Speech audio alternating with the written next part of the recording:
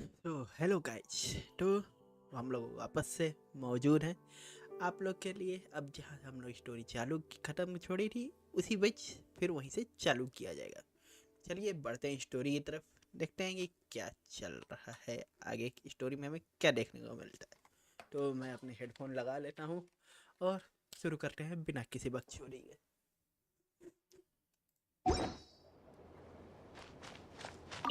Back to the story. Oh yeah wait a minute, जरा मैं इसको सही कर लूँ। Polonia. Search keyword world formula and bring me all relevant books. अरे ये तो मैंने कर लिया था ना।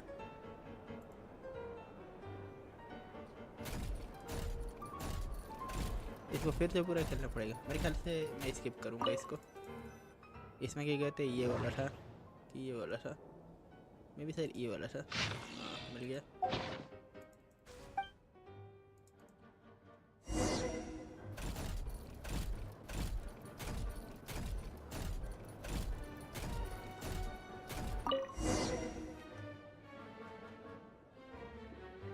Let's see. This one is on Tonki's sermon dictation concerning the apocalypse.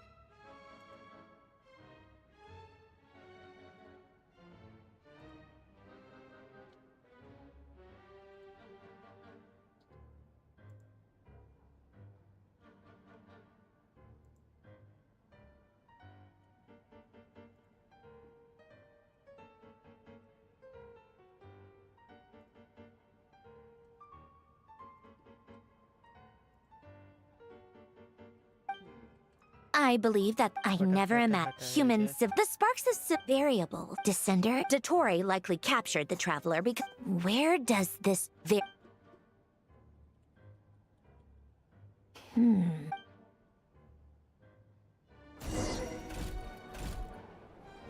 Polonia. Search keyword pathway and bring me all relevant books.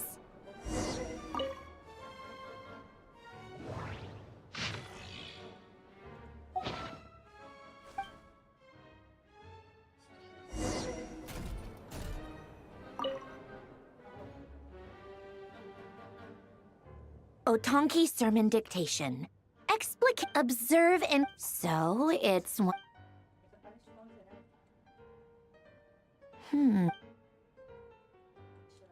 this is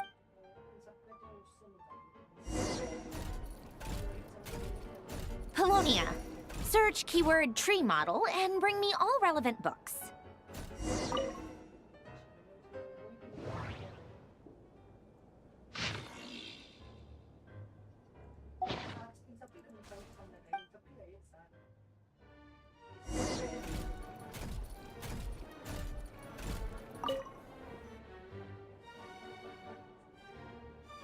Most of the Lilia crew. When Duke sing in all other things, he is but ordinary. Excuse me? I'm sorry. That's just ridiculous. Great detective. Still the memory with the way Renee, that place was the cutting of the chemical marriage model. कहाँ मैं रोका था? एक minute, ये नहीं था और हल्का सा आगे था। What was Alain's view on? Oh, now I remember.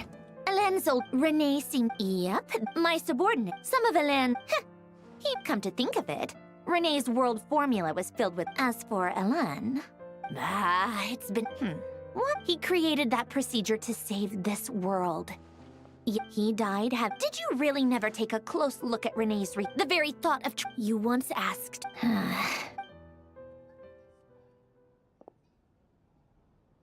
Even the tiny. Now then, first, establish and verify the existence of the great absolute nihil. Then, variables, the sparks of. Traverse the world, the primordial records. This. How do you think? Fine. So would Rosalie. When I close my eyes and think back, I can still see her face. No one's. The world.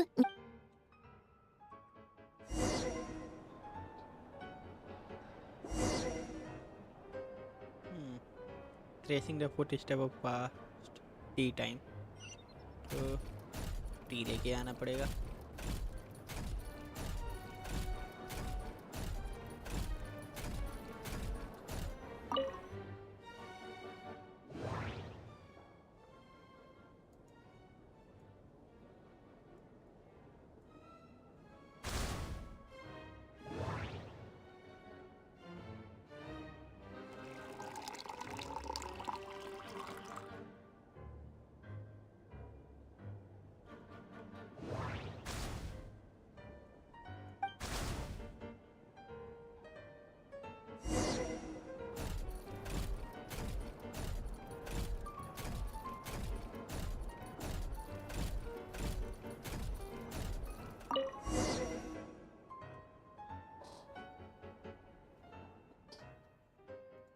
Oh, cookies to go with the tea. Let's see. They must be from that person who brought those documents. I see they're from Hotel de Boer. Something's written on the box. We are proud to present this homage to the Fortress of Maripede's fun-filled mill collection system. Fortune cookies. Have a lucky start to your day.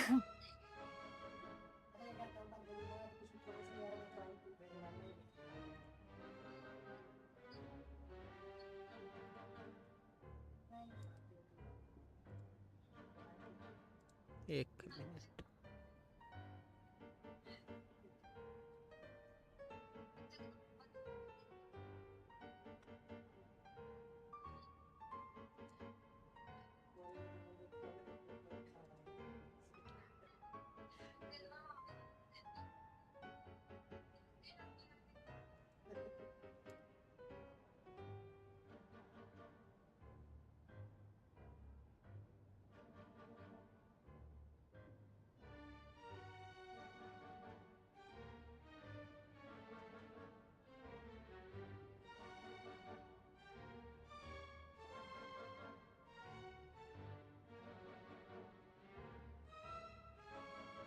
Hello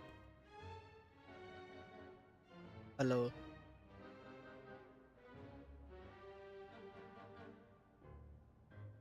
Sounds like a dumb gimmick to me. Hmm? Huh. Be early to bed. What? Are you kidding me? Somehow I doubt that an early night and a glass of water is magically gonna save a world on the brink of existential peril.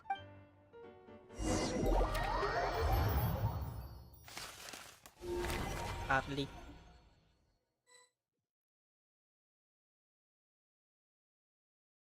Lady Arlecchino, word has reached us that Lady Marionette's troops are all in position. They are ready to act as soon as the order is given. Excellent. The only thing is, they are fewer in number than we expected.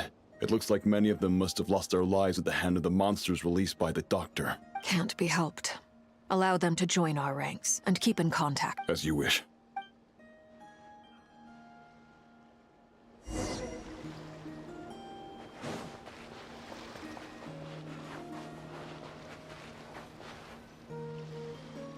It's been a while, Arlecchino. You look well. Oh doctor glia. Did Dottore really have to build his lab right on the sole path between Snezhnaya and Nodkrai? Had to go on a huge detour to stay out of its line of sight. Sounds like an arduous journey. I assume you've brought word from Her Majesty? Of course, all part of the job. Firstly, the Tsaritsa has authorized Fatui Internal Affairs to review Dottore's case. They will reach a formal verdict on whether he has turned traitor and whether he poses a threat to Snezhnaya. While they're working on that, I've been ordered to come and receive the refugees from Nodkrai. They are nearby. My team will escort you to them shortly. Great. Aside from that, Her Majesty has a message for you and Sandrone personally. Huh? Where is Sandrone? She stayed behind to work since I was making the trip anyway. It seemed sensible to have one person on standby at base while the other came out to meet you. All right, guess that's just how she rolls. In that case, tell her that the Tsaritsa's decree this time is pretty awesome sounding. I think she'll like this one. Still, I wonder what... Wait, what's that? Did one of our troops turn into a monster? Take him out.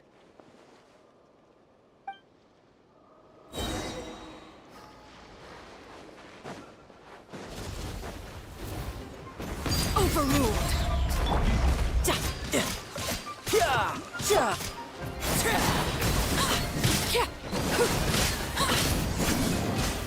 You've gotten stronger, Arlecchino. Nice. Stop that right now. I appreciate the praise, but I am not fighting you today. I knew it.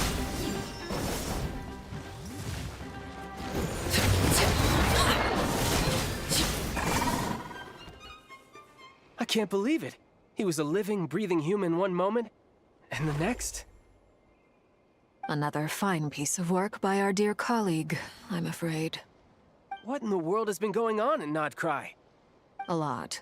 But long story short, Dottore stole 2 moon marrows that should have belonged to Columbina, then built a 3rd moon marrow of his own to concentrate the Trilunar Authority in his... What? What do you mean he built a moon marrow? People build roads and houses, not moon marrows. What's his next DIY project? He's gonna build a god? You could stand to be less surprised. We are harbingers. The work we are engaged in makes the creation of gods seem mundane by comparison. I tell everyone who asks that you once crossed swords with Rex Lapis while serving as a key supporter for Rosaline's plan. But right now, you're acting like a common adventurer. Thanks for speaking up for me. Those 2 really took me for a ride back then. Then again, surely no common adventurer would manage to get tangled up with them the way I did. That's gotta count in my favor, right? It almost sounds like you wish to repeat the experience. I might have to lower my opinion of you. No. I'll stop talking. Please, go on. Dottore is currently still experimenting with his newfound power in ways that continue to corrode the outside world. As for the human mutation, I believe this is simply a consequence of his experiments, and not a strategic move. That radiant beast was once a subordinate of Sandrone's. I suspect he was only allowed to live so that he could become an experimental subject. Also, those of us who fought Dottore have been afflicted with a curse. As such, I cannot leave Nodcry. This is so much worse than I thought. No wonder Her Majesty's decree is so extreme. While these exceptional circumstances persist, the Harbingers are hereby authorized to use unilateral executive powers. Should Dottore pose a threat, Arlecchino and Sandrone are permitted to eliminate him. My thanks to Her Majesty. I will pass these good tidings on to Sandrone. Her Majesty has also declared that she will refrain from launching an attack on the now evacuated Nodcry due to the presence of unretrieved research material. A wise decision. By the way, how's my old partner doing? I'm assuming they're with you? Partner? You mean the Traveler? Traveler. I'm afraid I have bad news. She was captured after our failed assault on Dottore's lab. Her whereabouts are currently unknown. What? Why? Since when does Dottore have a bone to pick with her? That is indeed the question. I'm not sure he does. He must have some other goal in mind. This won't do. I have to rescue her. You can't. We have no idea where the Traveler is. What am I supposed to do then? Stand here twiddling my thumbs? Sandrone is working on it. The best thing you can do right now is complete your mission. Fine. I guess I'll leave this to you then. One last thing. Tell the Rooster to get the message out to the gods and citizens of every nation in Tevat. Beware. An uncontrollable pollution is spreading forth from Nodcry. The source of that pollution is a madman drunk on the success of his experiments. The Fatui and our allies will endeavor to contain the threat. However, if Nodcry falls, things are likely to escalate. Considering Dottore is one of our own, all Fatui stationed in Nodcry consider it our duty to stay and fight him to the bitter end. Whatever the cost. Hey, don't be too pessimistic. If it comes to it, I'm sure Her Majesty won't stand by and do nothing. I hope you're right.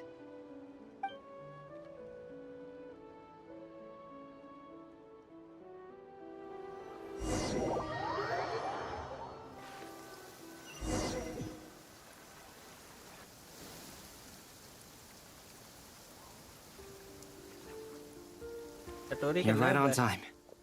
Thanks. Hey, do you think I'll get that gliding exam exemption? I made sure I was on my best behavior in Mondstadt. I landed well outside the city and walked in through the gates. I'll help you apply, don't worry. For now, let's see what we have here. What are the doctor's energy fields even made from? The usual attract and repel principles that govern Kuvaki don't seem to apply to them. They are very mysterious.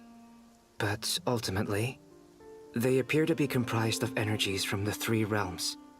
Thanks to research by Master in the Hexen Circle, we know that Tevat's 7 elements are derived from the more primordial power of the Light Realm.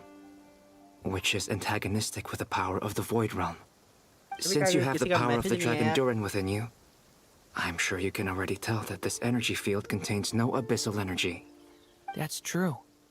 It's not abyssal energy. It's something pure, wild, and untamed. I've been thinking about something. Do you still remember the device that Dory supplied from the Academia when you and Miss Columbina fought Rarier? That was one of the most marvelous feats of ingenuity I've ever seen. The design, the craftsmanship, the material selection. I couldn't fault any of it.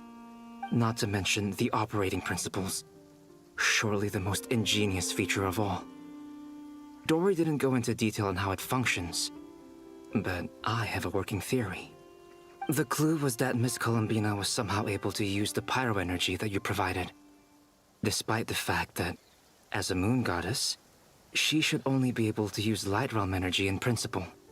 Now, all elemental energy is, of course, derived from light realm energy to begin with.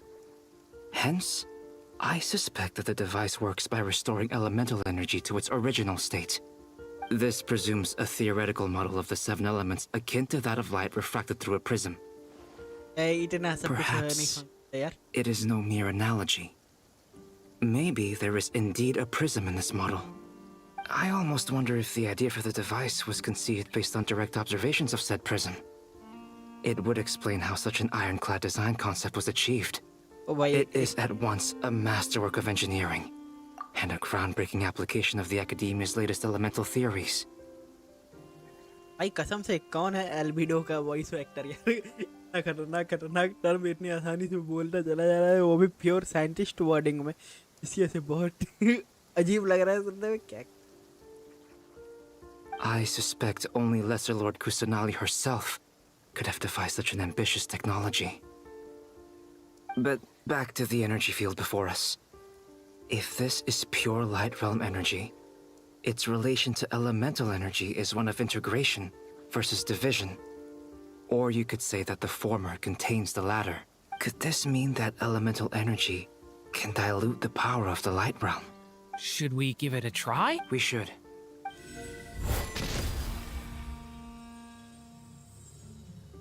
Ha!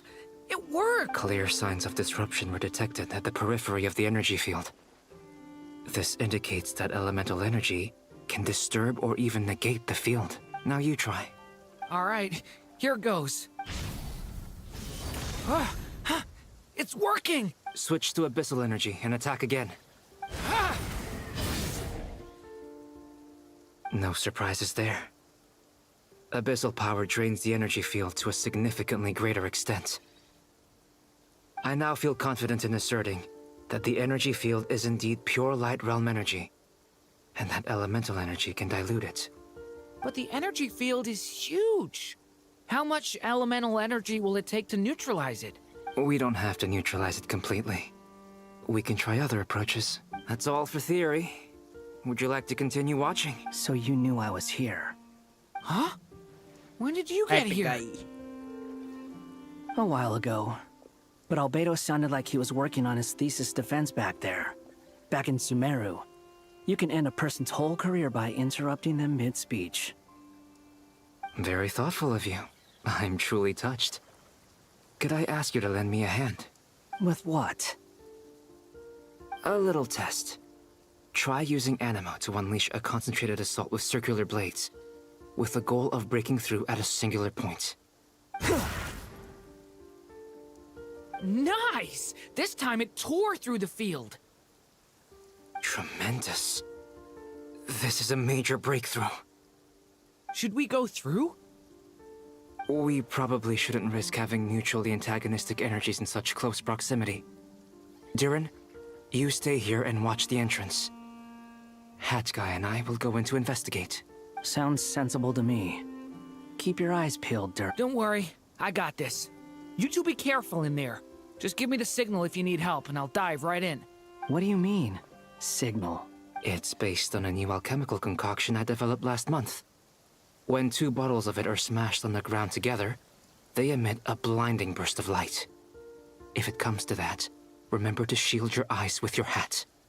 Glad I asked. Thanks for the heads up. That guy. Like I thought. Beyond a certain distance, we can't see the opening where we came in. Maybe that's to prevent people from escaping. Sounds like Dottore style to me.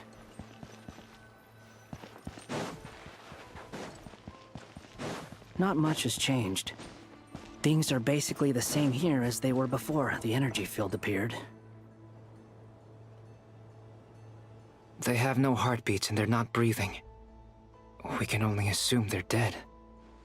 But there are no visible wounds. Also, there's an animal squatting next to each body. It's watching us. That's not an animal's gaze. What are you trying to tell us? Doesn't seem eager to talk.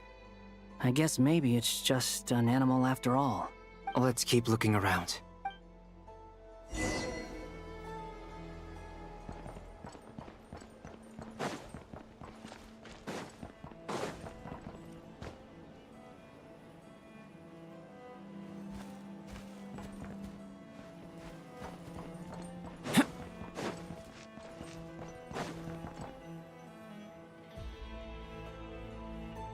Same situation everywhere. Not a living soul in sight. Just countless bodies with animals standing watch over them. Well, I think we can safely rule out the possibility that they're all pets. ऐसा कैसे हो?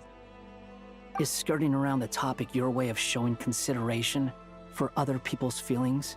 भैया Just being cautious. देखो mummy का mobile I खाली don't है doubt लेते that हो you can handle the truth.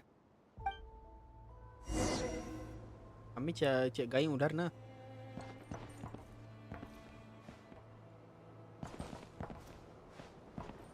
बैठ जाना लिफ्ट वर्क नहीं करता क्या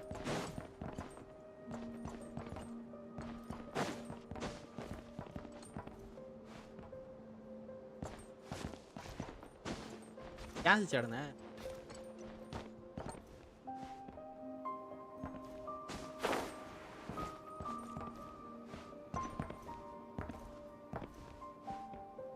हाँ एक चीज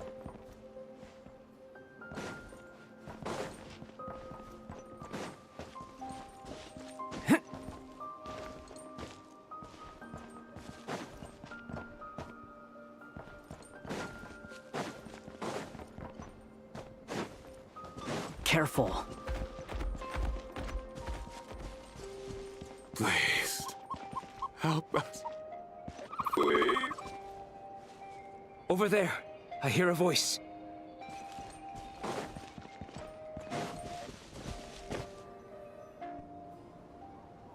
अरे क्या Please.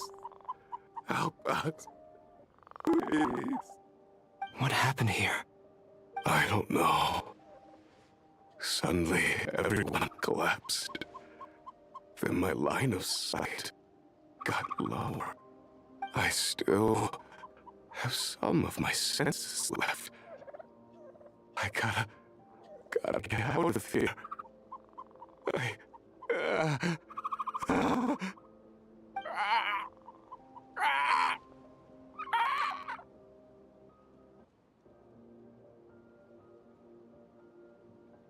It looks like there's a huge experiment going on inside this energy field. Maybe each energy field is its own giant experiment. Vile. He's swapping human minds with those of animals. Even without the other circumstances, this would be an extremely radical experiment. Those people may have lost their sense of selves, but they are not fully animals either. If they were, they would have left. But instead, their instincts are driving them to remain by their dead bodies. We should go. No sense in sticking around here longer than we need to. Agreed.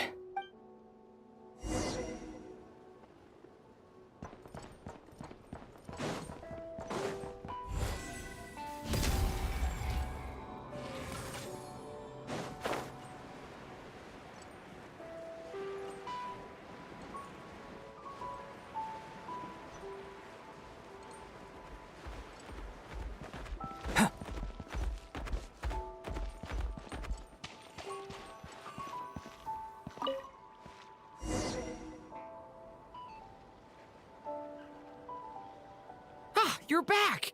Everything okay? We saw some things that take a strong stomach. Otherwise, we're fine. We should share our findings with the others.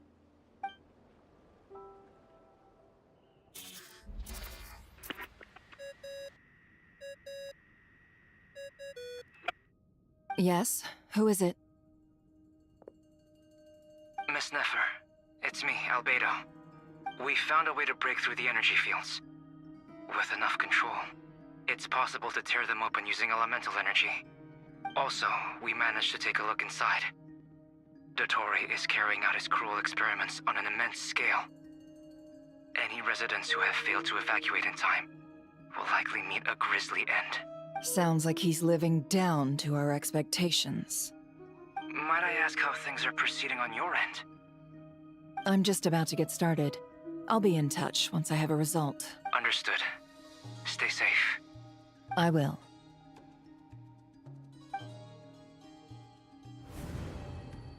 Well, Nefer, I'll link up with you once my tasks are complete.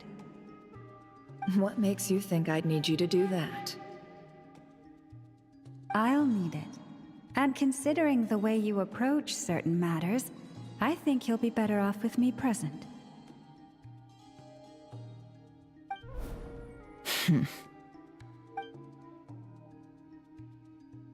Let's begin. Entering simulation mode. A vast wasteland. Is this the Traveler's inner world? I was expecting something more vibrant, to be honest. Wait, someone's there. What are you looking at? In that case, I'll look at it with you. I want to know all about everything you've seen and experienced. Is there somewhere I should return to? Or should I stay here and be the hero everyone says I am? I don't dislike my current life. Roaming the land, fighting battles, accomplishing missions, earning a living, looking after Paimon. It's not so bad. I guess the only thing that's missing is that you're not here with me. This is the conscious layer, which contains a person's true feelings. It is filled with both longing and kindness. I suppose anyone who lives long enough ends up wishing for someone who can't be there. Maybe it's the only way we can feel truly alive. Time to delve a little deeper.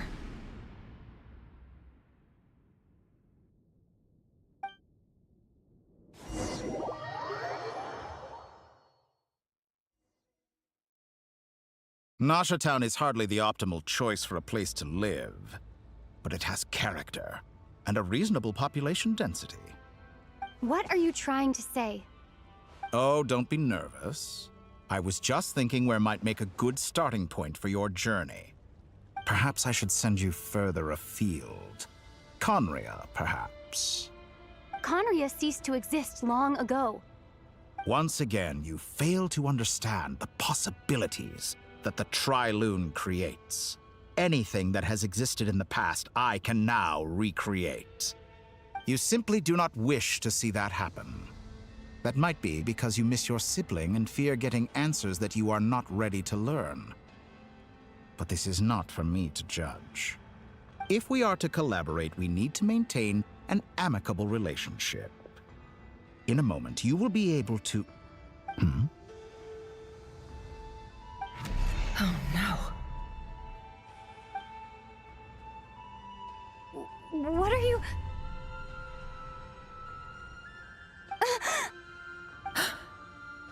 What are you gonna do? Don't move. Something unwanted has crept into... Oh? Gone as quickly as it came.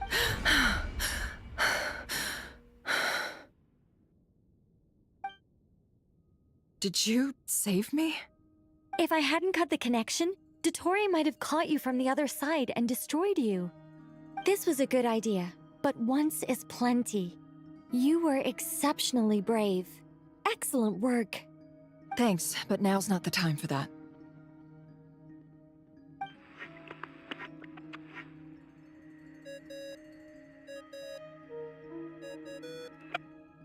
Albedo speaking. I think I know where she is. What is this endless darkness? I can't see anything, even though my eyes are wide open. But what happened? Ah, sorry about that. I take it you didn't notice. Just now, a friend of yours took a little peek into your mind. Could it be Nefer? How did she do it? Did she use something as a medium to connect to me? Do you think she's aware of your current circumstances? Oh dear. Have I stunned you into silence? I only wanted to slow down your time a little so I could stop your intruder in her tracks. It would have been nice to capture the spy. I must say, I'm finding the ability to adjust the flow of time rather intriguing. The moment you closed your eyes, time seemed to grow impossibly viscous, didn't it? A whole month passed before you opened your eyes again, but only for you. No one else was affected. I dare say this is something only a god can achieve. Point taken. You've proven once again that you have god-tier powers. Oh, you misunderstand. This wasn't about proving a point. I was testing things out. I find I learn best by doing, and I have to admit, time is not the easiest dimension to control. I only wanted to make you sleep for a short while, but it ended up lasting a whole month. Clearly some finesse is required to wield the authority over time as I wish. I hope you're not angry with me. It was only a month's discrepancy, nothing too serious. Had I been off by a year, a decade, or even a century, that would have been quite a different story. You could have frozen me for millions of years. So much for collaboration. You aren't showing much sincerity. Millions of years? To what end? I wonder if you don't understand humans all that well. They are very pragmatic creatures who understand only that which they can perceive with their senses. If I had you sit here for a week, I imagine people might sympathize. But if I left you here for 100, 1,000, or 10,000 years, the sheer size of that number would cause it to lose all meaning to them. They would not have the capacity to comprehend your suffering, and thus they could not empathize. Unfortunately, while gods do exist in Teyvat, it is ordinary humans that account for most of the population. Their lifespans are so limited, their bodies so fragile. Did you ever really hope that they could begin to understand someone like you? Your long life and unique origins make you fundamentally different from them.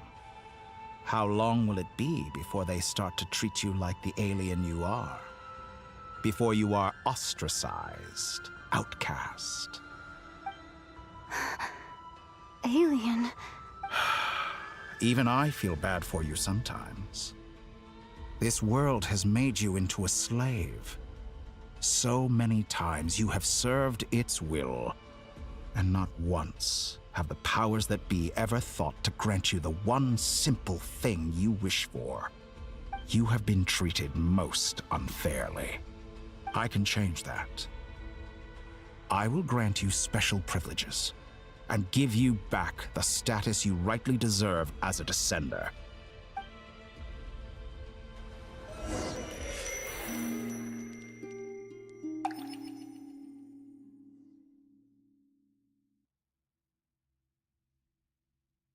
I've entered the past 3 times at this point, but I still have so many questions. For instance, beyond each point being further back in time than the last, what determines the specific locations at which I can make entry? So far, the common thread linking all 3 scenarios is that the Traveler has been present. But it's more than that. I know I sensed something familiar around her. What was it? I'll keep this question in mind as I carry on.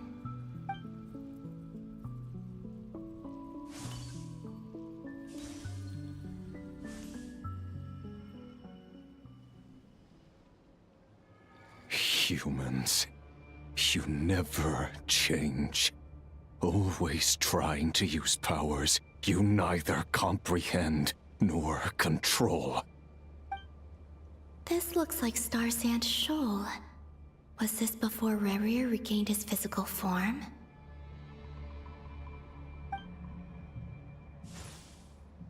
You've messed with the cannon again, huh? Sorry, but this round's not gonna go your way. The cannon. That's right. I was at Silver Moon Hall and I sensed an abnormal Kuvagi fluctuation coming from Nasha Town. And right after that, came an ominous power emanating from Star Sand Shoal. My body was once torn into countless pieces and hurled into the swirling chaos of time itself. But even so, my life and will were not extinguished. I wonder if I could try to prevent his resurrection. But how would I do it? What can I do, here and now? Traveler! Behind you! Look at that light!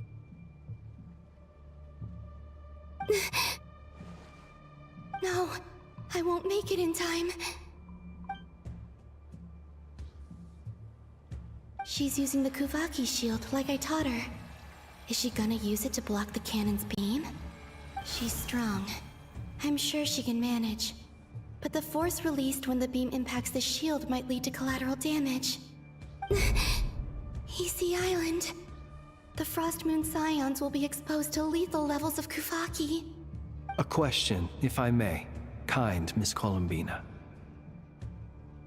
When the cannon's Kuvaki beam was deflected earlier, I saw several bolts of energy streak toward Hisi Island, only to be blocked. Did you also have a hand in that? Maybe that really was me after all. Well, future me. But I don't know if I have enough power left. Sigi sato pasa sais, niti ipotuftos. There's no time. Osestikos paratin tiran to risuiku, topia to aithion feraton. I have to make it. Oh, Frost Moon. Oh, great land. Oh, slumbering moonlight of Nodcry. If you can hear me, if you can sense my call, then please, heed me once more!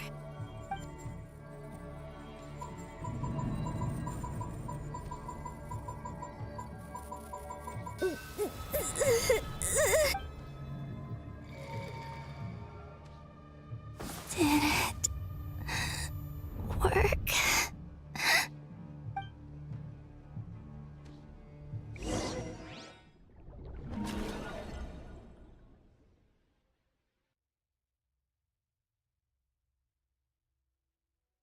Hey, wake up. Hey, did you hear me? Columbina, I said wake up. Now? Oh, good morning, Sandrone. It's 3 in the afternoon, actually. And could you kindly not use my quarters as your personal nap room next time? But I feel so safe here. And your coffee, right? It's so bitter, but it smells lovely. That's like you were raised by wolves in a forest or something. What did you drink growing up? Grass tea? The Frost Moon Scions certainly led a more frugal existence than the Fatui. Then I'll bet you've never eaten one of these before. It smells delicious. That's because it's a Fontanian recipe. I had a little free time today, so I made a batch. Rosaline will be here shortly, but if you really can't wait, I guess you can go ahead and... Hey, at least let me finish before you start eating! Did the Frost Moon Scions not teach you basic table manners? Or did the rules not apply to you because you're the high and mighty moon goddess? These are so tasty. Of course they are. I made them. I was worried they might contain traces of machine oil. What?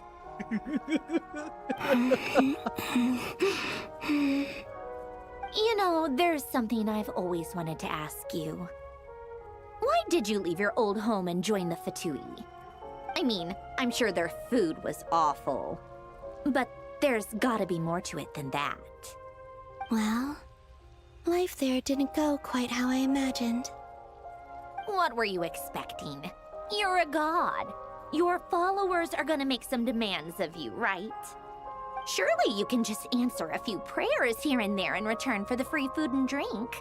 How bad can it be? Well, would you help other people just for free food and drink? The doctor told me that you were created by a great mechanic, Lord something Fisher. The Lord Artificer. Ugh, some people can't keep their mouths shut. Oh, Lord Artificer. And didn't he have something to do with the, narcissist? Narcissenkreuz Ordo. Yes, that was it. Narcissenkreuz Ordo. So, would you try to fulfill their wishes? You must be joking. I wouldn't go even if they paid me. I don't even know them. Exactly. Well, I felt the same way. I did not know the people who made demands of me. Huh. What do you know? We're on the same page for once. In his later years, Alen did ask me if there was anything I wanted to do. If I had any wishes of my own. Well, I don't. And I'm not in any mood to fulfill someone else's either. Who's Alen? He was the... You know what? Never mind. You're not gonna remember. Anyway, the point I'm trying to make is, neither of us is the self-sacrificing type. Let me ask you this. What sort of place would you like to live in, if you could choose? A place where people don't ask me for things I cannot give them. Where they don't worship me, or fear me, but just want to chat with me like a normal person. I'd also like the freedom to come and go as I please. And ideally, it would be somewhere with the smell of coffee and snacks. Not to burst your bubble, but no such place exists in the world. Now, take your snacks and scram.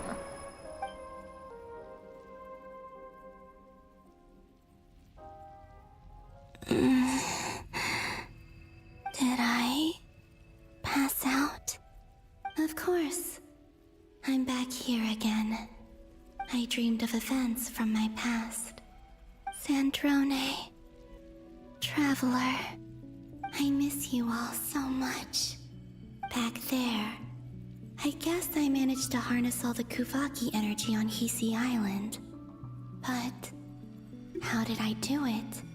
Time is flowing backwards here, and I can use that familiar power to enter the world of the past. That mystery ally everyone talked about.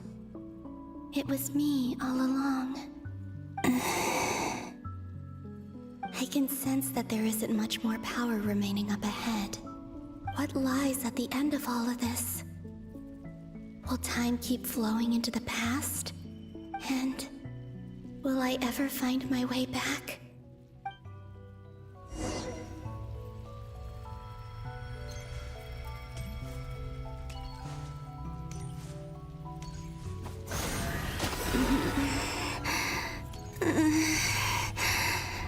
It's getting harder and harder to use my power.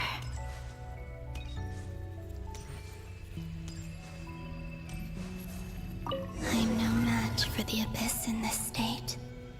I need to avoid the contaminated fragments.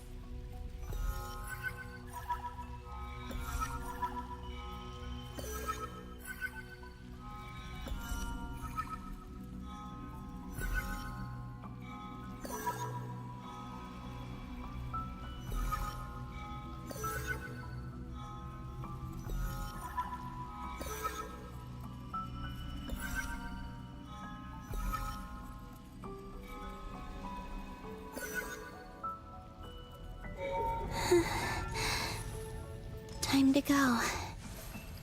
I wonder where I'll find myself this time.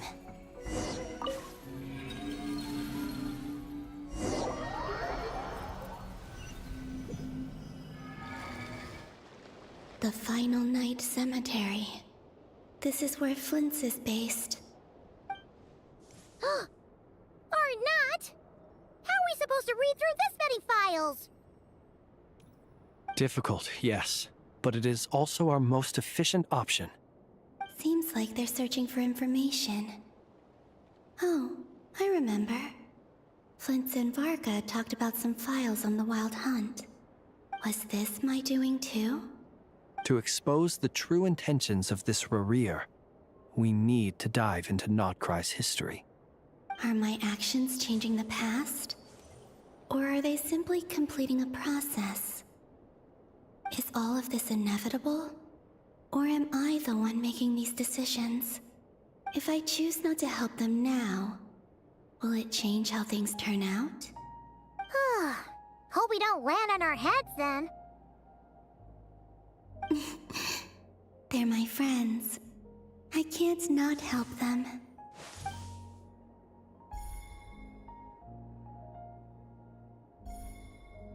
Ghost! And the other one was... here. Hey! Another file's moving!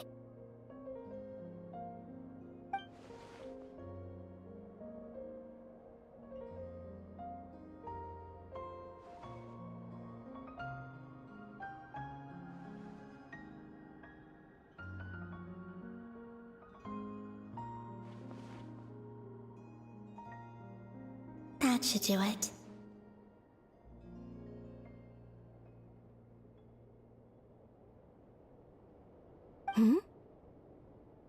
Luanatar? You can sense my presence? Wait!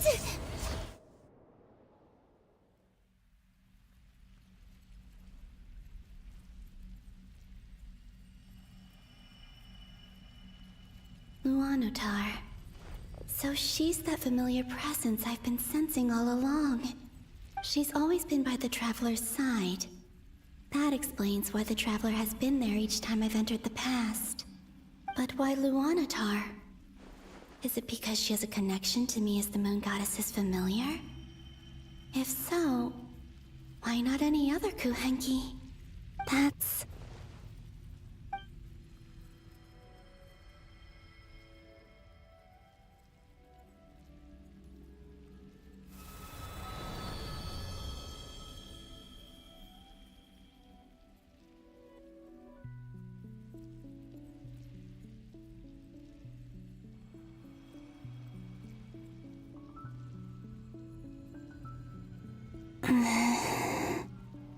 I cannot sense any power up ahead. Just a void, stretching out into infinity. This is likely my final chance to enter the past. It's now or never.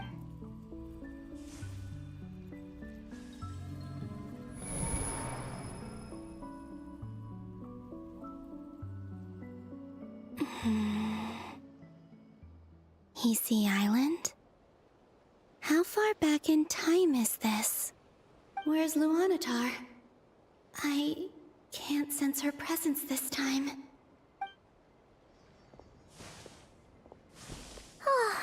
Seeing Anafa and Aino reunited like that sure was heartwarming. Traveler, Paimon. No, stay calm. I don't have much power left to change things. I don't even have that much time left here. Think, Columbina. How do I find a way back? A way back... to where? Do I go back to Moon Prayer Night? Or to the future that followed? And if I return in my current state, what will become of me then? Dotori's actions that day proved that he'd been planning that for a long time. He had already seized the power of 2 moon marrows before capturing me. Even if I managed to get back, how can I fight against him when he wields the Tri-Lune authority? I can't. If I go back like this, I'll be playing right into his hands. I have to find some way of rivaling the power he has usurped. Wait. Time flowing backwards. The Tri-Lune Authority. Does that mean... I think I know what the final destination of this lunar reflection might be. I know what I must do. Speaking of homes, we must already be close to where the Frost Moon Scions live. The vibe here feels different. Just like the scenery. But how do I communicate my plan to my friend? Should I write it down here? No. Someone else will see it. I need something with a close connection to me. Something I can use as a medium to tell them what's happened to me in here. Now it makes sense.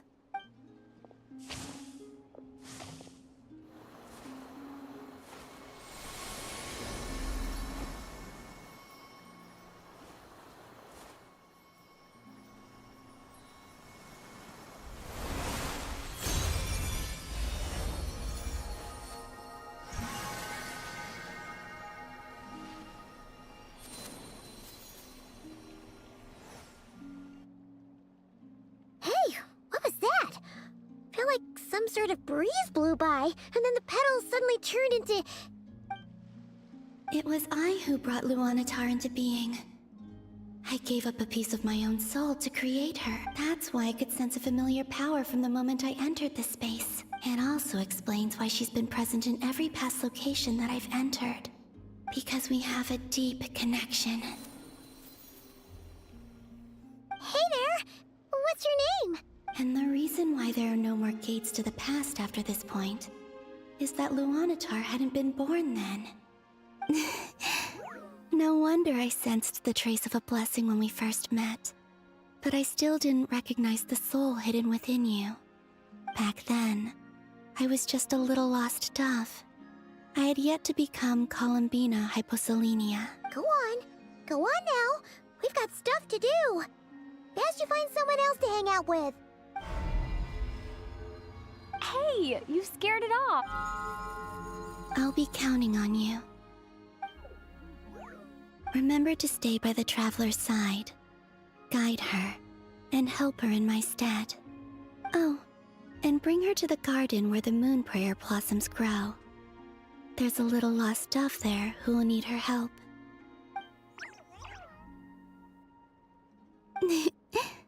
Go. You too. As for mine must go in a different direction.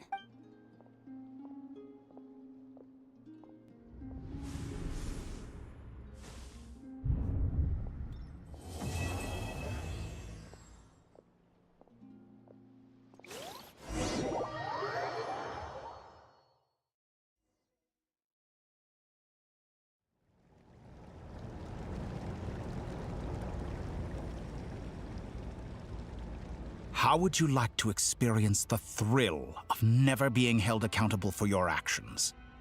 You could crush people like ants without consequence, or tear off their heads or limbs as you please. Believe me, such a life is but one small step away. What point is he trying to make? Freedom?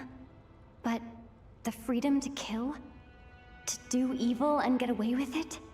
Why would you offer me that? The creation of a world is the ultimate scientific experiment. I have taken my research to the highest level, where I shall be not just a god, but also a servant to many sacred spirits. I shall heed the truth and perform holy deeds. A god's laboratory is the perfect playground. But it needs the right occupant to explore its full potential. Mortals are found everywhere one looks. Not so with Descenders. I'd prefer my first guest to be a distinguished individual such as yourself. And I know you could make the most of the opportunities it offers. So the condition for entering the new world is to take innocent lives. The same dilemma that Rerir once faced. Could I really bring myself to kill others for my own benefit? Rere did. And look where it got him. Have you made up your mind? I can't do it. Your playground is no place for me. You're putting your hopes in the wrong person. But we both know I'm not quite the hero you say I am either. I have my own reasons for the journey I'm on. And they aren't all selfless. You've grown a lot since we last met. But there are still things you are unwilling to compromise on. This will only hinder you. Why don't I lower my requirements a little as a gesture of goodwill? I'll give you a little time to learn to be a less noble soul. That'll make things much easier for you. I really doubt I could live that sort of life. And yet you already sound less defiant than a moment ago. The benefits appeal to you because you can read the signs of the times. Why don't we return to my research facility? Your last visit was so rushed. There is much that I have yet to show you.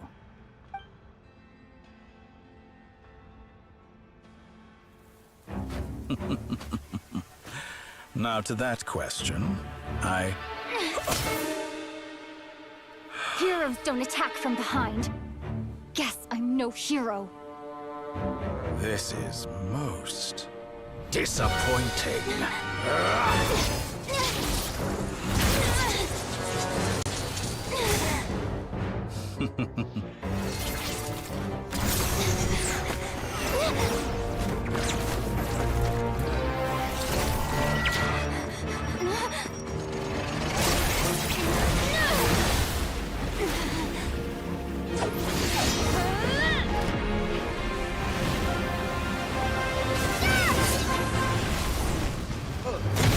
Pyro और क्या कहते हैं Anemo को fuse कर दी.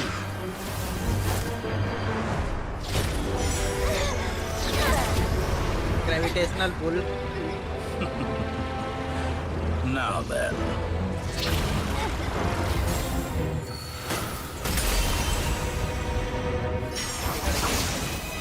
Oh, wanderer आ गया.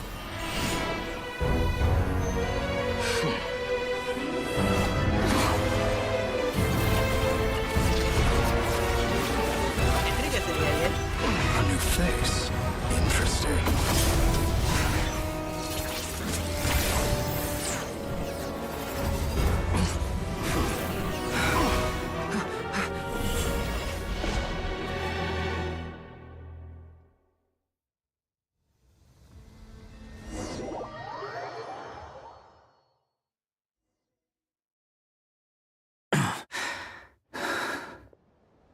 That guy, how do you? You're still gonna call me Hat Guy after that, huh?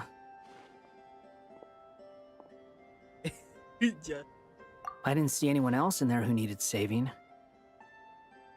Fair point. It's nothing. I'll be fine. Why are you looking at me like that? Is it that shocking that I'd come to your rescue? I owed you a favor back in Sumeru. Now we're even. Distracting Dotori was tough. I won't lie, he's not gonna fall for the same trick twice. That was my one shot. I'd hoped to use it to take him out. Ugh. I never wanted to obliterate someone more than I do right now. Dotori doesn't recognize me, but his segments were originally made based on an analysis of my operational principles. I expect it's only a matter of time before he figures out what I am. So Dotori doesn't recognize Wanderer because he deleted himself from Irminsul. Did he really miss his only chance for revenge by saving me? Why the long face? Hey, and I'm not complaining either.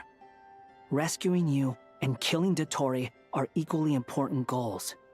Everyone would be pretty stuck without you. It's best you live to fight another day. How are you holding up? Are you up? Hat Guy said to put safety first, so we agreed to run as far away as we could after leaving the energy field, and only meet up once it was safe. You don't look injured. It seems that Dotori didn't do anything to you. All right. Rescue operation complete.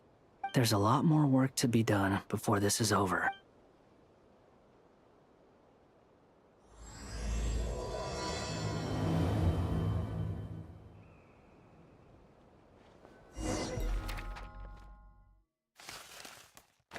Iman.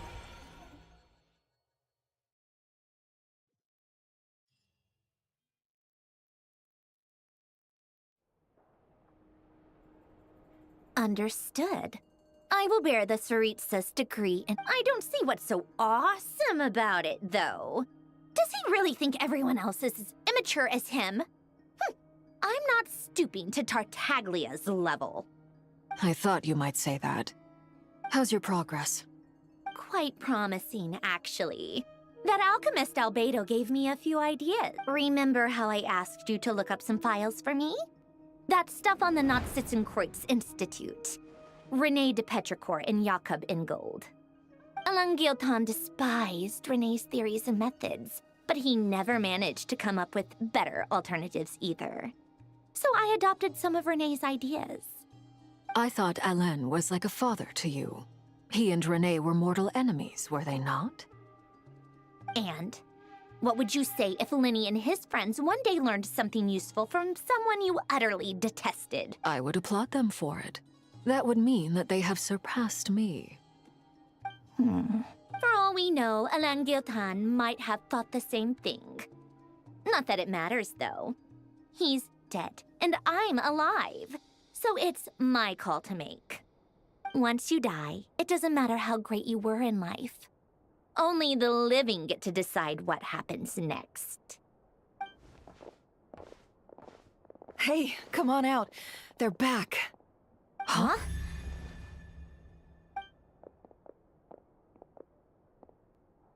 You're back? And your head's still screwed on? And you still have all your limbs?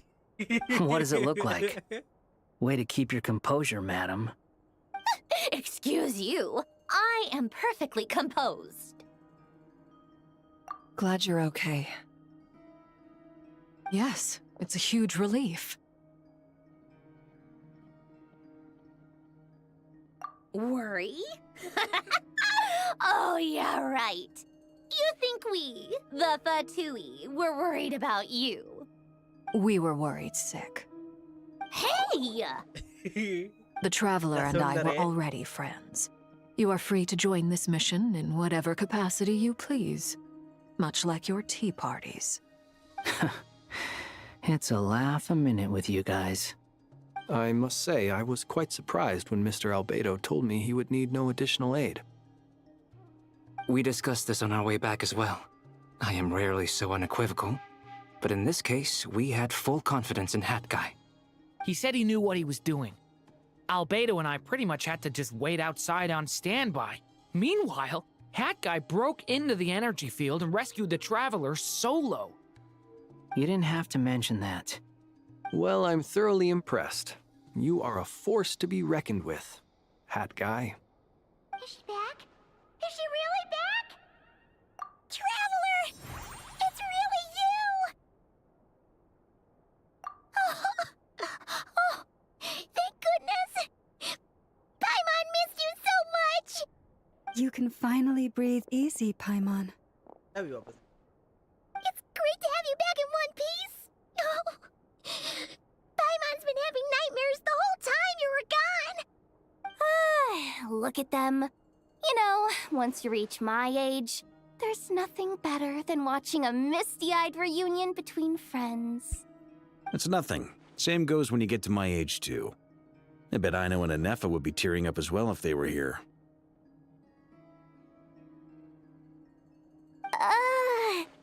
Varka, I'm not sure Anefa can cry. Oh, yeah, good point. Hey, your eyes are looking a little red and puffy. Come here, let's hug it out. What? Ew, no! No, thank you. You're not my dad, okay? Knock it off! Everyone, I'm sorry for all the trouble I caused you. But the silver lining is, I didn't come away from this ordeal empty-handed. While I was being held captive, I learned a lot about Dottoro's current capabilities and what he plans to do with them. Allow me to explain.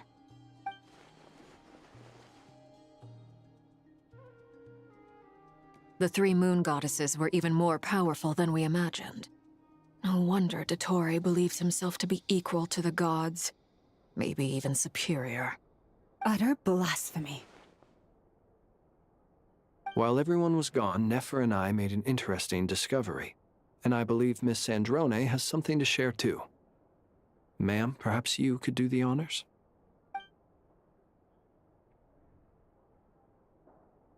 Called it. Getting rid of a pesky troublemaker like her is like trying to clean up after a crumbly cake. It always comes back to haunt you. Our next step is to find a way to bring her back. A place where time flows backwards, with no destination in sight. Surely it must have been created for a specific purpose. But I fear the answers are buried deep in Tevat's history, held by great powers beyond our reach. It sounds like she's on a specific path through time, just traveling in the opposite direction to us. The question is, where does that path lead? Or will it keep going to infinity? We considered that question as well. Strictly speaking, time is not infinite. Indeed not. Every road has an end. Nicole! You sure loved quietly sneaking in mid-conversation. I do, in fact. It's something I've always done at our mages' tea parties. Quiet, mysterious, and persuasive. You wonder what lies at the end of her road. Well, just as the world has a beginning and an end, so too does time. And so, the end of the road is the moment that Tevat was born. But where Miss Columbina will end up along this road, that depends on where this particular river of reverse time began. What about the original moons and the moon goddesses? Do they have a beginning too? All things do. In the beginning, no moons adorned the sky. It was the Dragon King Nibelung who raised the three moons into the heavens, and thus were the moon goddesses born. They were shadows of the planet, born to wield Nibelung's authority and oversee the world on his behalf. They were extensions of his will, manifestations of his majesty. Being equal to heavenly But then principal one day, authorities. they disappeared just as suddenly as they had once been brought into being. Nobody knew where they had gone.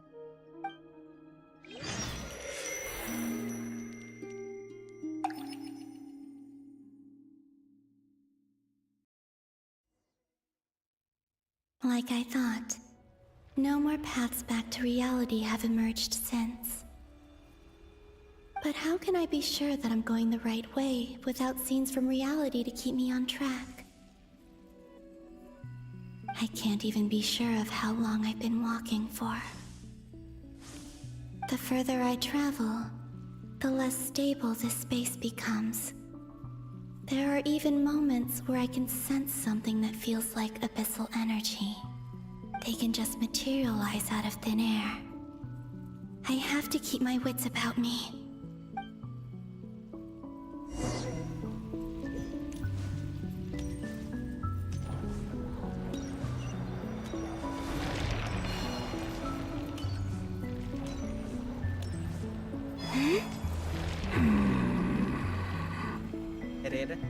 Is that the ray here of Solnari?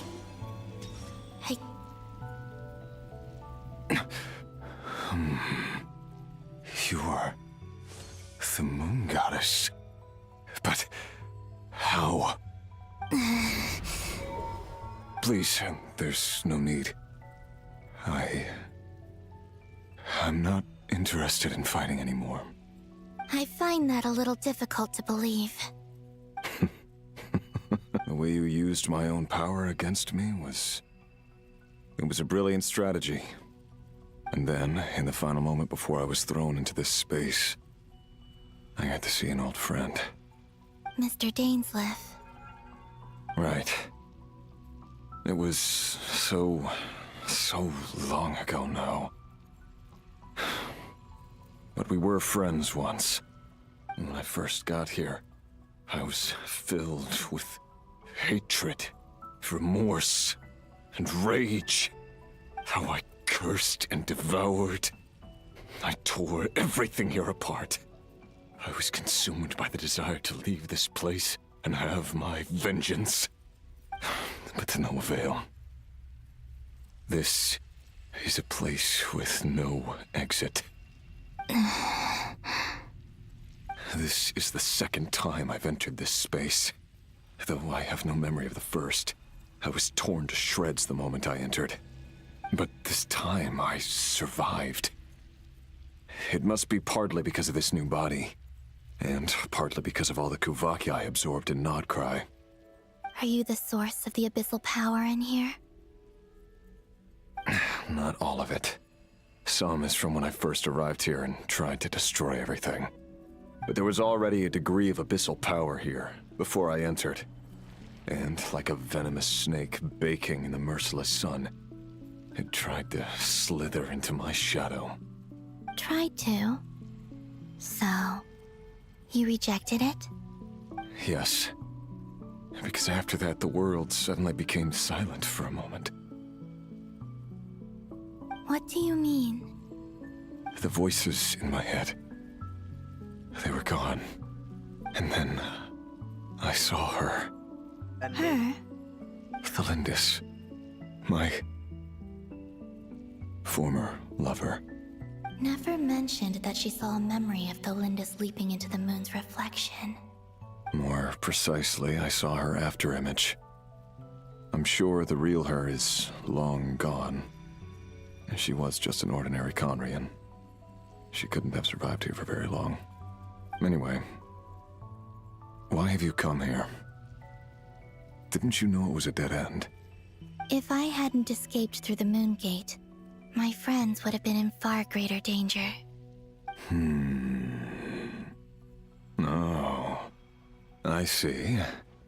Because of your power. The power of a moon goddess. What? You'd like to know how I know, wouldn't you? The one who resurrected me.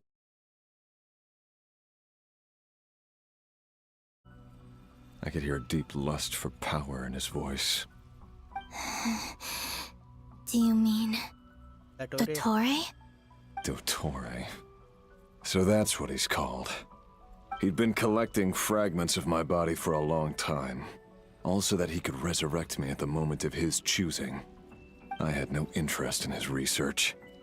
But being as corroded by the abyss as I was, we were aligned as far as hunting the moons and recovering my strength were concerned. So that's why the Wild Hunt suddenly became so active in Nodcry. When I left the Fatui in my weakened state, Dottore must have felt that his time had come. Moon Goddess? Could I ask a favor of you? What?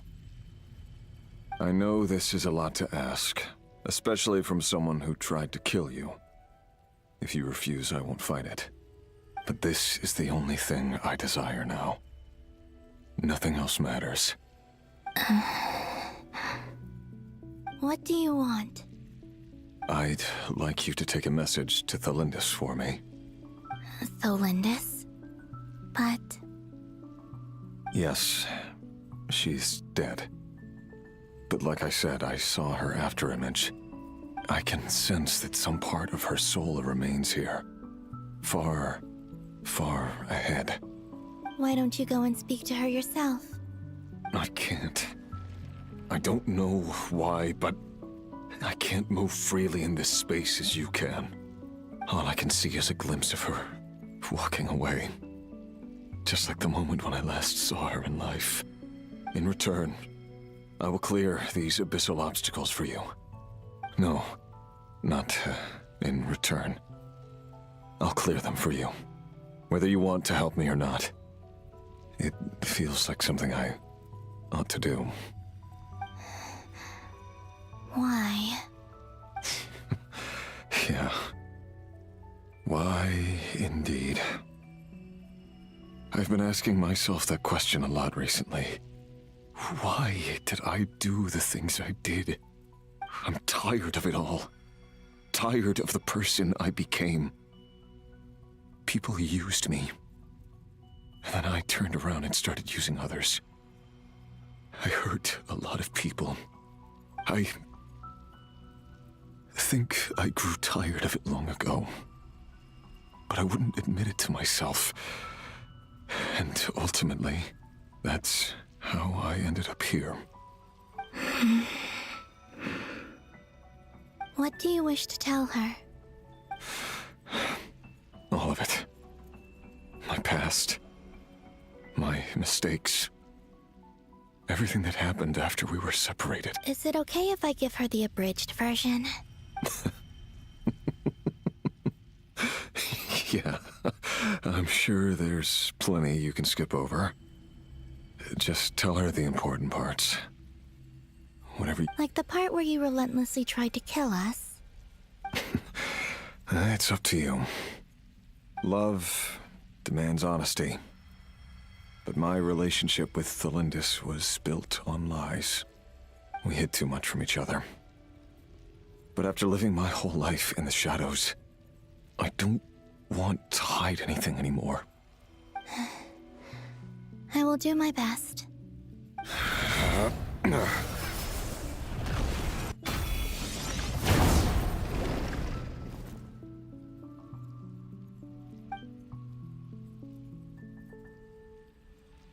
There. The Abyss will no longer stand in your way. Even though Mr. Dainsleif felt he had to fight you, I think he still regarded you as a friend. He said that you betrayed him, but he also felt great remorse at never having understood what you were truly going through. Why tell me this? Because if he'd known that someone could take a message to you, I believe that's what he would have said. Thank you. It means a lot. I know this will sound strange coming from me, but don't die, Moon Goddess. I can tell that you're determined to get out of here.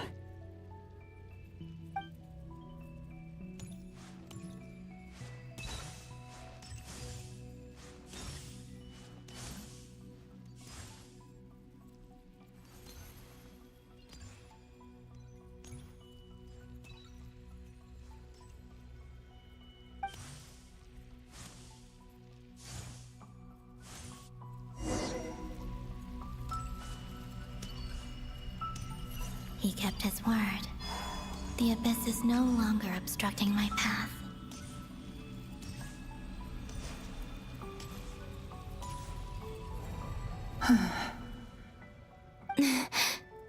Is that the Lindis? She wasn't far off at all. And yet, they can never meet. Hello, Miss Thelindis. Who are you? How do you know my name? I've never seen anyone else here before. You can call me Columbina. I promised Rerir that I'd bring a message to you. Rerir? My Rerir? Is he well? He's doing better than he was. Better than he was, huh? Sounds like he's had a pretty rough time. Others have had a rough time on his account too. In many cases, their time ran out because of him. And I'm not just talking about the children of the Crimson Moon. So, things got worse before they got better. Could you tell me what happened, Miss Are you sure you would? Yes. This is my opportunity to learn the truth. No matter how hard it is to hear, I have to know. I admire your courage. However, time is short. I cannot stay here for long.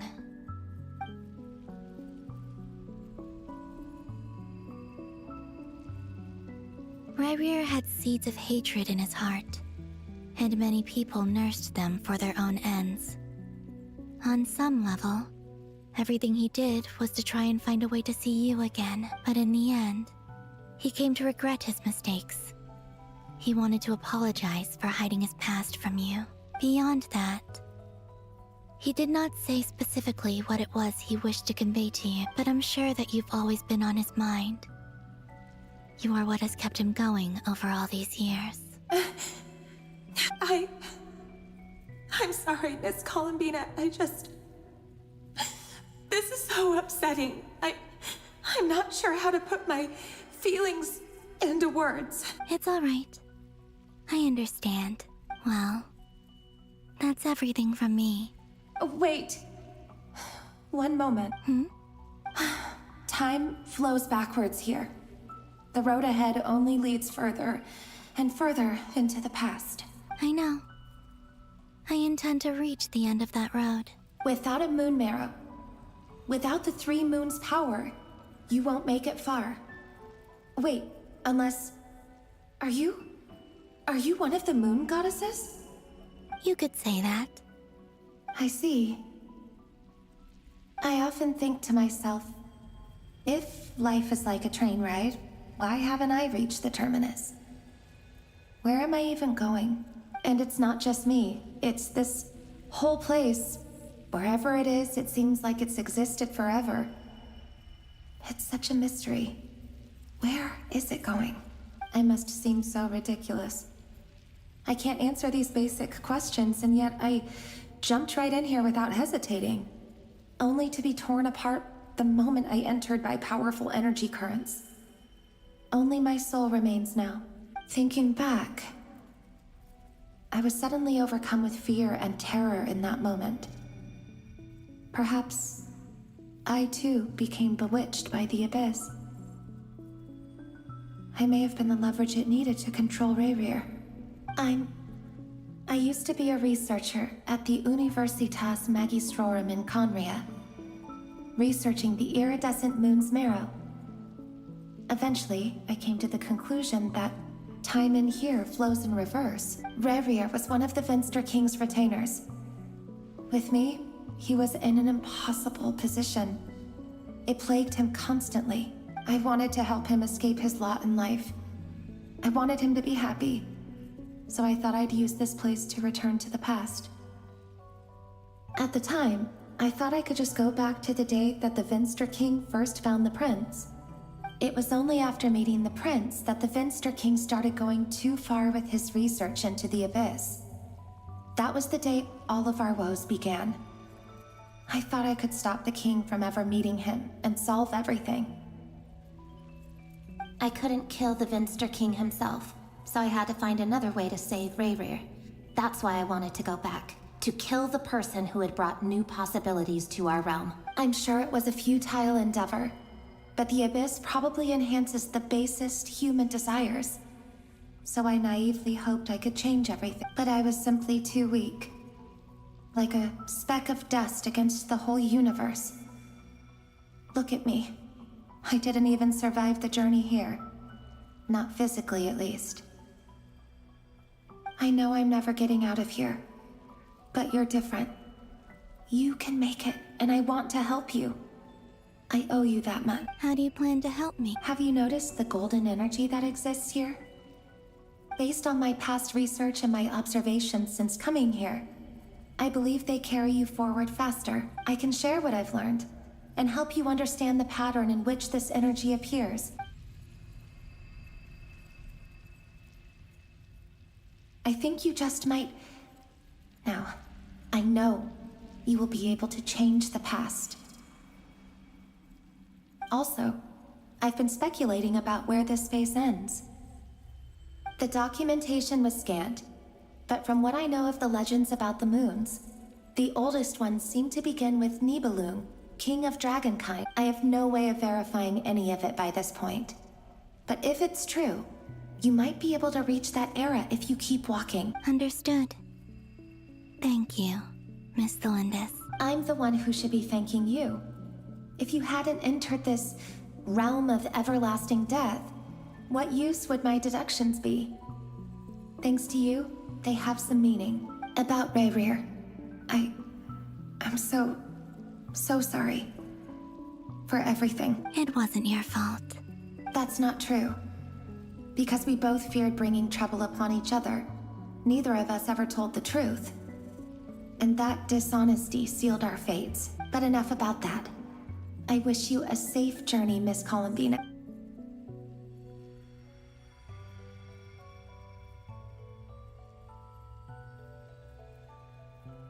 And may the outside world never have to experience pain like this again.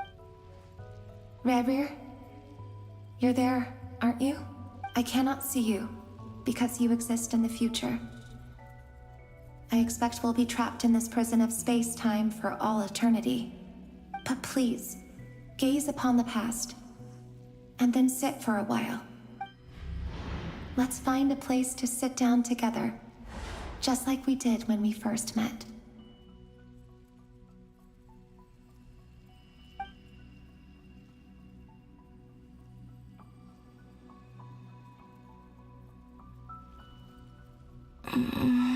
How long have I been walking? How much further till I reach the end? Is there even an end? Everything's getting blurry. Huh? Are you all right, little sister? Have you come from the distant future?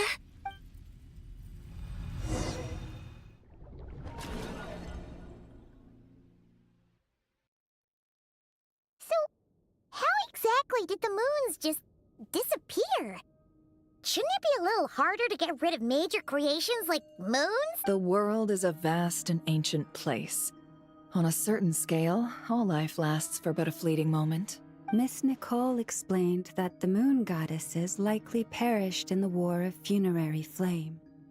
The moons themselves were also destroyed at that time, save for the Frost Moon, from which a new moon goddess was later born. Am I missing something then? 'Cause the stories say that the moon goddesses were born on the moon, but doesn't Columbina say she was born in Nodcry? Huh, you're right! Why do their birthplaces differ? What's the difference between the two generations of moon goddesses? Also, remember what Sandrone said? Her scans detected 4 moons. In other words, 4 moon marrows. Technically, the result of the scan means that 4 moon marrows were detected and positively identified as moons in that moment. In other words, this piece of information alone isn't enough for us to know how Miss Columbina is doing right now. Yep, we have no way of staying up to date on whether she's dead or alive. She's on her own for now. But at least she's trying her best to get back to it. Yeah. She's a tough cookie. And a sore loser, too. We have to trust that she'll find a way. Because we really need her power. As much as it pains me to say it, we've got no chance of beating Dottore in a straight-up fight. He's much too powerful. It wouldn't even be close. That maniac is going to devour everything in his path until he reaches us. We need to find someone or something that can stop him before he does anything worse. I'll be frank. Our only hope of defeating this false god is with a real moon goddess on our side. I'm not just saying this because Columbina's a friend and I want her back safe and sound. It's just the truth. And I know that even she was no match for him when he attacked, but I don't have a better solution.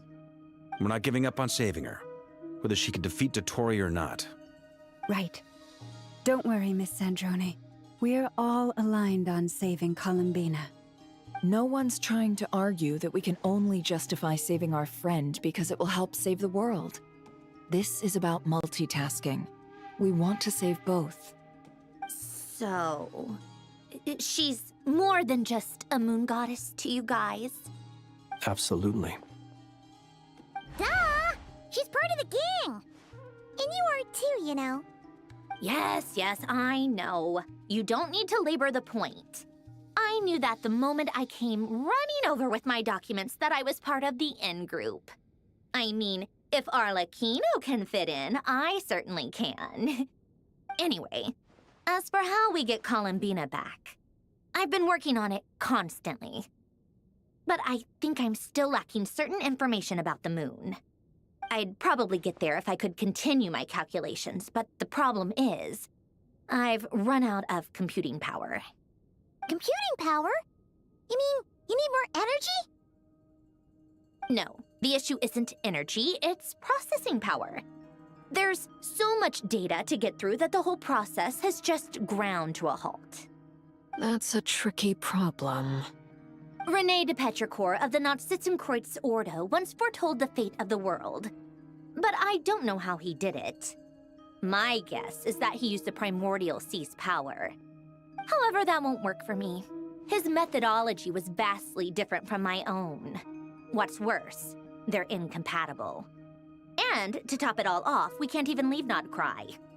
Ugh, this is so annoying. If I'd known we'd run into a bottleneck like this... Well, no, the design bureau's a bust as well. Curse that Dottore! Okay. Couldn't have made this harder for me if he tried. Oh, what do we do then?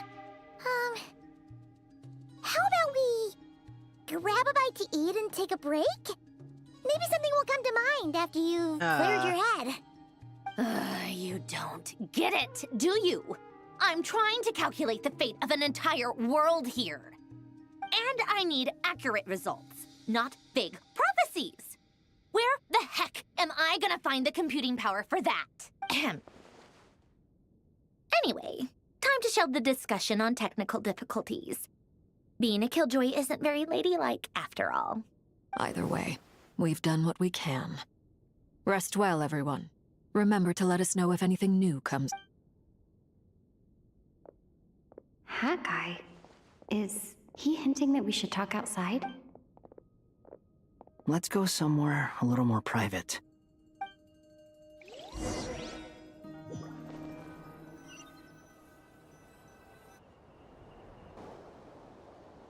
You know that Dory went back to Sumeru, right? Yeah. She mentioned she was planning to head back. Things aren't looking good for Nodcry. She's gone to spread the word so that Sumeru has a chance to prepare for the worst. From what I know of Dottore, there are two possible reasons why he hasn't made a move yet. One is that he's still working through some kinks in his new powers. The other is, he wants to see how we're going to react. He'll easily devour everything eventually, so I guess he's in no rush to make it happen. The first false god he made was me. Now it's his turn. Even though my records were erased from Irminsul, Dottore's ideas haven't changed one bit. He once told me that becoming a god was like turning yourself into a hungry wolf or giant serpent to devour the moon. Clearly, he began studying the moon goddess's powers long before he even tried making a god. He's always wanted to get his greedy hands on divine authority one way or another. And in the end, he devoured the moon where I failed. In the desert of Sumeru, there is a chessboard built by King Deshret, also known as Al-Ahmar. I don't know if it was a real game, or if he was just trying to challenge his servants and citizens in some way. But creating games and setting rules, gods do that as a matter of course. That's the kind of power Dottore craves. Now he has the Trilunar Authority. His power is leagues beyond the common people. I don't think there's any point in other nations rushing to the front line. They're better off focusing on defense and hoping they can fend off any threats that spill out from Nodcry. Either way, Dory will inform Lesser Lord Kusanali, and she will contact the other gods in turn. The Seven will have some recourse available. If nothing else, their protection should keep the rest of the world from descending into chaos as quickly as Nodcry has. So on the bright side, even if Nodcry is doomed, your friends in other nations won't be in any immediate peril. That's good to know. But I'm not ready to give up on Nodcry yet. There's a word for people who refuse to let anything go. It's called being greedy. Maybe it sounds greedy to you, and probably naive too.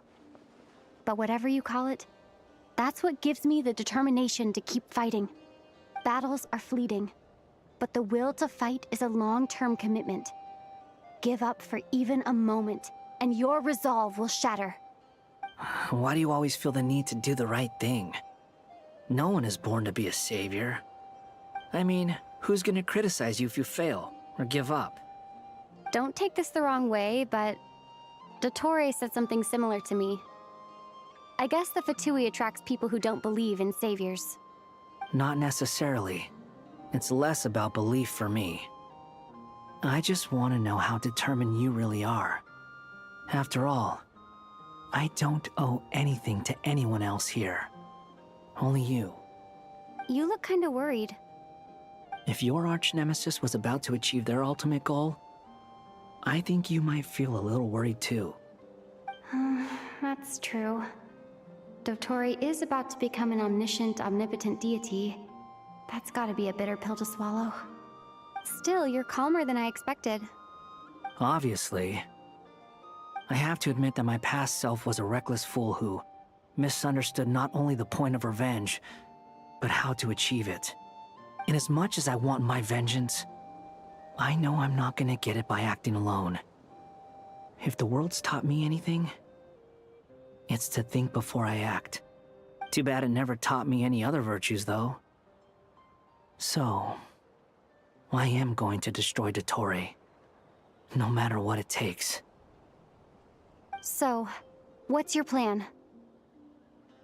I'll get to that. First, tell me, what do you think of Sandrone? Just like Paimon said, she's a friend, part of the gang. How much do you trust her? This is a serious question.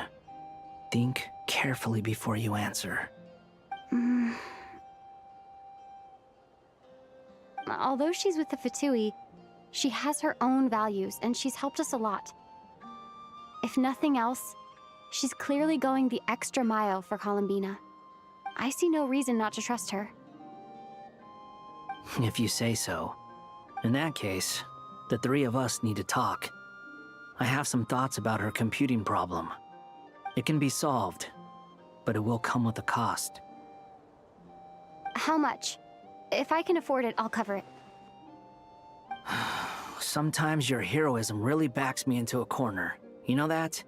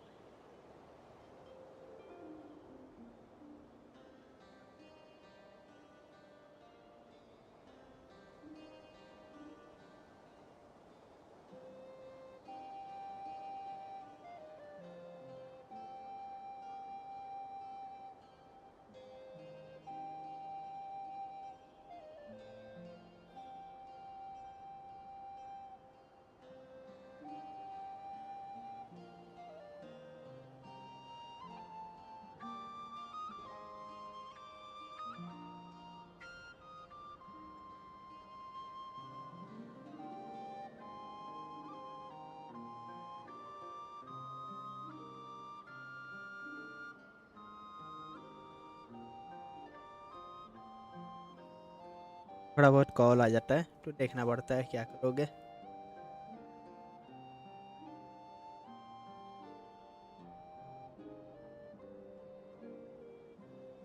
Come on, let's go talk to her. देखो नाहिदा आ गई यहाँ सब।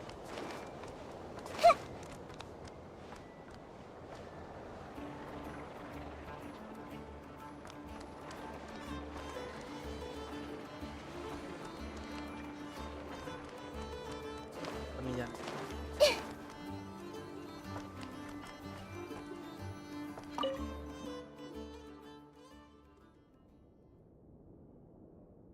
Miss Androne, Traveler. अरे Hey there. Paimon's here too! She was just helping them sort through their things. How did your chat go? That was fast. The call only just ended. Well, you said it was urgent, so we got here as quickly as we could. Albedo, I have some alchemy questions for you. एक minute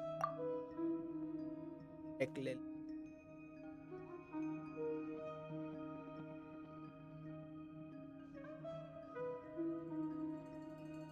पे बने रही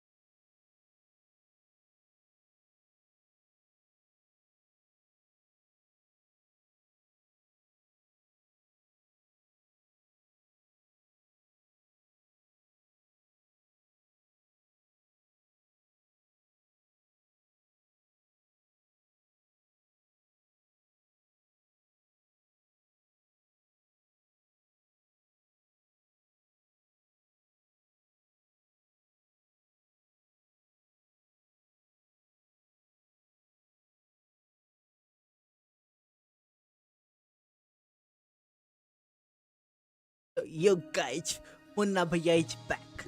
चलो हम करते हैं अब. I see. Looks like my knowledge proved useful after.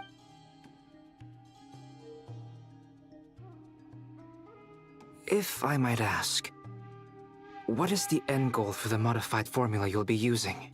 I needed to predict the future of the entire world. But I've run into some teething issues since trying to implement Renee's theory of the 4 Orthants. I see. I'll have a look at it. Still, computing power is the real issue here. How do you plan to solve? About that, it's been sorted. Oh, with the Traveler's help? Actually, you're not wrong. She found the person with the solution. Was it Hat Guy? Yeah, it was him. Wow! Go Hat Guy! Seems like all that time studying at the academia is paying off big time.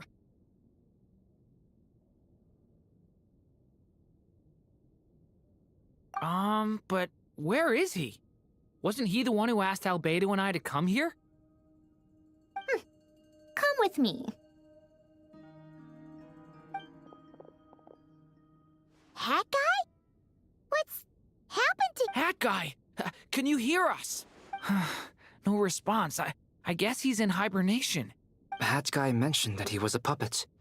It seems that his functions are currently shut down. I presume this has something to do with the solution to your computing problem. That's right. He and the Traveler came to see me. Wait, what? You have a solution? Would you calm down? Why do you always react so hysterically to everything? Excuse me? How would you know? You shouldn't be so quick to judge complete strangers. It's very bad manners. Oh, please. It doesn't take that long to figure out that you have a temper. Where does a mere student get that kind of confidence? I've actually published more papers than you. Not that status counts for much. Even Paimon's applied for academia admission. Huh? Are you serious? See? This is why I can't be bothered to explain myself. She recognizes no one's skills but her own. Okay, fine. I'll hear you out. So, tell me, how— This world itself is constantly processing all kinds of information. If it's the world's future you're trying to calculate, you need a processing device that's designed to cope with that volume. Easier said than done. Only Irminsul can handle that kind of— Wait, is that what you're suggesting? But surely we can't just plug my formula directly into the— You should be able to tell that I'm not human. Yeah, I noticed. The technology, though, seems pretty ancient.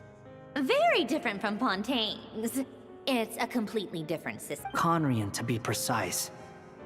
I'm what they would have called a puppet. Puppets need an energy source and processing power.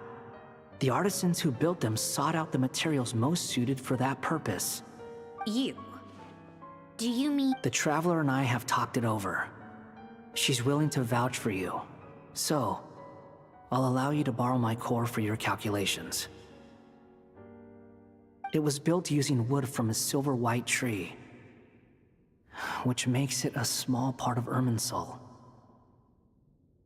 Conrian technology and Irminsul wood. Who in the world could have built you? Are you sure about this? A puppet without its core will cease functioning completely. And if it's left in that state for too long, it might not recover. You could die if you do this. You do realize that, don't you? I can put 2 and 2 together, yes. No need to rub it in. I won't lie to you. This has never been done before. I cannot guarantee your safety. Doesn't matter. I'm prepared for the— Did you two actually talk this through? Is he— Are we really considering— Yes, we discussed it. The bottom line is, he trusts me and I trust you. Let's give it a shot, shall we? Honestly, I have no clue where this kid even came from. But for whatever reason, he lent me his core to use in my formula. I'm very close to finishing my calculations now, and the core is currently in use. So I'm sorry, but I can only show you a sketch right now. This is what the core looks like. A silver-white branch. It certainly matches the legends told about Irminsul. Is Hat Guy gonna be okay? He's not gonna die, right? Right? In theory, he should be fine. As long as we put his core back in time. Beyond that, all I can say is that I'll try my best to avoid risk and make sure the core doesn't sustain any damage. I think I know why you called us here now. Someone needs to watch over his body and make sure it's protected until the process completes. Correct. He said that the only ones he trusts here are you two, and the Traveler. And the Traveler will have other work to do. He will have our undivided attention. Aww. On a more positive note, things are progressing steadily on my end. I'll call everyone in for a meeting once the results are out.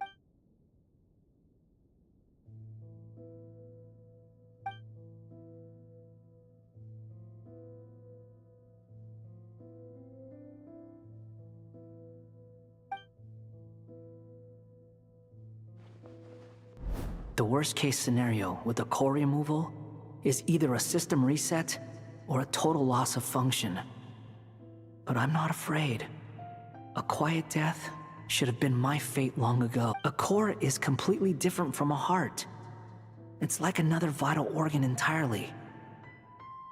I never believed it could be a true replacement for what I sought, but in the end, it turns out the core was more useful to me. Pretty funny when you think about it. It's like the punchline of my entire life. Do you think there's any difference between a puppet and a human? If not, then this would just be another samsara. I have already experienced both a past life and a next life. Part of me wonders whether I'm only capable of making this decision because I've become a real human. What's with that expression? Isn't this a good thing? Sanjuni will succeed, won't she? She will. We all have to persevere until this is over. That's right. And I'll protect you all until the moment of victory arrives.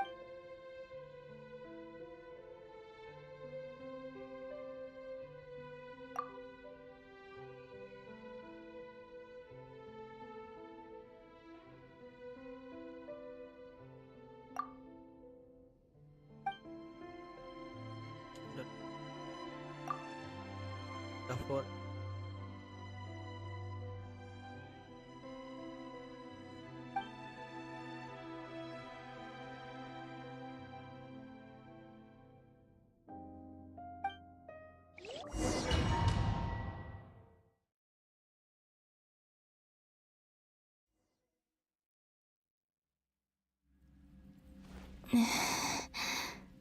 Who are you? Call me Sonnet. You have the same power as Canon. Sonnet.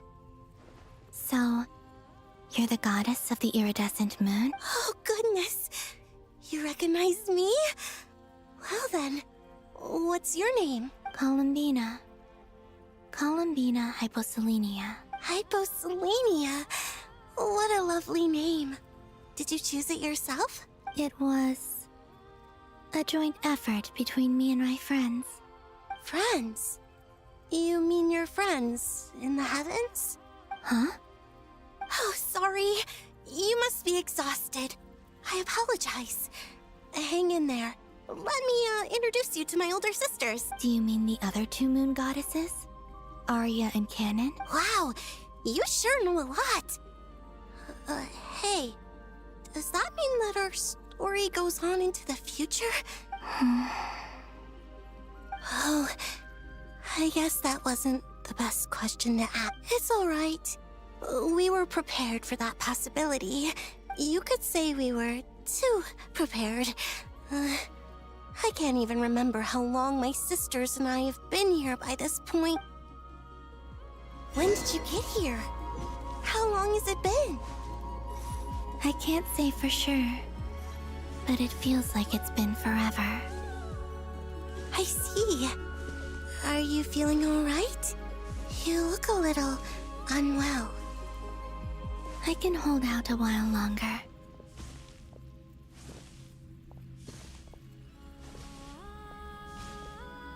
We don't have far to go. The place where my sisters and I are based is just up ahead.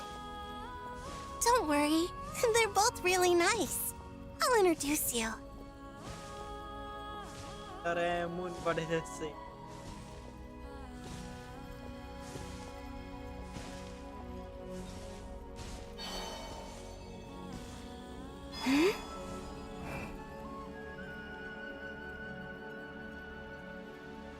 Sisters! I'm back!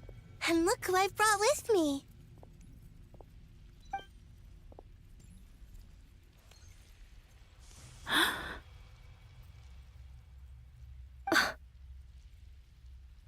It's our lovely little sister, born in the far future.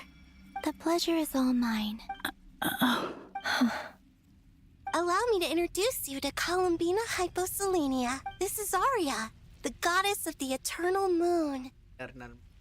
And this is Canon, goddess of the frost moon.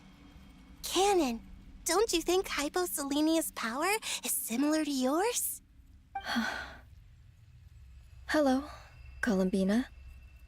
I apologize for our startled reaction just now. And please, forgive our little sister if she's been annoying you. She tends to talk a lot.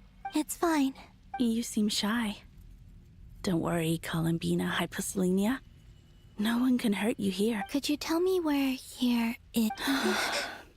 Please. This is where Tevat's original ruler, the Dragon King Nibelung, imprisoned the moon goddesses.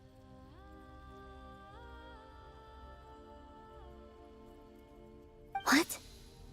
You're scaring her. No, I'm fine. Please, continue. Nibelung, our original master, created us in the distant past to maintain Tevat. But he left this world and traveled into the dark universe beyond, to explore worlds vaster still. Day and night, we fulfilled our duty in the heavens, until the day that the first Descender arrived. The great ruler of the firmament. The heavenly principles. Is that what later generations call them? I see. But we did not reject them at first, nor did they seem to harbor ill intent towards this world. We coexisted in peace.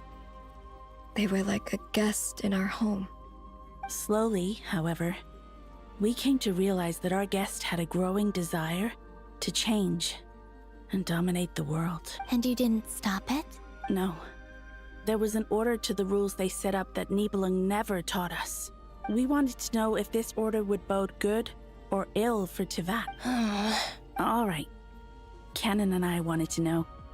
Sonnet was against it from the outset. Later, we discovered that this great ruler of the firmament bore an almost paranoid hostility toward the desire of certain life forms to seek power. Or perhaps they feared them. They would even cast down celestial nails as manifestations of their power, to punish the civilizations of the world below. Only this was far beyond mere punishment. Right. Their rules brought order, but the price people paid for merely testing the limits of those rules was far too great. I did everything in my power to help the punished escape catastrophe, but still, too many lives were lost. The ancestors of the Frost Moon Scions were some of the ones you helped. But just when we had decided to take countermeasures, the Dragon King, Nibelung, returned. And so began the War of Funerary Flame. So, that's the name the world gave that war in the future. Well, who won in the end? As far as I know, the Heavenly Principles won, although it came at a great cost. They remained in Tevat, where they continue to rule to this day. And the world's original master, the Dragon King Nibelung, was destroyed. And What of the moons? Are there still 3 moons in Tevat's skies? You can tell us the truth, Columbina.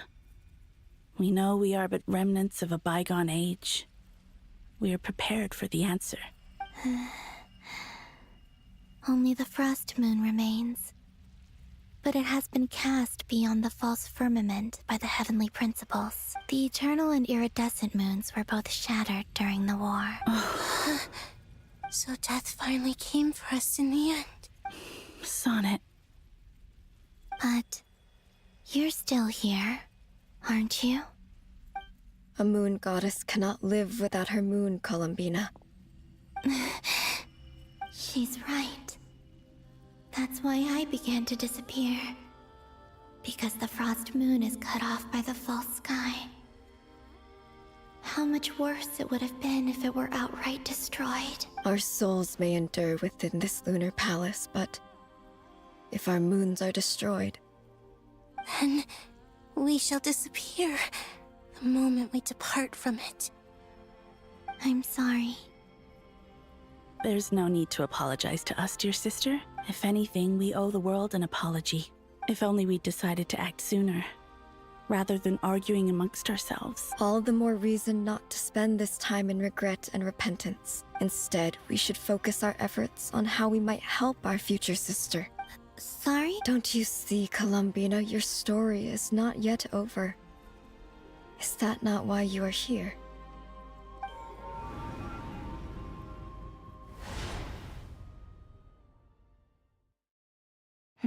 It's done. Initiate numerological array. Continue running primary process. Calculate the world's fate through extrapolation. And identify nodes of potential change. Secondary process? Scan for moons. Still 4. The number of moon marrows hasn't changed. Wait, let me think.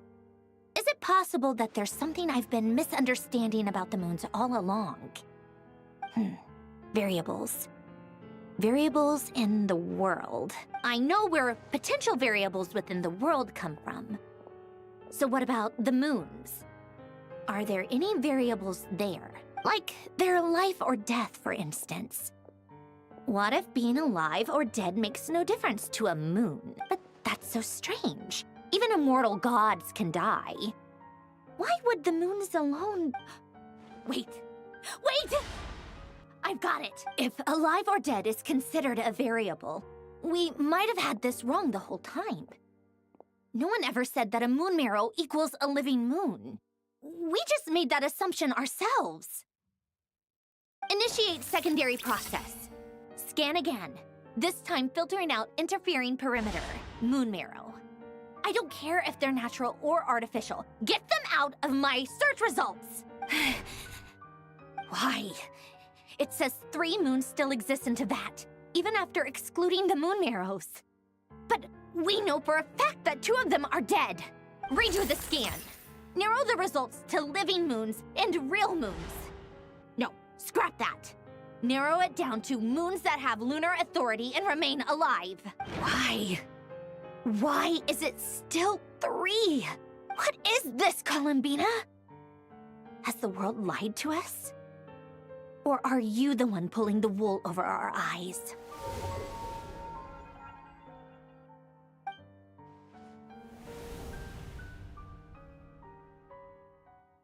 So, you think that the moon's reflection might be where Nibelung imprisoned the 3 moon sisters? Yes, it would explain a lot, such as why that space would respond to a moon goddess's power, opening the moon gate at her command. It would also explain why Miss Columbina has been unable to leave, and why time flows in reverse there. In the messages she sent, Columbina promised us she'd find a way to return, but we have no way of knowing how, when, or where this might happen. The fact that she still has yet to reappear in this world indicates that returning from that place is no easy feat. We cannot afford to simply wait for her. So you're saying, if she could return by her own power alone, she would have done so? Yes. She certainly wouldn't leave it to this late stage when it's so touch and go. I've been giving this some thought, and I've come to believe that Luana's harm might be an anchor that she left behind. as a sort of future waypoint. This could also explain why Luanatar is always by the traveler's side. Sounds like a plausible theory. If that's the case, there must be some criteria we need to fulfill to allow Columbina to return to... The question is, what could they be? Hello? Listen up! This is extremely important!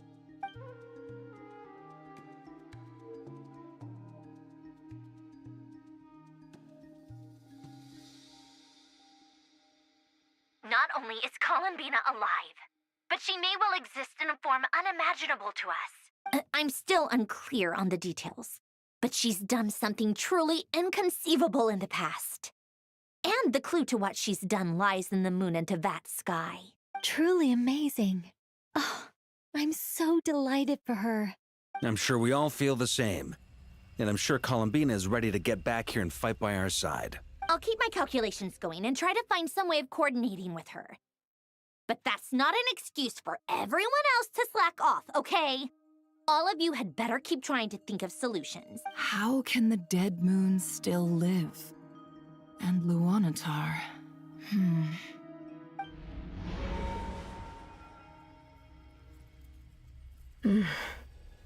It's hard to believe that's what will happen in the distant future. Our authority is linked to the most fundamental rules of Tevat. I suppose it's no wonder that many would covet that power.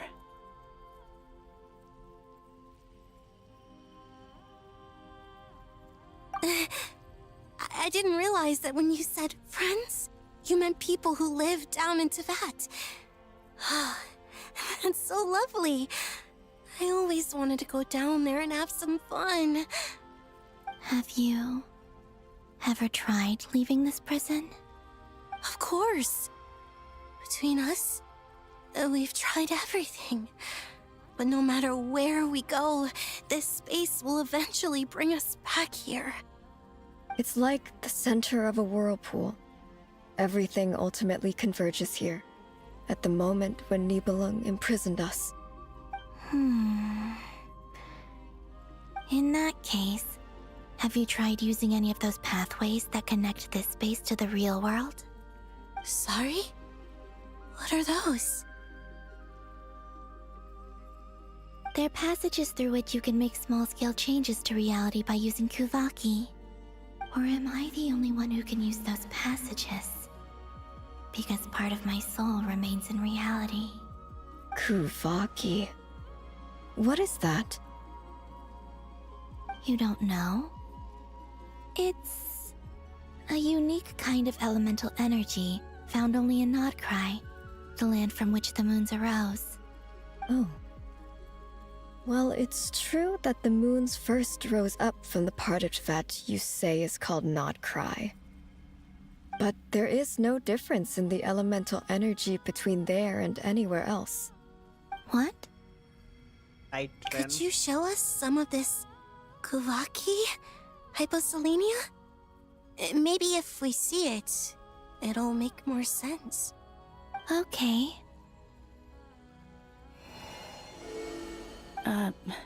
Isn't that just your power? What? But it's everywhere in Nodcry. In the air, in the land. Even the creatures who live there have adapted to its influence. How curious. This Kuvaki certainly did not exist anywhere in the world before we were imprisoned. Let alone influence living creatures. So, how exactly does it affect them anyway? Can they float in the air like us? This is so strange. Why would their reality differ so much from mine? Columbina, you're looking for more than just a way out of here, aren't you? Yes. If I am to help my friends, I will need tri-lunar authority on par with that of our foe. You mean... you'll need our power? This sounds extremely risky. The Three Moons' powers are not mutually compatible. Concentrating them into one goddess will be a very painful process. And if anything goes wrong, it could tear you to pieces. I know. But I'm willing to take that risk. Even so, let's say we successfully transfer our authority to you. How will you take it outside this prison? Nibelung constructed this realm specifically to prevent us from using our powers to interfere in his war. No moon goddess can leave this place alive. What if I don't leave alive?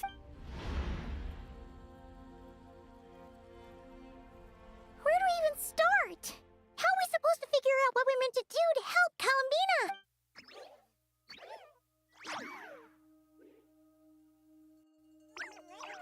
Columbina, what do you need from us? If she really got to the beginning of time in there, how do you think she'd leave us a message? You don't think she'd write it down on a stone tablet somewhere in the hopes that we'd find it? Seems unlikely.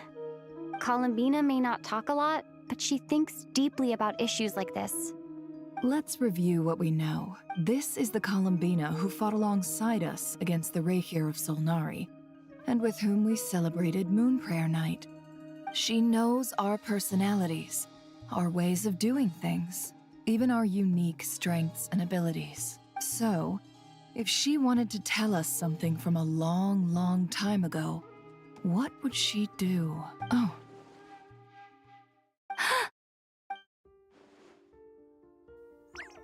Traveler, you once said that those golden ripples also appeared when Luanatar was born. What if Columbina left Luanatar here, not just as an anchor to the real world, but for some other purpose? If she is part of Columbina, and Columbina knows that I can see past events through her. Oh yeah! Like when you peeked into Rarer's past through his heart! Nefer, wait. If you're right about this, and you can really see past events through Luanatar, your eyes, they'll... Oh, I know. Looking at Rerir's past in Conria was already enough of a strain on my eyes. Looking this far back into the past, it'll surely blind me. But it's our only chance. This is the only way. Boss. We spoke about this once, a long time ago. Do you remember what I said, Yehoda? The day I lose my sight, the Curatorium of Secrets will be yours to run. But... What's wrong? I'd be overjoyed if I were you. This day's come a lot earlier than either of us expected. I need to know you'll honor our agreement, Yehoda. Promise me. Yes, Boss Neff. Are you sure you don't want some time to think this through? What is there to think through? I should have gone blind after our battle with Rerir. Frankly, it's almost criminal that I got away with it for this long. Then at least let me take some precautions on your behalf. And if you really do lose your sight, I'll visit your office every day and make sure you're well looked after. Oh, please, anything but that. I was actually ready to go through with this. Are you trying to scare me into backing out? As if I could ever scare you. I'll assume you're just joking to calm your nerves. All right, enough chit-chat.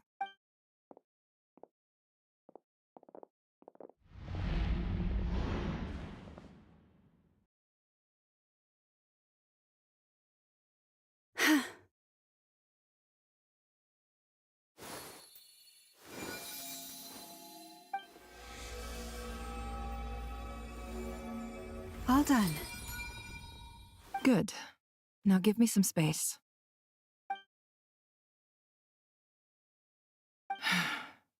Come on then, little one. Show me what happened in the past.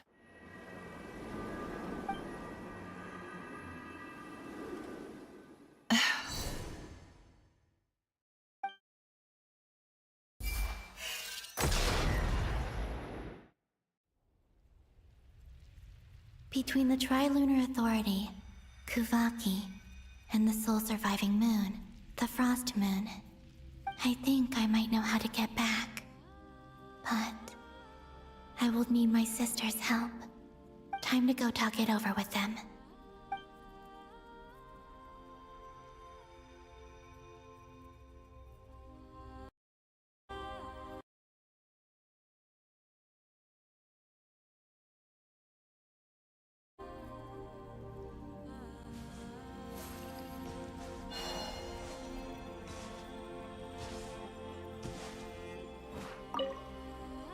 seems you have reached a decision. I'm all ears. What do you propose?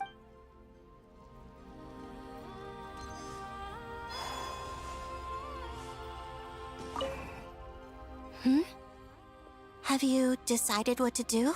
I hope it's not too dangerous.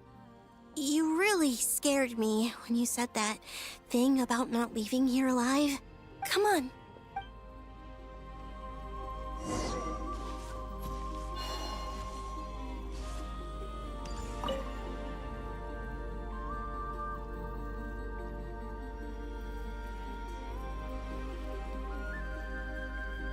Have you figured it out, Columbina? Tell us. How do you plan to leave this place? I intend to die here, in this moment, and then be reborn in the future with the help of my friends. What? What are you saying? How can the dead be reborn? And how will you inform these future friends of your plans? You can't exactly leave oracles. Nothing can escape this place. Not a single ray of moonlight. And even if you found a way, what if they never find the message you left for them? You'll... No, that won't happen. Come again? They will find my message. I'm sure of it. I'm not following. How exactly will you achieve this? It's quite simple, really. First, I will leave my soul here.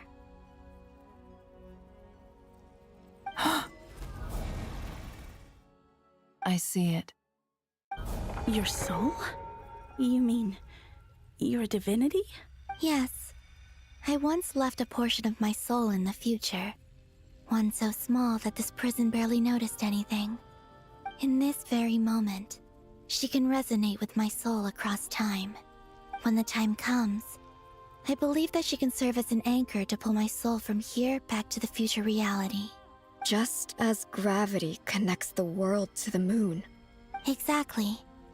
In the future, where I came from, the moon has been cast beyond the false sky, but I can still feel that it is there.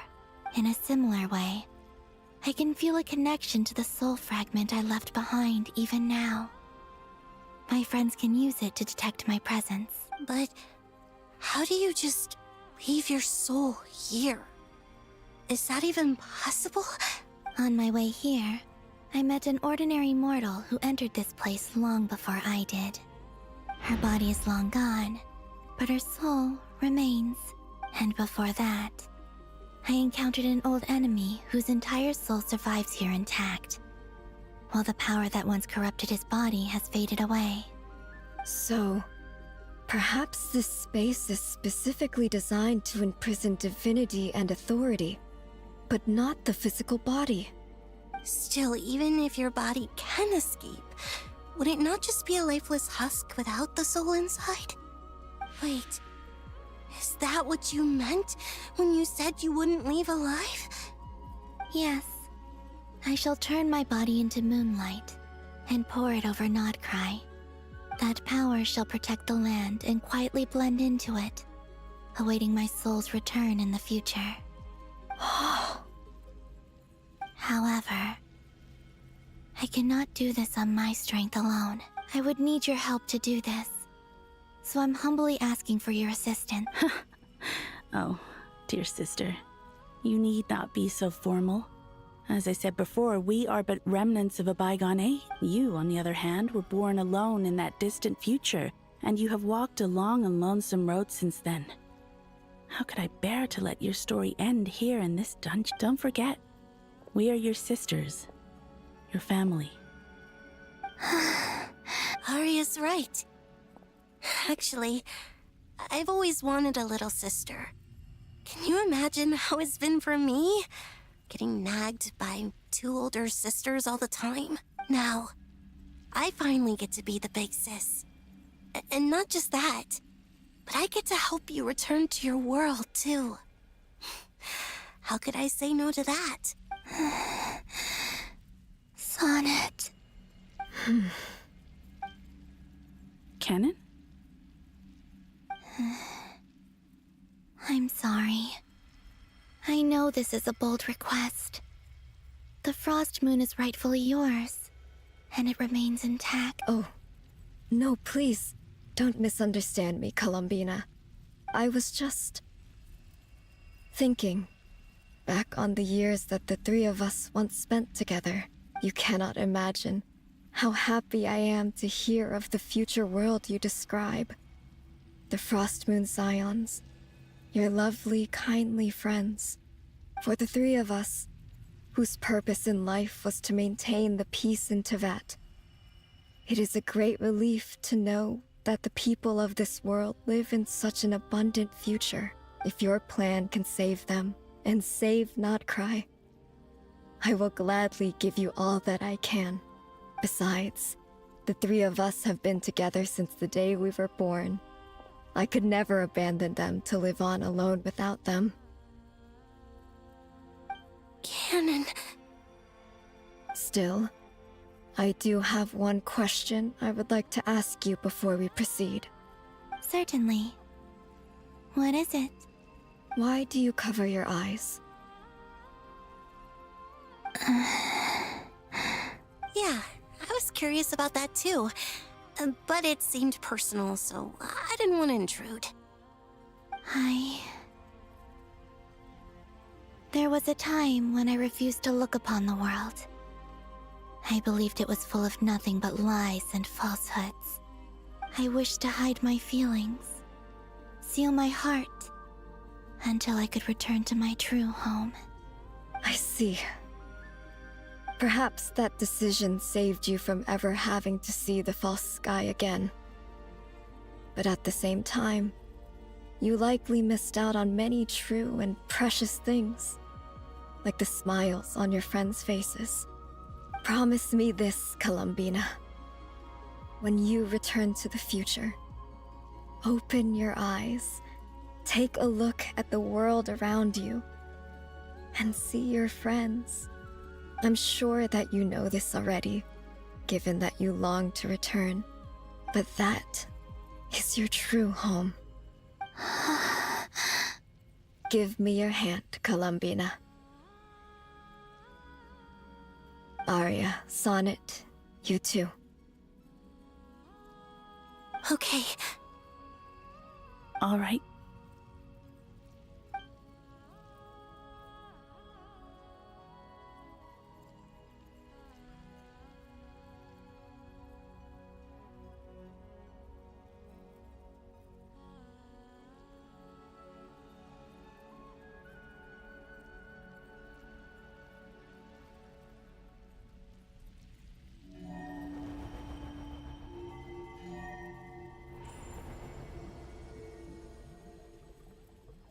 We once were the songs sung for eternity, but now it is you who must continue to sing.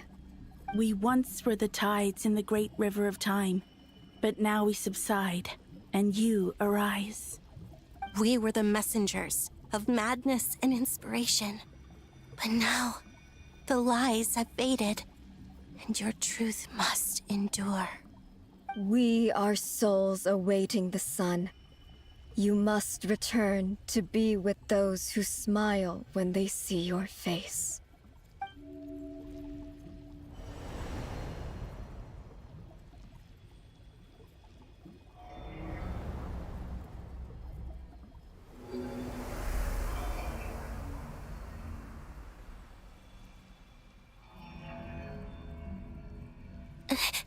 Is it done?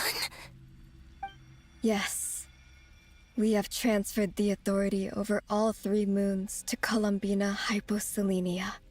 From this moment on, she is the Tri-Lune Goddess, the one and only moon goddess of this world.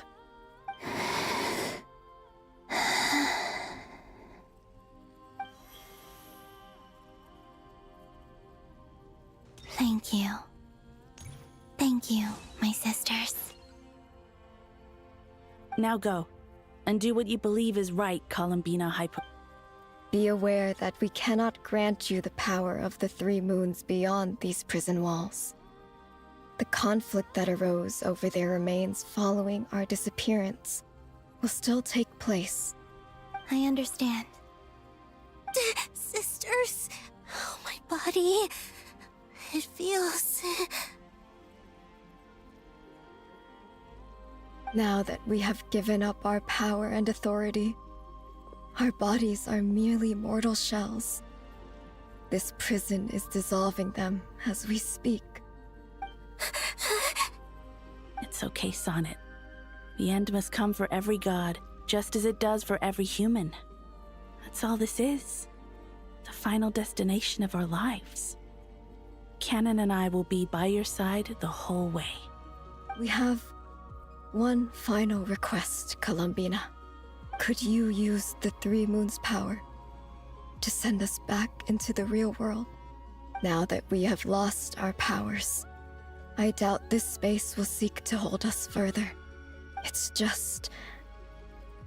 we would like to spend our final moments together in the only place we ever called home. Of course. Gladly.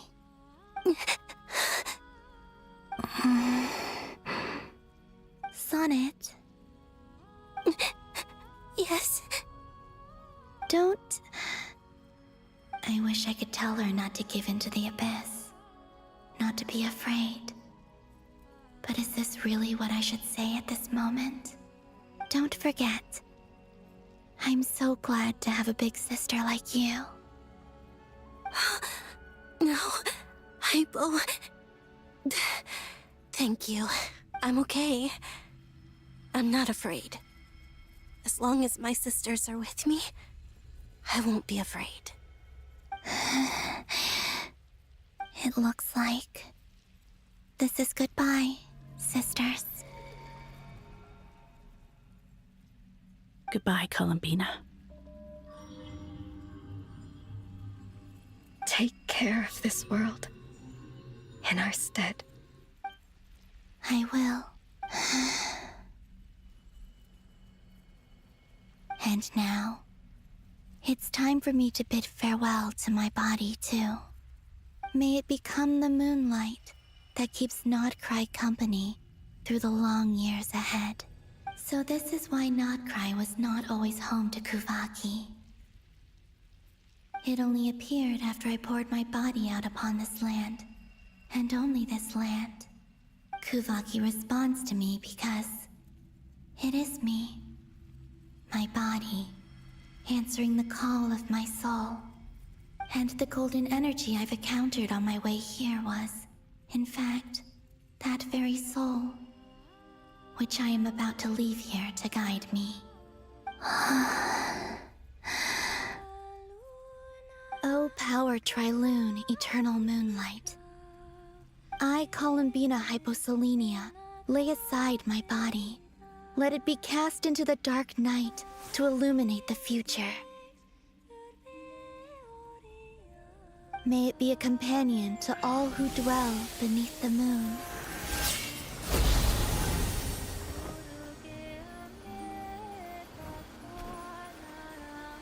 Until the time comes for me to return home.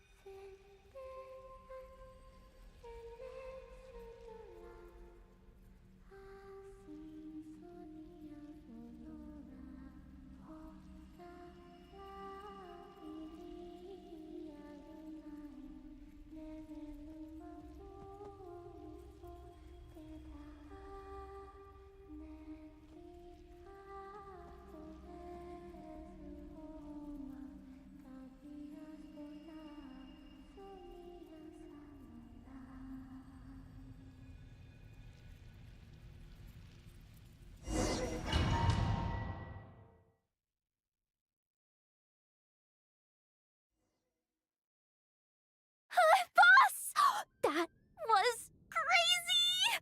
Were we even allowed to see that? Is anyone? Oh, can you still see? How many fingers am I holding up? I see 2 fingers, and a look of sheer terror on your face. Truly astounding, Miss Nefer. Your eyes have glimpsed the very ends of the world, and yet they remain as sharp as ever. Or is the credit for this miracle due to Miss Lauma? It seems that even time itself is no match for your medical skills. Surely you jest, Mr. I suspect we have Columbina to thank. She must have realized the immense toll that the ritual would take and purposely set aside some of her power in the past to protect Nefer's eyes when this moment arrived. There is always a great price to pay for witnessing the truth, but it seems that this time, Columbina has shouldered that burden on our behalf. She chose the perfect method of getting a message to us. Though her eyes were always shut, she was clearly so perceptive. She knows us well. She knew exactly how we would think and what we would try. Despite being separated by time and space, we're seeing the same possibilities and seizing the same opportunities. We still don't even know if she's okay right now. But as long as there's a chance we can do something, we'll fight to make it happen. We'll get you back somehow, Columbina.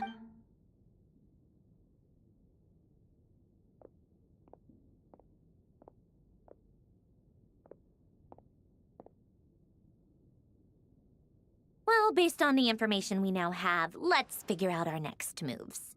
Thanks to these gentlemen, we have a much clearer picture of the situation with Dottore. The civilian population has been moved to safety, so we no longer need to hold back.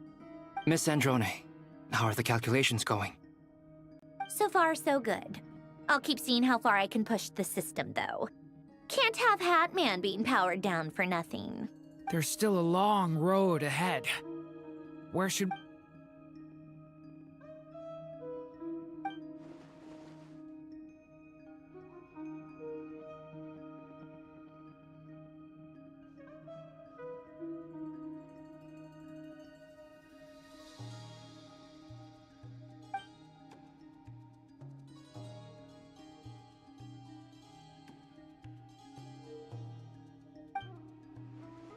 only charge victory left. Everyone working to custom be as a team. You can bring your long custom. Our plan is clear. Time is short, so let's get moving. There's just never enough time, is there? Time is the bane of my existence. Ugh. Anyway, I'm gonna get back to work. All right, we'll do our part too. Yeah.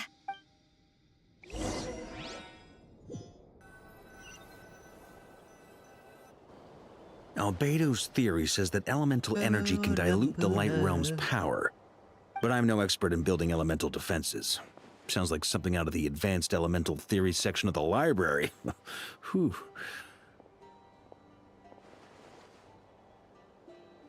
You seem quite troubled. Well, yeah. I mean, who doesn't get a little flustered when they're completely out of their depth? You were the very picture of confidence back when you approached the Hexen Circle. Yeah, I could have been faking it through that whole meeting for all you know. Who's to say I'm not just a ball of nerves in a charming and gregarious package? Oh gosh, really? I'm so sorry, I had no idea. Well, you're all the braver for it. Still, I was much more in my comfort zone than I am here. At least in Mondstadt, you can cry for help from a cliff top and actually stand a chance of summoning Barbados himself. Things have never looked bleaker than they do now. If we don't pull this off, Tevat's doomed, isn't it? Oh, you think so? Actually, yes. Yes, it probably is. It's a shame. Don't put too much pressure on yourself. Tevat has faced annihilation many times in the past, but it also gave us you, didn't it? Hey, don't give me that. It's not like I'm anyone special. I disagree. Every human born in this world is special. We angels have always believed that. In that case, this humble human being has a big favor to ask of you. I thought you might say that. I'm sure Alice, in her great wisdom, sent you here precisely to help us in this difficult time, yes? Well, that has less to do with her wisdom and more to do with my power. Of course, of course. Well, the thing is, these elemental defenses we're about to build, I don't think it's a question of if they'll fail, but when. Durin's findings from his patrols make it clear that Dottore is constantly expanding his territory. First it was his lab, then the design bureau, and now this. It's not realistic to completely stop him encroaching on the rest of Nagrai. Rather, our goal should be to stall him for as long as possible.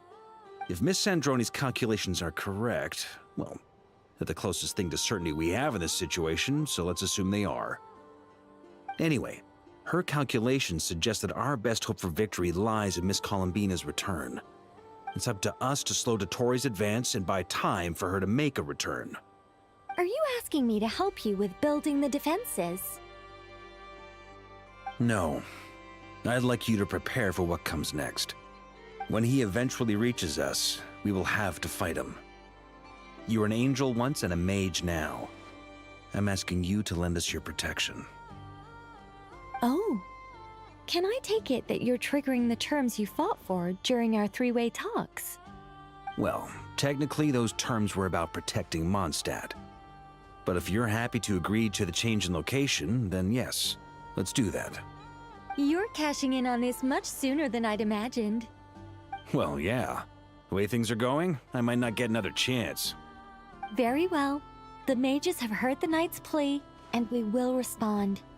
To tell the truth, Alice and I had already discussed how we might help you all, so I didn't come empty-handed. I always like to be prepared.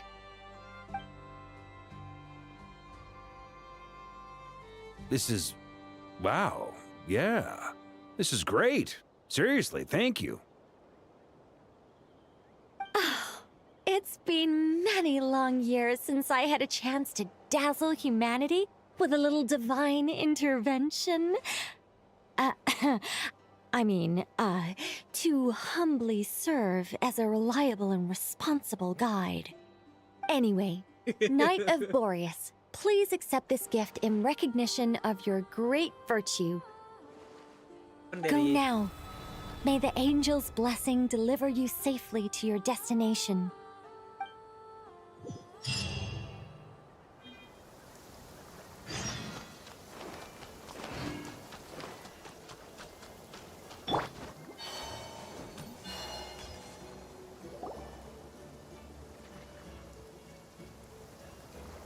Ah, you're here.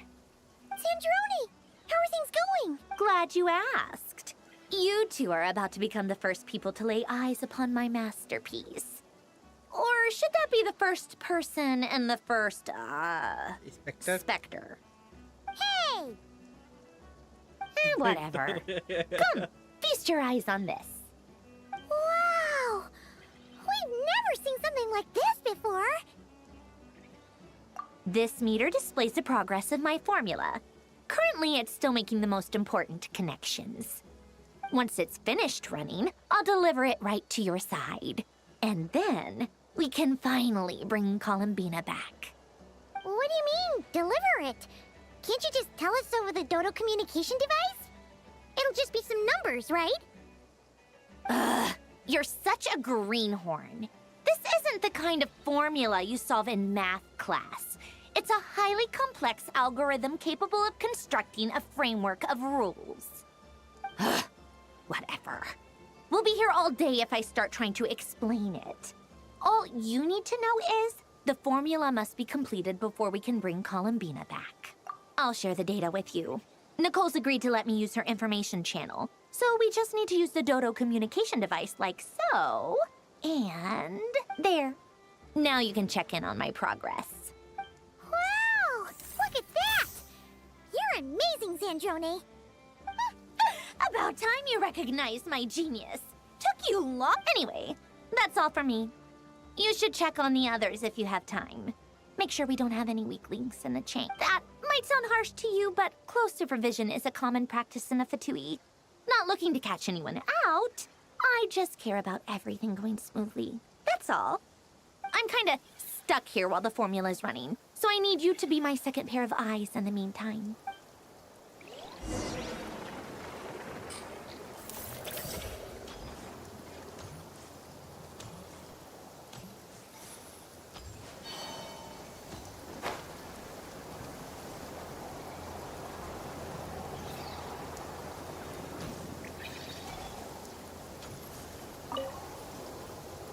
Traveler, Paimon, a pleasure to see you both. Flans! How's everything coming along? Fairly well, if I do say so myself. Personally, I am ready to confront Dottore head-on. Ooh, you sound much more serious than usual. To be honest, I am not usually fond of exercising my full strength. For one thing, it's hardly conducive to maintaining a low profile. Besides, I believe one should have the right to choose when to show their hand. I am conserving my strength until the moment of battle is upon us. Anything to boost our chances of victory. Seeing you get into the zone like this really puts Paimon at ease. Huh, Traveler? I consider it an honor to have your trust. Rest well. I look forward to seeing you both in your element during the battle.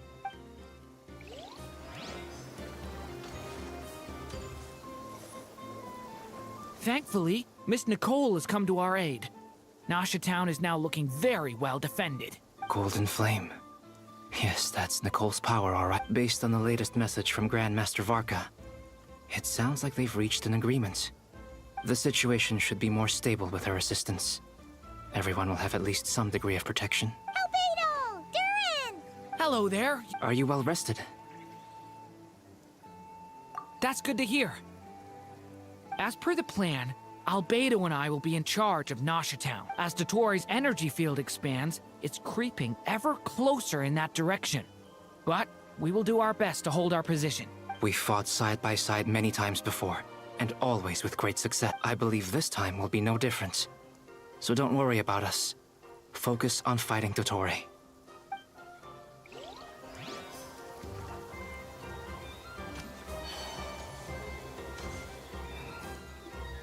Yes, Miss Moonchanter? What are you... You always address me in the strangest ways. Lady Moonchanter 1 minute, Miss Moonchanter the next.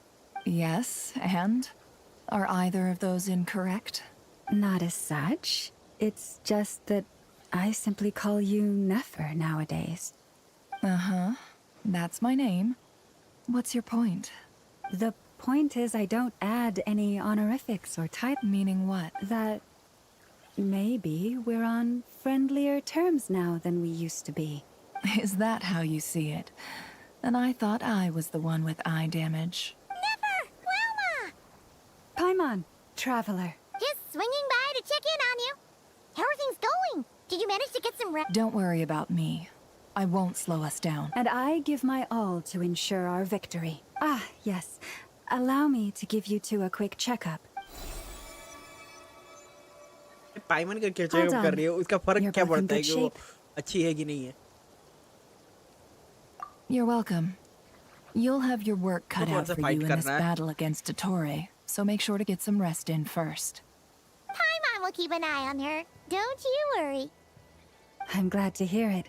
Take good care of yourself, too, Paimon. Sure thing.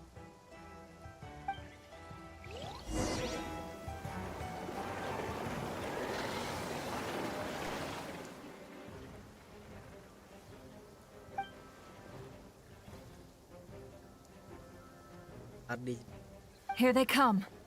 That's quite a horde. As we expect. Get ready, everyone. Take your positions and prepare to engage. Let's begin. I'm at the ready.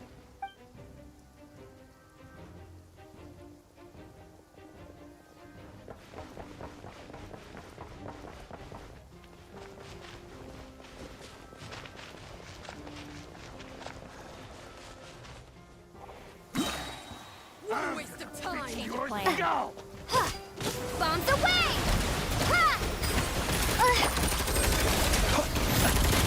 Time to spit you dust.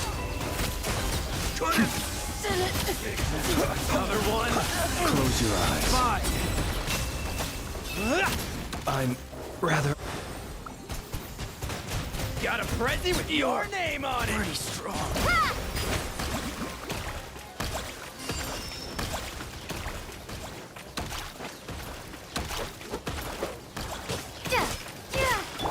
Be silent.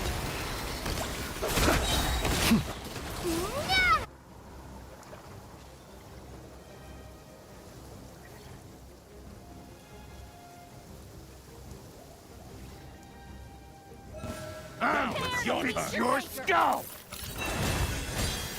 For the everlasting forest, these creatures cannot stand against us. Oh, fighting talk. Just don't let your guard down. That goes without saying.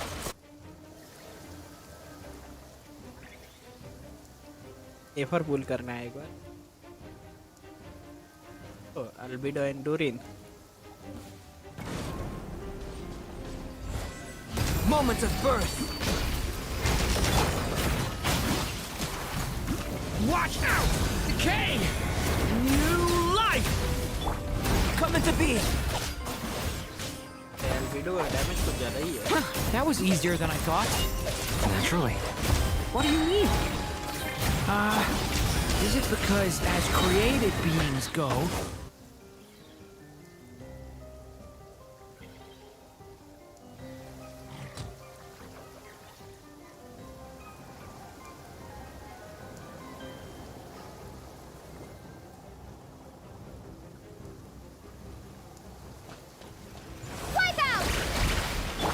With one heart, we pray. Forest, The deception ends here. No more lies. People have always used fire to drive away wild beasts. Wouldn't a lantern work just as well? You read my mind, my dear friend. I was just about to say that. All right then, dear friend. Bring the light!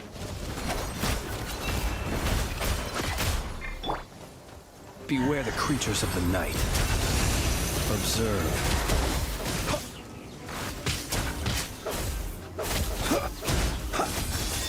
Do you fear them?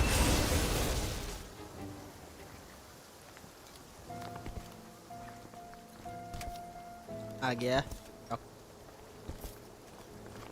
You're looking well. I trust you've had a good couple of days. Dottore. It's actually a good thing, in my view. If the subjects of my experiment were to die prematurely, it would throw quite a wrench in the works. And so, I must thank you all for your resilience. We are no longer on the same level, but you are nonetheless worthy of my respect. A creator god should be merciful and gracious after all. And in any case, it is only right that before I end your lives, the world is informed of the arrival of their new god.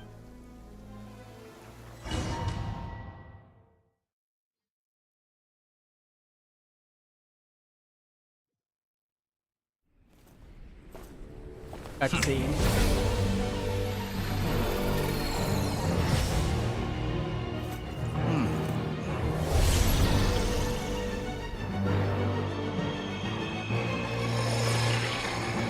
ओ भाई साहब.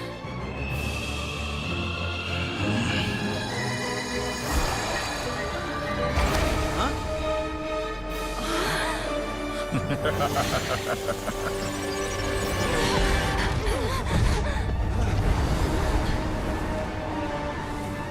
Hall से sky को गिरा दिया है क्या?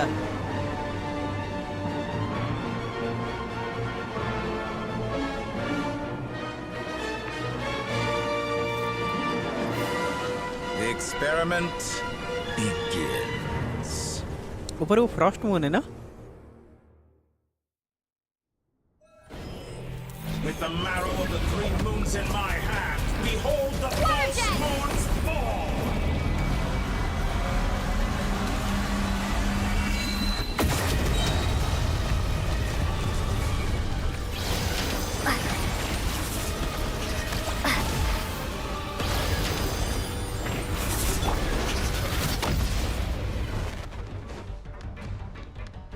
Be shackled! you poor lost lamb. Close your eyes. Be silent.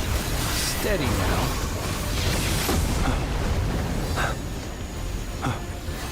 entry.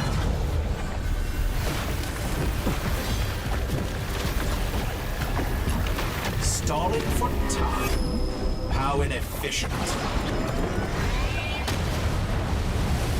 Did you honestly think that would hit me? Bombs away! For the everlasting forest. Like an ant in my palm. Oh. I've been moved inside another space. And it's sealed off. Looking at the structure of it, seems like Dottore intends to trap us here. There's no exit. Our endurance is about to be put to the test. Perhaps you could try being a bit more proactive. Water jet!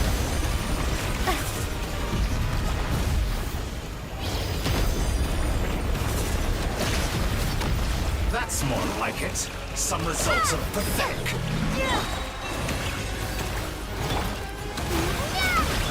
No more lies. Control bends to me.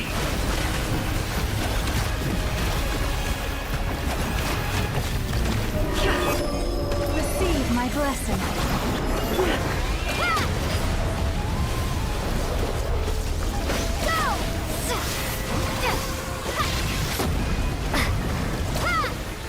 Did you honestly think that would Poor hit lost me? lamb. Excellent. You barely managed to touch my level. With the One heart, we pray. Behold the false moon's fall.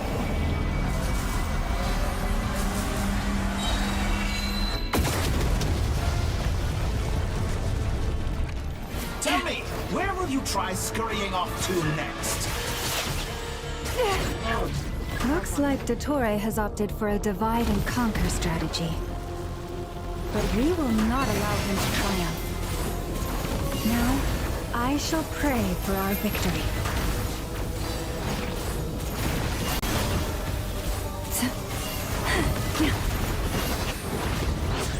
Entropy bends to me.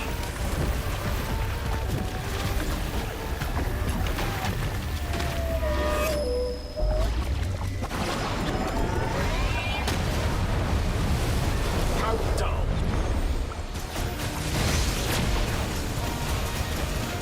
You cannot face me.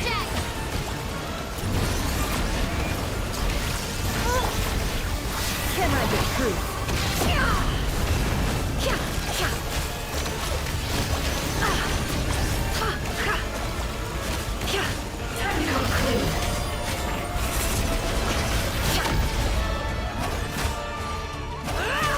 Did you honestly think that would hit me?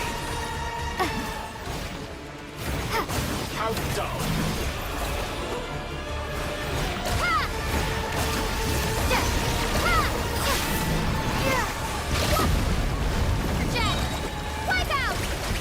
It all adds up.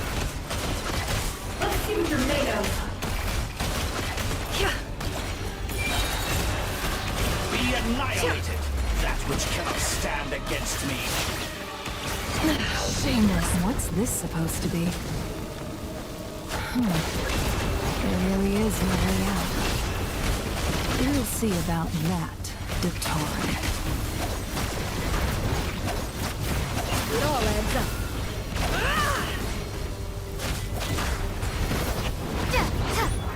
My fault. I had not intended to take your teammates from you.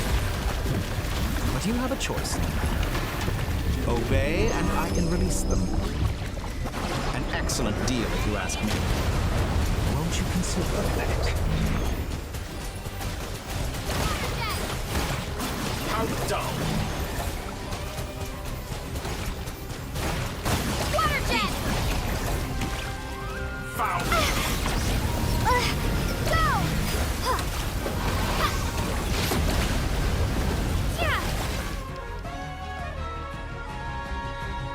I'm aware you've been working on some little tricks to surprise me with, but it appears that none of them have come to fruition.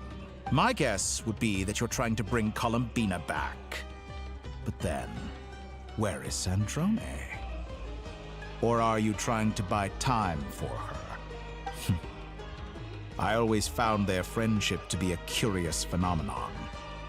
Two highly incongruent personalities, and yet they share a deep connection. Speaking of Columbina, I once saw her as like a younger sister. We got along quite amicably while she was with the Fatui. But then one day she suddenly decided she would refuse to take part in any further experiments. To this day, I truly don't understand what I could have done to upset her so much. It's such a pity. I could have had a sister, a family. But alas, she grew to dislike me. You're not fit to be family to her. That I can't. So many people, all obsessed with playing out the same tired old dramas. This world is rotten to the core. And then there's you. You had every opportunity to reach the right conclusion. The thought of killing you off like this. But I maintain that I approached you in good faith, so I will offer you another chance. Will you work with me? You have until I count 10 to make your choice. 1, 2, 3. Not in a million years.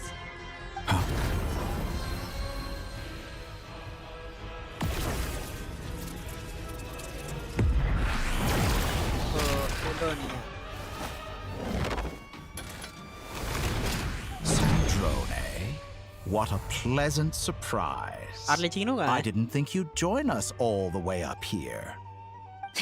You're as sick and twisted as ever. Don't fool yourself into thinking anyone's grateful for the chances you're offering them. Sandrone, the formula hasn't finished running yet. Funnily enough, I was just discussing a collaboration opportunity with the Traveler, and then I see you, who I must say is a good example of an opportunity gone to waste. Gone to waste? I said that everyone would get one chance, and you've used yours to march right back into the lion's den. So yes, it's an utterly wasted opportunity. And what makes you think I believe a word that comes out of your mouth? I was planning on disposing of your little formula after wrapping up more urgent business here. But since you've taken the trouble of serving it to me on a silver platter, I can simply bring it forward in the schedule.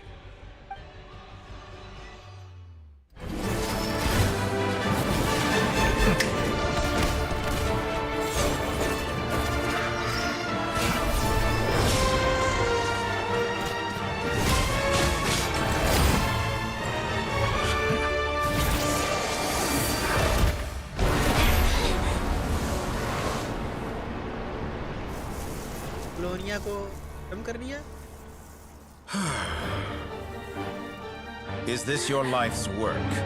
This piece of trash?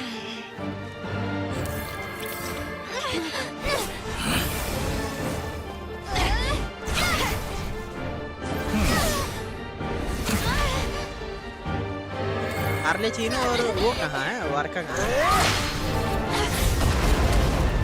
आर्लेचीनो नहीं दिख रही सबसे main चीज. Your formula runs too slowly, Sandrone.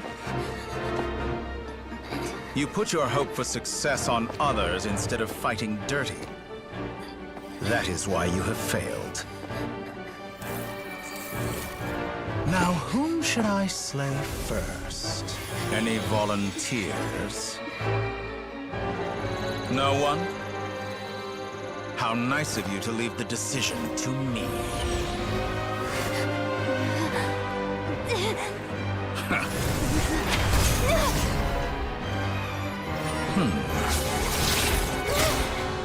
Hey.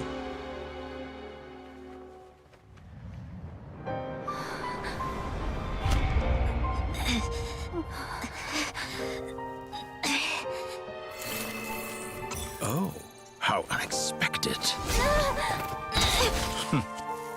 Sandrone, any last words for me, comrade?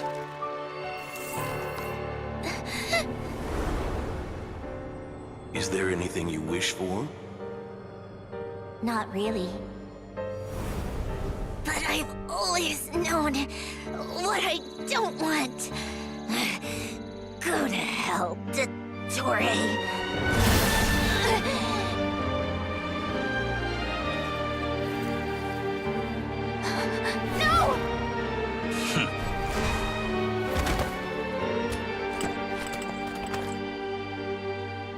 And now, you have failed.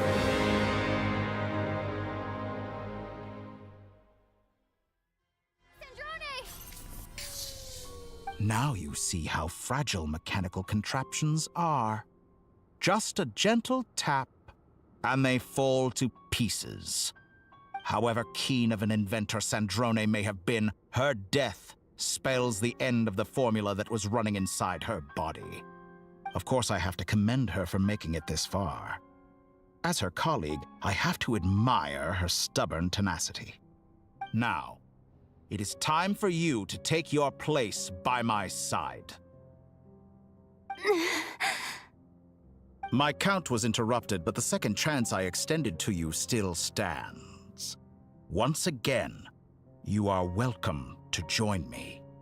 By now, I'm sure you have gained a greater appreciation for the power and authority I wield. What is stopping you from embracing a new world of endless possibilities? Not in the mood to talk? As you wish. You seem less talkative than usual today. I'll change the topic to something more apropos. Sandrone was always like this, never trusting anyone, always so reluctant to share her research with them. Objectively speaking, she had her strengths. It is remarkable how she extracted and even optimized the world formula from so much data. But her inability to trust was her undoing. Had she allowed someone else to monitor or run the formula for her, you might still have a chance at victory even now. But regrettably, she was a stubborn fool. As much as it pains me, she had to go. Dottore. Maybe this is news to you, but people can change. Columbina surprised you when she escaped, and I think Sandrone would surprise you too. Change? You can twist the truth however you want, but I see it clear as day. You're the one who can't trust other people. Is that how you see me? By this point, what can you hope to do about it?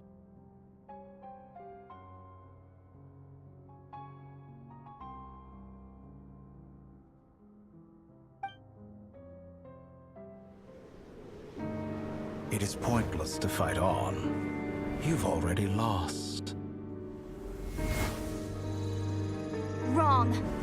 You can't win this, Dottore.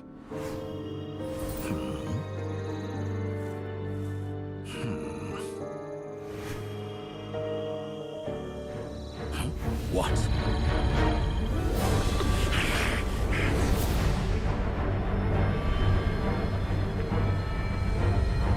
अच्छा Nicol को दी है ये My formula can get us 90% of the way. It will connect you to Columbina. Then, I will bring the formula's output to the Traveler's side. For the last 10%, do whatever it takes. Just bring the moon down.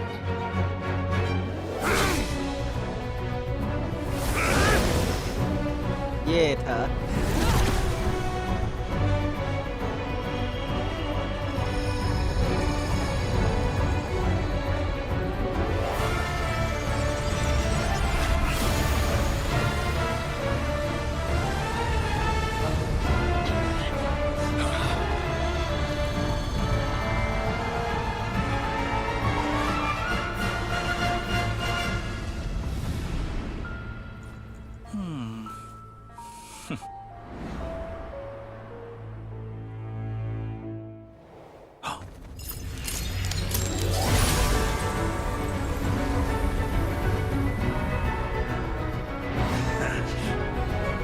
The moon will never be yours.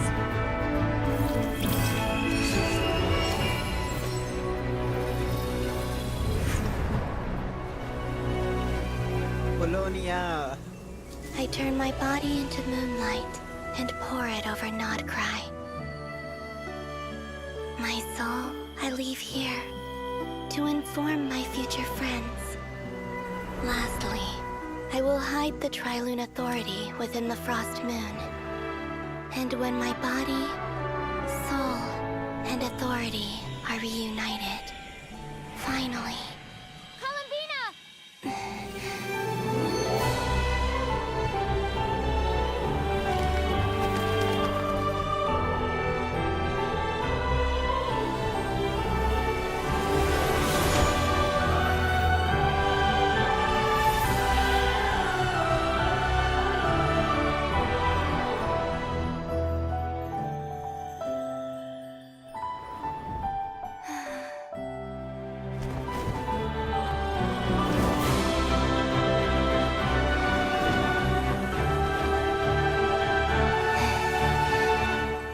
It's been too long.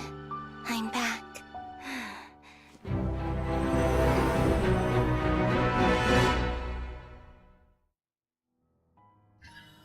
Stay focused on the battle, Traveler. What a touching reunion. Though I personally find myself repulsed by the sight of weaklings huddled together for war.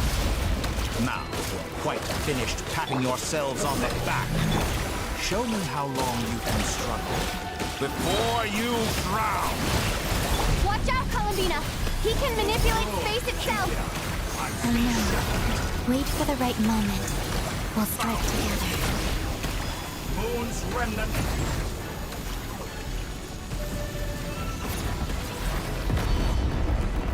How dumb. Did you...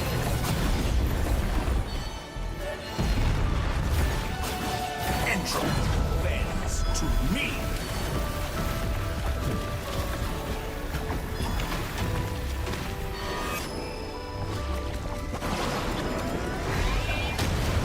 Stalling for countdown. Wayne. Go! You cannot face me.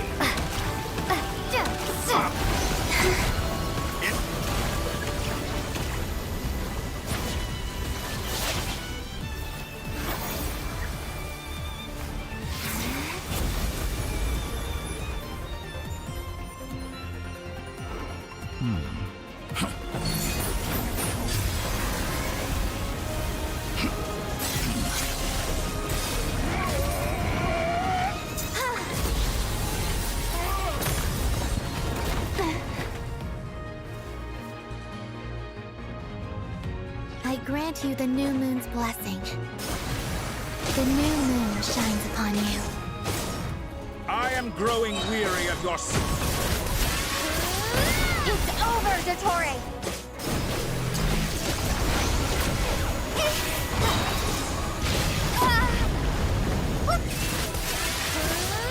Time to pay for your heinous...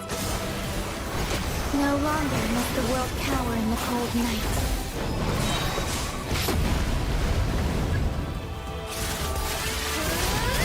Our future is not your...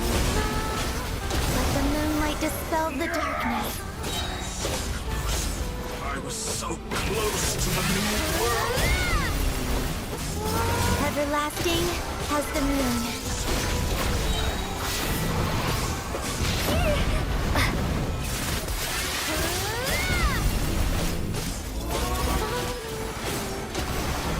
Only I could have shaped the new world. Only I...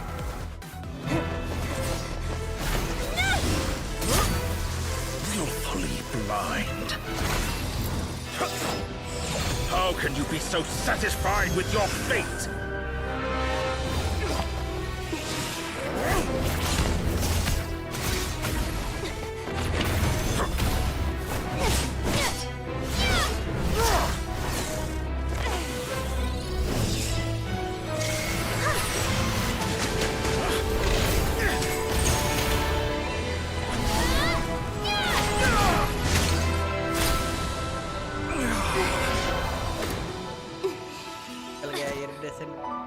Capture से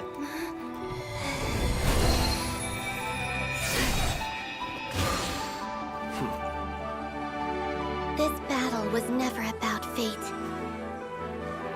It's about friends, family, and the home you stole from them.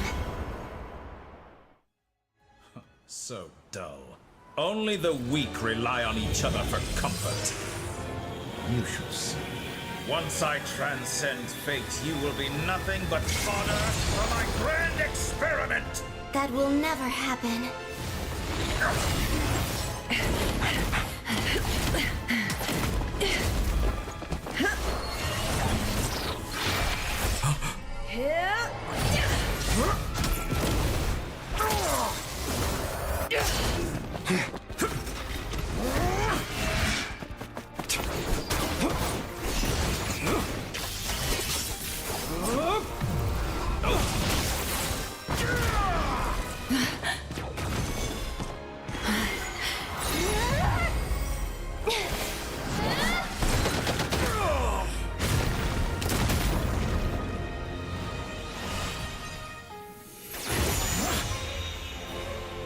Today, the moon lights up this world once more!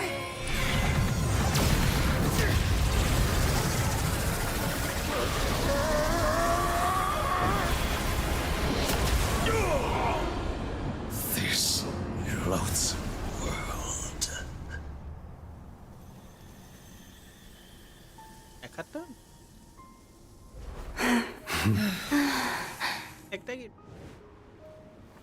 No, this world is our home.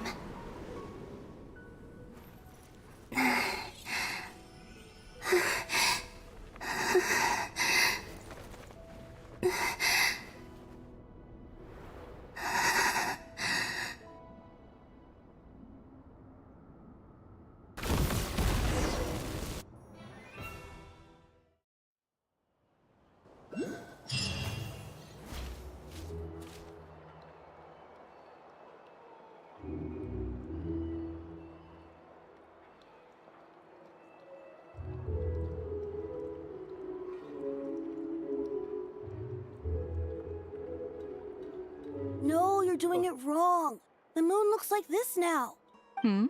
What are you drawing, children? The new moon, Mom. It looks different than before, doesn't it? Also... Can I go buy a sugar sculpture today? Please? Just one? All right.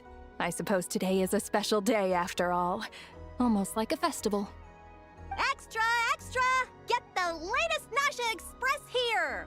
Post-disaster report! Nasha Town reborn beneath a new moon! The voyage begins today! The future looks bright thanks to the League. Want a copy? I knew things would be different. But I didn't think that would include the moon. They say a new moon goddess has been born. A new moon goddess? Who's saying that? The Frost Moon Scions? I guess so. I'm not too clued up on the details. As far as I'm concerned, the moon's still in the sky and it's business as usual. Hey, since we've come all this way, shall we grab ourselves a free meal while we're here? Are you a convert now? Or are you just here for the free lunch? Oh, come on. What does it matter? After everything we've all just been through? That smells good. All right, that's it. I'm hungry. Time to eat. Come on! We gotta get there early, or there won't be any good spots left. Shh, keep it down. This is a residential area. What if people are still sleeping?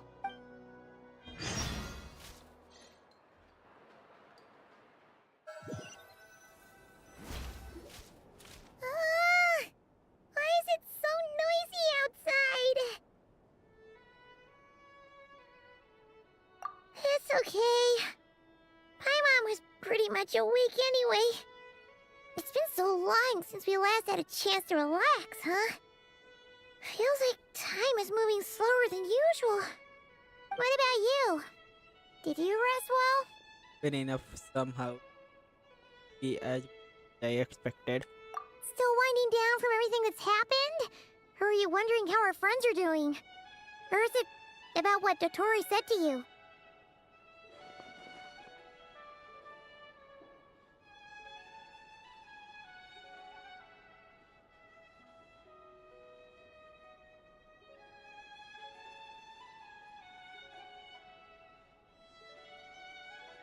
क्या यार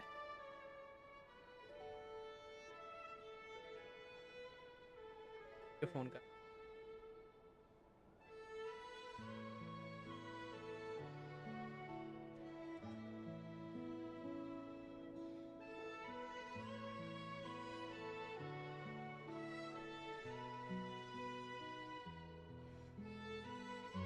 ये पकड़ अब ये सबसे खराब लगता है।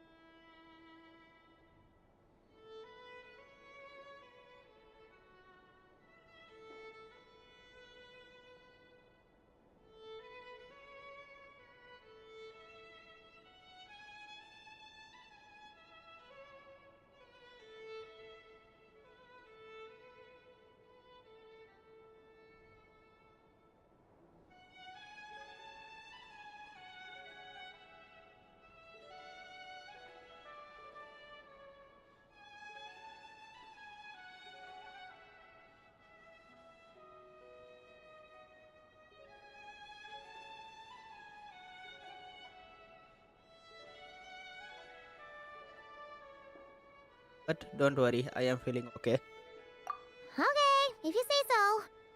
But don't push yourself, alright? Let Paimon know if what we just went through was a lot.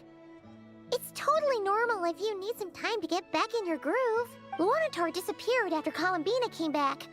Apparently, she was part of Columbina's soul or something. Still, Paimon kind of misses Luanatar some, but anyway, you did great. So did Paimon. We all worked our butts off to contain this disaster, and in the end, we made it. So, chin up, Traveler. You should be proud of yourself. It's sharp when you. Hey! Don't poke fun. You should be glad that Paimon's growing as a person. Bet you read about me again. Paimon didn't think you'd mention it. You have no idea how anxious Paimon was. She was worried sick about you. Well, if you really want to show Paimon you're sorry, you're gonna need to make it up to her. You better be ready to splash out on a lavish meal.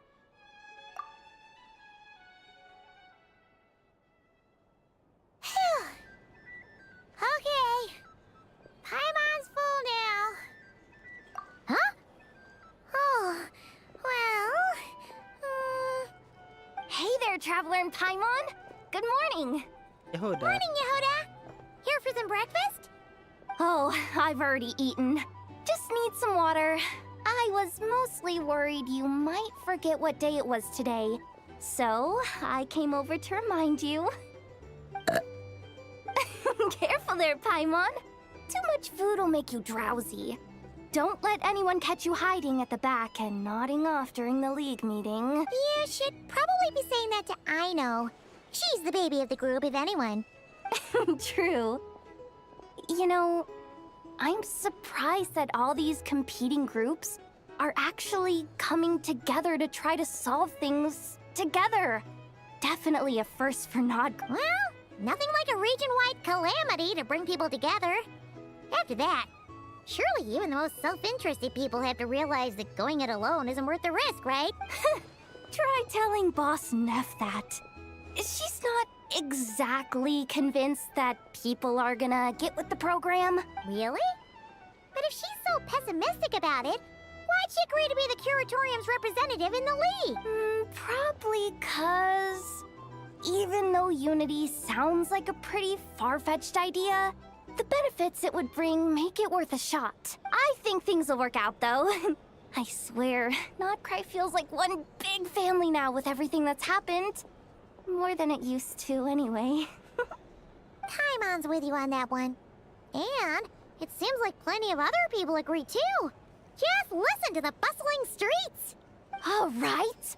Everyone's been rebuilding these last 2 weeks, and the evacuees have been coming back in droves. Life's slowly returning back to normal. Which means my workload's probably gonna shoot back. Were you about to head out? There's still some time before the ceremony begins. Yeah! We were gonna take a stroll around the square and say hi to some friends for... Sounds good. Later.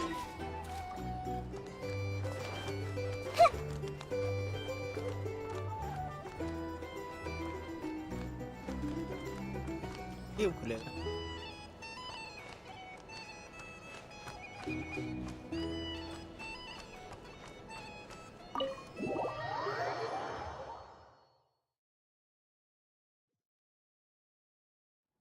Please accept today's boon. Have a nice day. Are Paimon's eyes deceiving her? Or is that Inefa handing out food for the Frost Moon Scion? Hello there. Would you like a feast of the moon, along with some snacks of the day? So, what's new, Inefa? It was a... And I know too? What are you talking about, Paimon? We're just here to help. So, what's new, Inefa? It was only a few days ago when we last saw you, but it looks like you've joined the Frost Moon Scions in that time. In the wake of the disaster, it's all hands on deck. We responded to Lama's request for support. At times like these, the smallest good deed can inspire others and help them through the hard days ahead. And we're using eggs and heating tubes to make that a reality. In true Krumkake Crab Shop style! Inefa! Did you hear that? The Traveler said I did good. That's because it's true, I know. Proposal. If you can resist eating today's dessert, I will provide you with compliments to— No way! Well, that proposal got shot down quickly. I need something to get me through the hard times too, you know. Mom! Yes, dear. Go right ahead. Excuse me. Could I take a photo with the robot lady? She helped us get safely out of Notcry, and she helped us get back home too. She's the best. Of course she is. And since I'm the whiz kid who built her, that makes me even better than best, right? But you stole my snacks though. Oops. Shall we move to the open space near the center? The view there is— Thank you!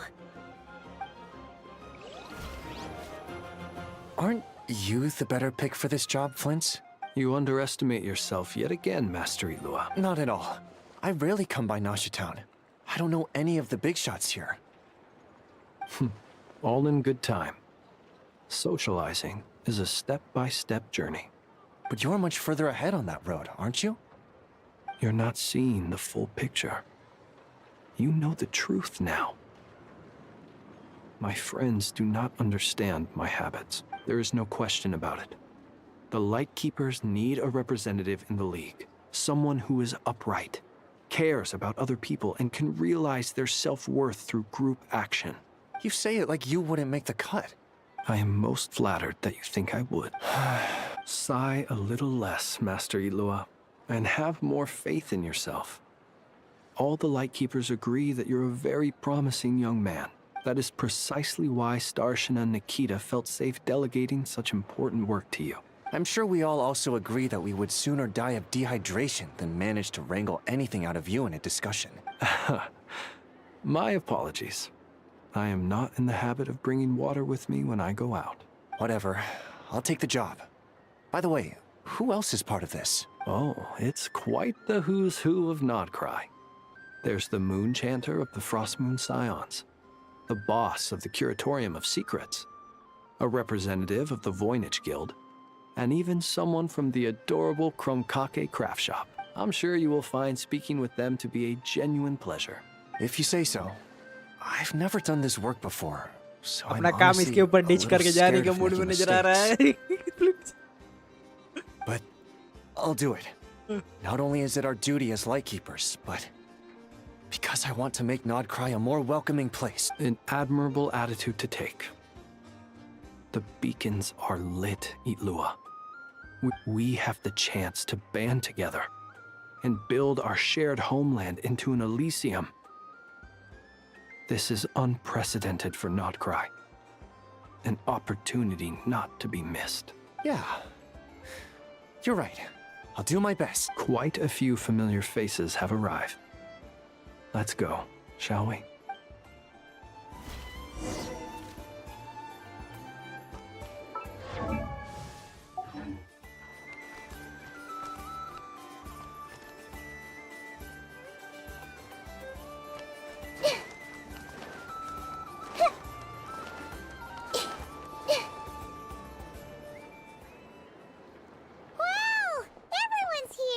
You seem well rested. I know no one's asked, but I'm sure you all. Well, great, but not perfect. Starting to lose my mind from boredom. Can't drink a drop of alcohol while I'm waiting for my wounds to heal. I'm sure you had a sneaky swig or two. Wait, how'd you find out? I'm sure you must be missing Mondstadt after all these years away, Grandmaster. Yeah, you could say that again. Every time I get news from Mondstadt, it makes me want to go back and see the place for myself. Honestly, once things are wrapped up here, I think it'll be time to head back home. Hey, looks like someone's taking the stage. Can everyone see okay? Anyone need a boost? I'll just listen from the back. It's fine. You're taking this pretty seriously, huh, Durin? Well, it's not every day that I get the chance to see how people speak in official settings. Soak it up like a sponge. I'll make sure you get a chance to practice for yourself later down the line. Actually, I know just the thing. You can debrief the Knights of Favonius for me. Mr. Varka, are you forgetting that I'm not a Knight of Favonius? I can knight you. Any particular title you'd like? Is he joking? I really can't tell. You'll have to figure this one out for yourself. It'll be a good learning experience. It is my honor to host the opening ceremony for the League, and to have this opportunity to speak to you all in my capacity as Voynich Guild representative. Could this person also have been pushed onto the big stage by the real big shots? Guess I'm not the only one then. We come here today, having weathered the trials and hardships of yesterday, and having learned from them the importance of unity and cooperation. All right, here we go. Uh-oh, looks like Aino's off in Dreamland already. Wait, Boss is looking kinda drowsy too. What's up with her? Come on, get this speech over with already. Nodcry is our home, the land we rely on for survival. And as we chart a course for the future, may we persevere through the storms ahead as we sail towards a new era of prosperity, freedom, and hope. क्या बोलेगा रे?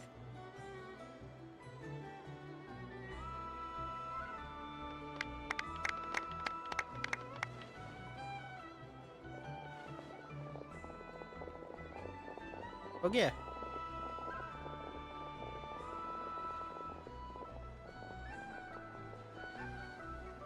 Looks like we'll have more opportunities to travel in the future. I'm sure you'll cope, Lady Moonchanter, given how fleet of foot you are. Unfortunately, I suspect I'll be too busy at the curatorium to act as your host. We have a busy schedule, not to mention an international network of contacts to manage. That'll be all right. I'll just check your schedule with Yehoda well in advance.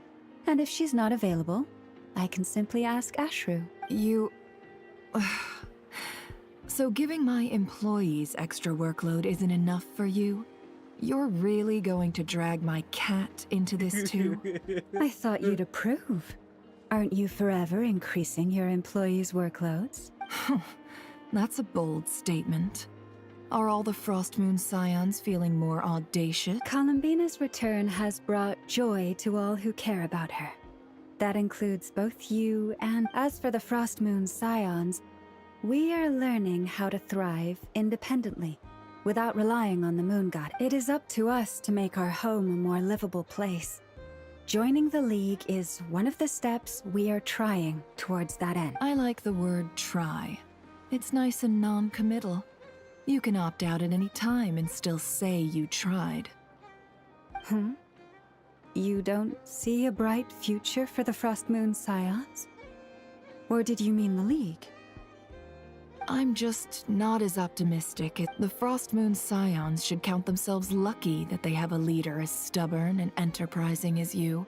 But Nod Cry's a big place, with all kinds of people.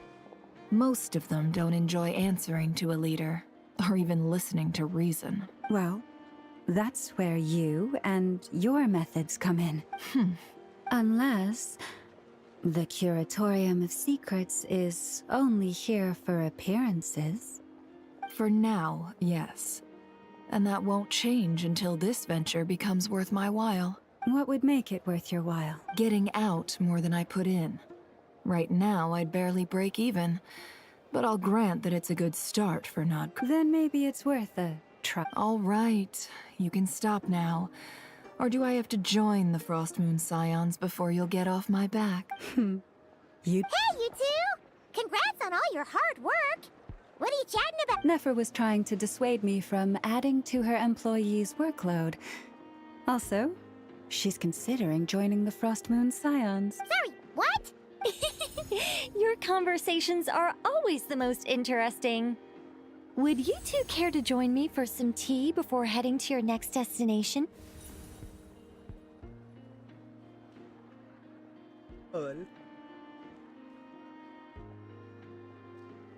Nicole? Wait, where are you? Aren't you gonna show up today? Sadly not. I'm otherwise occupied right now. I'm sorry, Paimon. I can hear how disappointed you are. If it's any consolation, let me say that how things appear on the surface is a far cry from what they are at their core. Perhaps you'll feel better if you focus on the fact you have a special line of communication with the great mage herself. Okay? Has something happened? No, or not yet. Well, that's not ominous at all. Watching out for? Not for the time being. Just think of this as a general check-in to make sure this communication system is still running smoothly. Besides, it's good to chat once in a while if we want to maintain our friendship. You could have just said so. Haven't got all worked up for nothing still. The best friendships are built through face-to-face interaction, you know. It's never gonna stop being weird having tea with you when you're not there, and... All right, fair point. I'll bear that in mind for next time. If I ask you. Yeah. Any update on that crisis at the world's border? Alice just informed me that they had their work cut out for them. And now everyone's thoroughly exhausted. But they did finally get things back under control. Still, we can't let our guard down yet. The disruption caused by this disaster has made Teyvat easier to detect from the outside universe. She plans to wait for things to stabilize, then reschedule her Mondstadt vacation plans. As for me, I agree with Hat Guy's perspective. This is a time when many new variables are emerging, and the situation is changing constantly. Plus, most of this change is for the worse. We have to remain vigilant and ensure that the embers of chaos are not rekindled. I did notice that the energy in Nodcry changed somewhat after the War of Funerary Flame, but since it was still aligned with the Light Realm, I never gave it a second thought.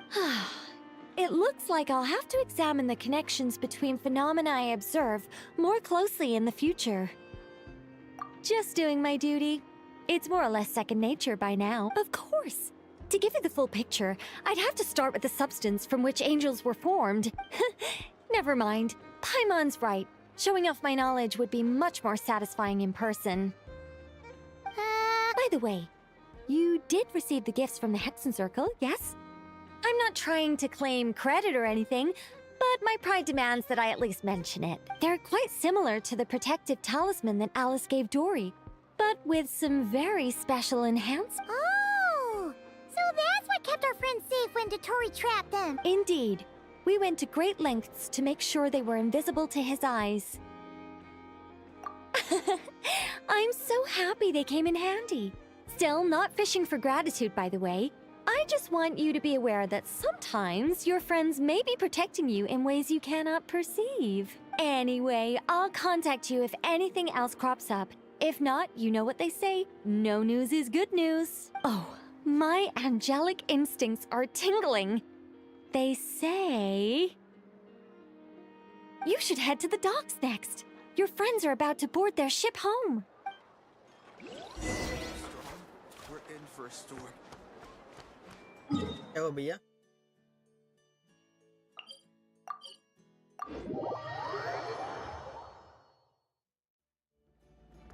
कितने आओ ना? जा रहा हूँ खत्म करके पड़ा हाँ? आधा घंटे बाद जाऊँगा बस You're here. You're here too, Hat Guy. Are you heading back together? No. I'm bound for Sumeru, and she for Fontaine. We just happen to... Everything seems fine. Sandrone may have an abominable temper, but she's always been very responsible with important calculations, and things entrusted to her by valued friends. You always speak as if you know us inside out, Mr. Hat Guy. Maybe I'm just a good judge of character. I certainly hope that's all there is. Regardless, you have been a significant help in this matter. For that, you have my gratitude.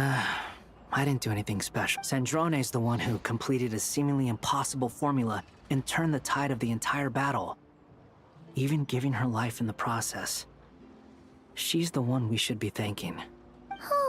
Even we were unaware that Sandrone had hidden the real formula inside Polonia's body. She managed to fool Dottore into thinking the formula was running in her system by installing an identical-looking decoy within her. She probably realized that she didn't have the strength to stop Dottore. But this way, she could at least get him to lower his guard. She always worked like that. Always had a... Well, that's why I'm traveling to Fontaine. She made a request of me long ago, and the time has come to fulfill it. Think of it as her will. She said that should she ever fail in a mission, she'd like me to deliver her core and Polonia's to the Fontaine research. She also mentioned that she had made arrangements for people there to set her affairs in order. Some of her personal effects, such as her notes, were left to me. I've decided to take them back to the House of the Hearth. For safekeeping, primarily, but also as mementos. However, there is one book among them that I'd like to leave in your care. I'll have someone deliver it to your residence at the flagship at a later date. No, I was specifically warned not to tell her. This is her last wish, and I will abide by it. Also some kind of backup plan? I can only hope so, but none of us here can know for certain. I bade farewell to Columbina earlier today. As promised, she turned the iridescent moon's marrow over to me. She spent a long time with Sandrone's body, saying her goodbye. Oh, is she all right? Sandrone's passing has left a great wound in all of our hearts. It will take time to heal, but Columbina surprised me. She offered me some words of comfort before I departed. Despite being grief-stricken herself, she showed an awareness of the feelings of others around her. She never used to act like this. Clearly, she has grown. And I suspect that we have you to thank for much of the change we are seeing in her. It was a group effort by all of her friends. After these recent events, the Tsaritsa has revoked the Pale Star Edict. Snezhnaya now realizes that the arrest warrant for Columbina was just a ploy by Dottore, who coveted her power. I shall return to Nodcry to see her as soon as I find the time. I hope that from now on, she too will explore more of the world. Columbina Hyposelenia's journey is only beginning. My ship is Traveler. Paimon, we shall meet again. You too, Hat Guy. What are you still bumming around for? Isn't Columbina... I thought today was the day you'd agreed with her to go find out the truth about your sibling. You're afraid you won't like the truth when you see it. Well, this is new. I was starting to think that nothing could scare you. Don't say that! Wouldn't you be a viewer in this situation? Fair point. But I'd say I have more experience facing up to unpleasant truths than the Traveler. They say blood's thicker than water. I know how much you need your family back. More than you need any of your friends. And I'm sure that all your real friends understand that too. No matter what the truth turns out to be, they will stick by you and support you, whatever decision you make. Finding the truth is important. But more important still is what you choose to do once you've found it. At least, that's the life lesson I've learned from my experience grappling with the truth. What? Now that Dottoro's dead and gone? A little, I guess. But it hasn't solved Maybe I regret not getting to end his life with my own hands. Or maybe it's something else. But for whatever reason, I still feel like I have a chip on my shoulder. Either way, I'm going back to Sumeru. Lesser Lord Kusanali is gonna need help dealing with all the chaos Dottori left in his wake. Not just from this incident, but everything he did in the past, too. You should continue with your journey, as you've always done. Who knows? Maybe we'll meet again someplace else. So, what should we do now? If you want to explore a bit more to steady those nerves, after all, it hasn't been all that long since we were last apart, sure, but with Columbina there, I'm sure things will be just dandy. Ain't no biggie. Paimon might be all about that food and fun, but she knows how to do right by people. Paimon's sure you'd prefer to digest the news about your brother in peace.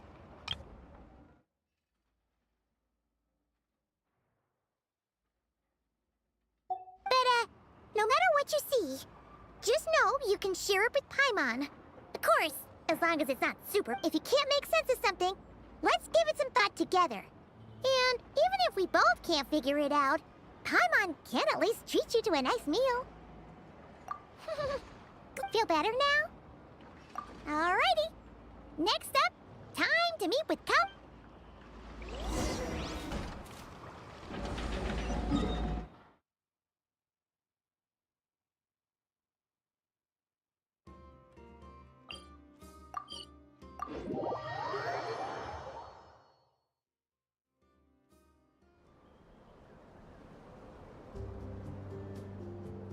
Columbina, we're here!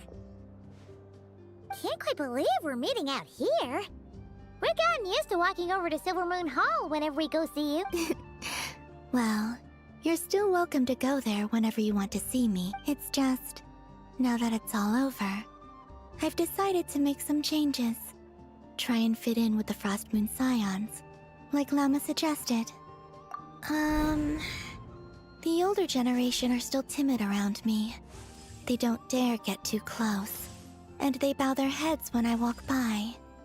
But things are much better with the children. I see more curiosity in their eyes. Hopefully, by the time the next Moon Prayer Night comes around, I can enjoy the festival with them as myself, without having to pretend that I'm only dressed up as the moon. You'll do fine, Columbina. Paimon's sure they'll realize you're super nice once they get to know you better. You really think so? When we first met, you thought I was a little up in the clouds. We were just starting out then, come on. I'm only teasing. I know that I have you to thank for pulling me back down to solid ground. It feels good to finally stand firm on the earth where I was born. Oh, that's great.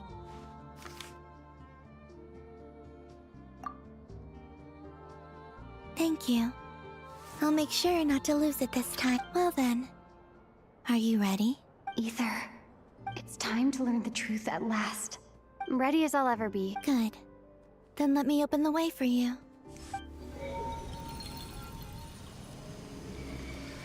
Where does this lead? To our shared destination. Huh? Do you remember me telling you about my missing prologue back when we just met? I said that my story began on the moon, but while I was inside the moon's reflection, I realized that my prologue was really hidden in the future. I just had yet to discover it at that point. The story of the time before I was born was in fact the story of my distant future. It's truly fascinating, but when I obtained the Trilunar Authority and returned to our present reality, I sensed something I hadn't expected. So you mean? Yes, your spaceship. All this time, it has been hidden on the Frost Moon, which lay beyond the sky. What? Why? Who could have done it? The great ruler of the firmament. Wait, them? Why would they do? I don't know. Perhaps your ship contains something that is incompatible with Tevat. Or something that cannot be known. Oh, did I pick a bad time to say this? I know it must have been hard to work up the courage to do. Maybe I should have waited until you were on the moon, with no chance to back out. That would have been kind of mean, you know. Oh? Whatever is hiding in that ship, it belongs to me and Ether. No one else has the right to decide whether I should or shouldn't know about it. Not even the Heavenly Principle. Very well. You two take care, alright? And don't forget to come back soon! Rest assured, Paimon. We will. Thinking about the story that we'll find hidden on the Yes. And hoping that it has a happy ending. Stories like that don't exist, You don't believe in happy ending? I don't believe in endings.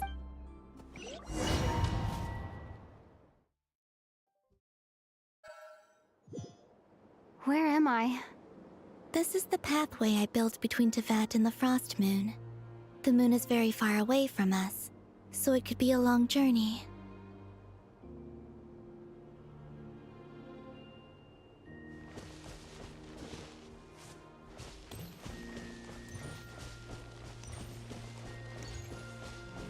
After I obtained the Trilunar Authority, I unwittingly saw past events from many of my friends' lives. One was Lauma. She was so young when they chose her to be the Moon Chanter. From then on, the Frost Moon Scions looked to her to bring messages from their goddess. But, for better or worse, I had left Hisi Island before she was ever born. It was not until much, much later that she met me. I think it's for the best. Because of the way things turned out, you had the opportunity to become friends. You're right. In that sense, I think we were both very lucky.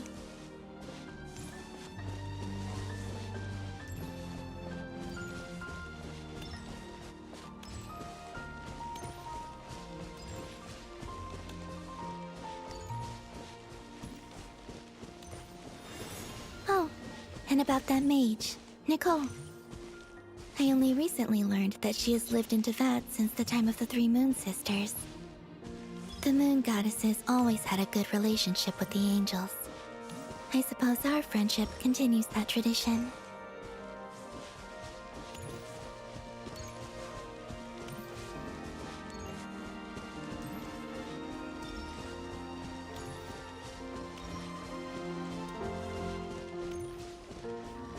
And then, there's Sandrone. I never knew that much about her, beyond the fact that she was created by someone called the Lord Artificer. She, too, suffered for a long time before joining the Fatui.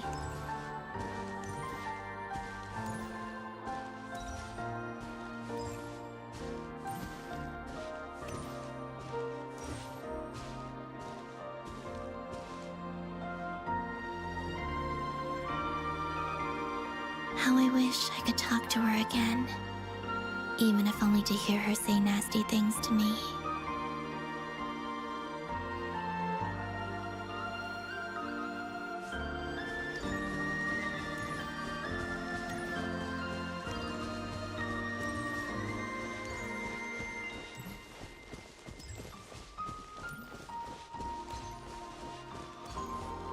Also, I saw your siblings' story. I'm afraid I didn't see much. It seems that he rarely came to the surface, where the moonlight shines. But I did notice that back when you first set out on your journey, he would often appear nearby, gazing at you from afar with a guilty look in his eyes. Ether... Let us speak no more of the past. I probably shouldn't reveal so much about my friends. It's not my place. Let the moonlight carry us forth. We are very close now.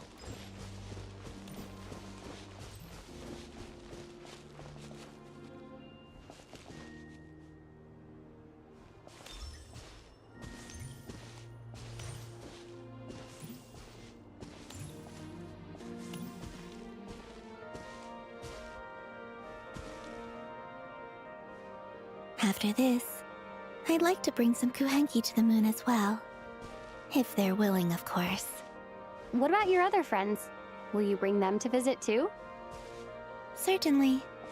But I'll need to tidy the place up first. This home hasn't received any guests in a long, long time.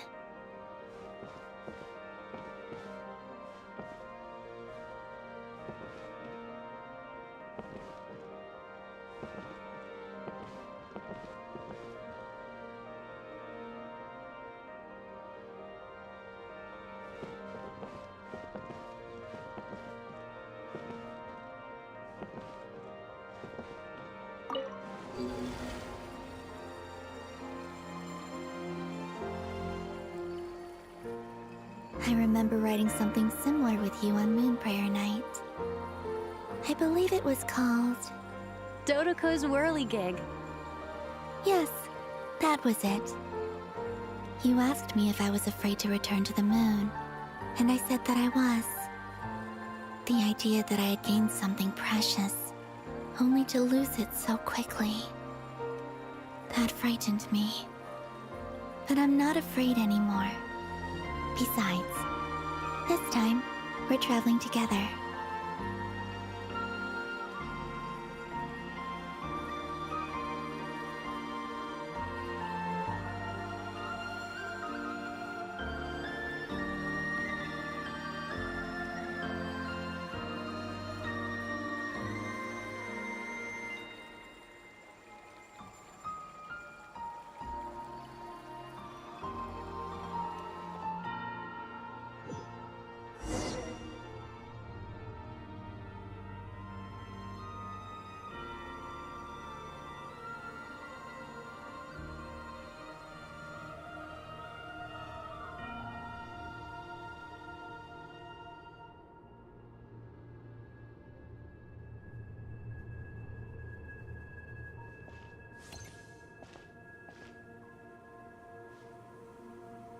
We're here.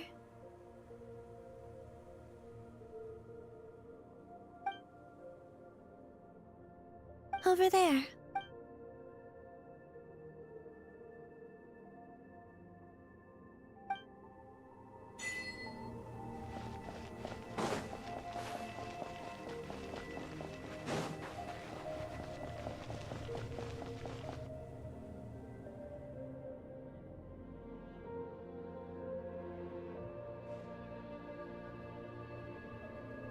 Our spaceship.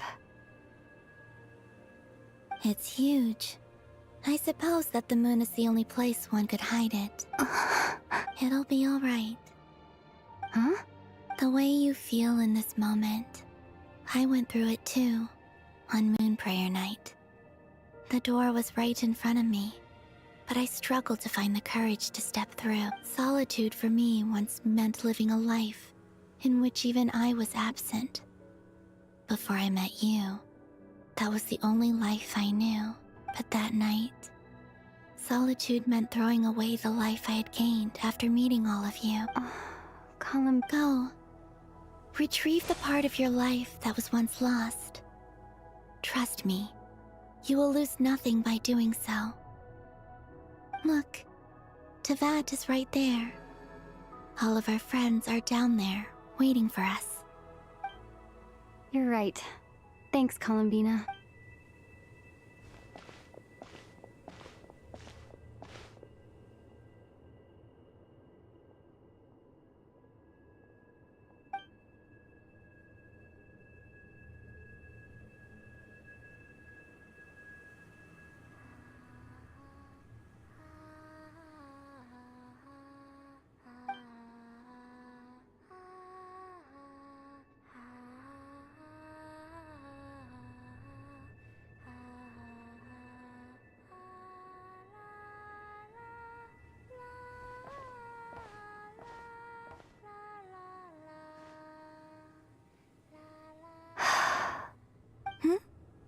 Finished? Yeah. Why did you take your eye mask off? Well, since my return, I've decided to take more opportunities to see the world with... Besides, I've always wondered how Tevat looks from the moon. And what do you think? It's beautiful. I could spend a whole day here just gazing at it. What about you? What do you think of the truth you found? I haven't looked at another person's expression in a long time, but I think yours is saying it was neither good. Keep this up, and it won't be long before you give Nefer a run for her money. Oh, I don't think that's going to happen. I'm much more used to sensing what's going on around me with Kuvaki. I think I'll save my eyes for seeing special moments I really want to remember. I read the spaceship's flight logs. I always assumed that this was my first time in Tevat. I thought that Ether and I must have been hibernating in space for centuries on end, but the logs show that our spaceship flew over the skies of Tevat once before. A long, long time ago. Flew over? So you didn't land? No. The ship barely came to a stop before flying on again. After that, it continued traveling through space for a long time. Some of the data is corrupted, but I suspect that it kept flying for thousands of years. It was only after that that the ship made a forced landing in Nodcry. When Ether found me, he came from outside the ship. Could this mean that he left the ship long before I did? Maybe even during our first pass over Tevat? Are you alright? Yes. I can feel that the truth is coming together, one small piece at a time. I remember Ether telling me that when he first arrived in Conria, he could not recall the past, so this might be something that even he doesn't know. Here, I made some space for you. Your mind must be racing, and this seems like the perfect place to relax and clear your head. Oh, wait, there's one more thing. What is it? Wait here a moment.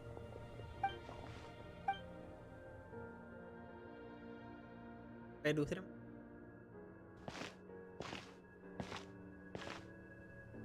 Hey, Columbina.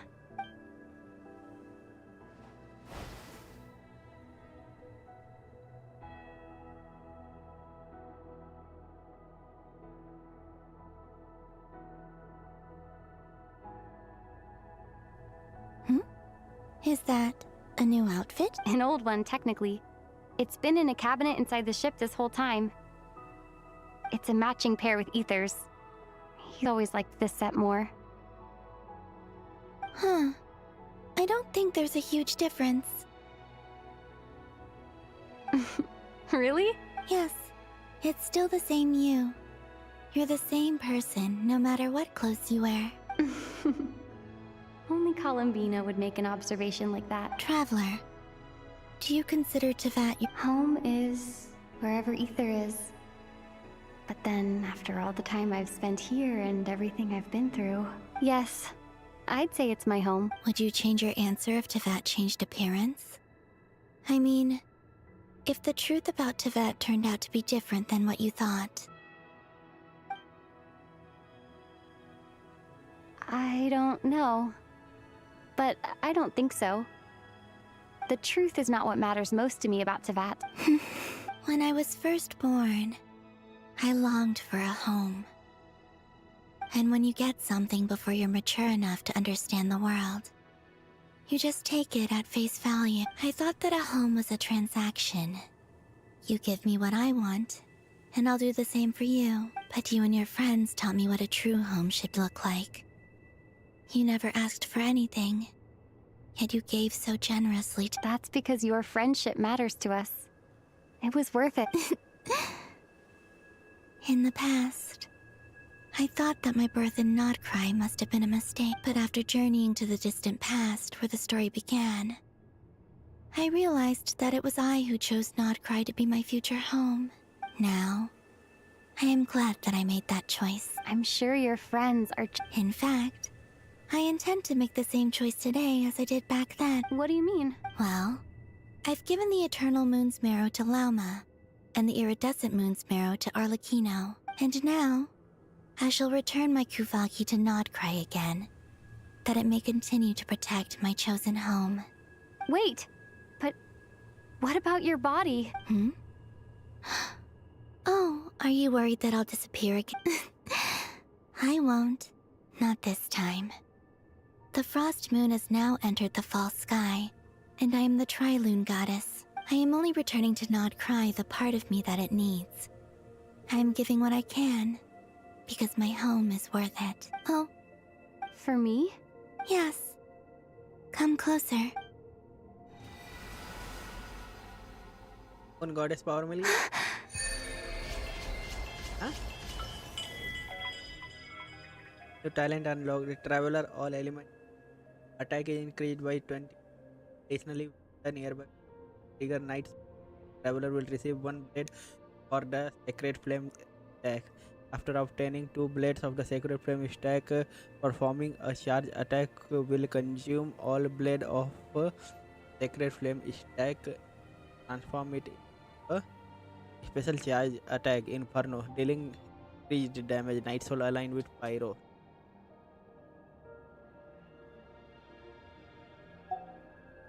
What was that? I lifted some of the restrictions this world placed on you. I trust this will help in your future adventures. My power. It feels like it's grown. I can use the elements more freely now. Thank you. This will be a great help. You're welcome. I see you as family, and after everything you've done for me, In fact, no. It's not because I owe you. It's because you're worth it. Here. This flower.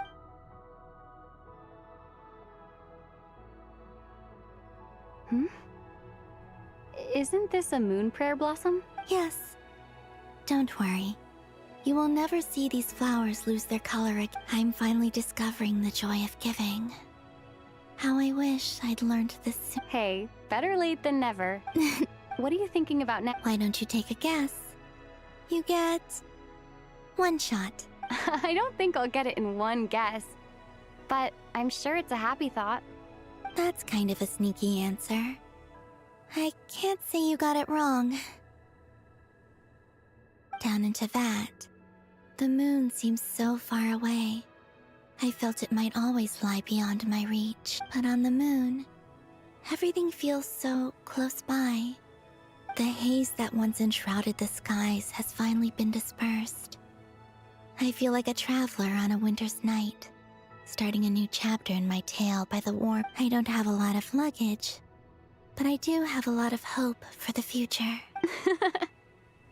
Well, what's next? Next, to start with, I want to stay here just a little long. After that, let's return home and continue our journey.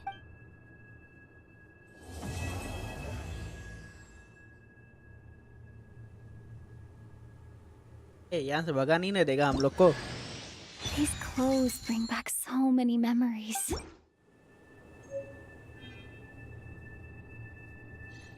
भी और कुछ भी बाकी है क्या? The journey goes on. For you, like I said, this is not the end. I don't... Oh, is that your neck?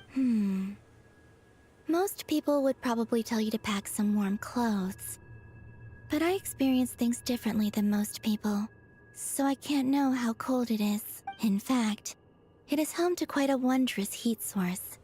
I think they call it Kreshnik's torch. Every city in Snezhnaya is built around one of them. I sensed the energy it gave off as I was passing by on a railway train. It felt grand and distant. I also recommend the Korolievsky troupe in Snezhnograd. They give performances quite regularly, and entry was free for harbingers. I liked them a lot. Ice cold and sharp. Crystal clear in some ways, yet profoundly unfathomable in others. Like the thick layer of... That's just the impression that Tsaritsa gives me. I was never able to glimpse what truly lies beneath that icy exterior. In fact, I don't think the people of Snezhnaya even know what kind of power their god wields. Maybe that's because the Tsaritsa herself has never acknowledged, nor accepted that power. There's Regrator, The rooster and, between them, they control a lot of what happens in Snezhnaya. But I can never wrap my head around how exactly power is split between them. I just know they are each responsible for many specific domains. I noticed that the rooster and Regrator often appear to get along on the surface, while working against each other in secret. And theirs is not a friendly rival, but I wasn't particularly interested, so I tended to keep my distance. Now that I think about it, the term Mistelton often seemed to come up in connection with Project Stuja. Once things settle down in Notcry, I'd like to explore the world beyond Snezhnaya. You've told me so many stories about the other places you've been to, and all the friends you've made there. I'm curious to visit those nations and see them for myself. It would also help me learn more about the journey that has made you into the person you are today. Okay. As you continue on your journey, don't forget to gaze up at the moon once in a while. It is, after all, no longer an illusion. It shall cast down its true moonlight, connecting us in truth.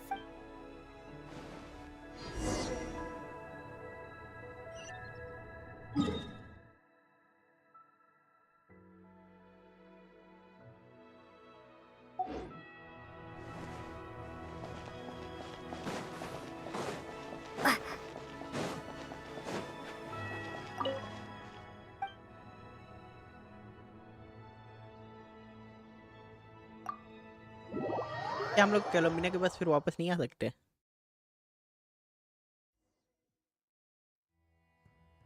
क्या कहते हैं हम लोग To Jean, acting Grand Master of the Knights of Favonius. This preamble is such a pain to write. It's probably high time we got rid of this acting business.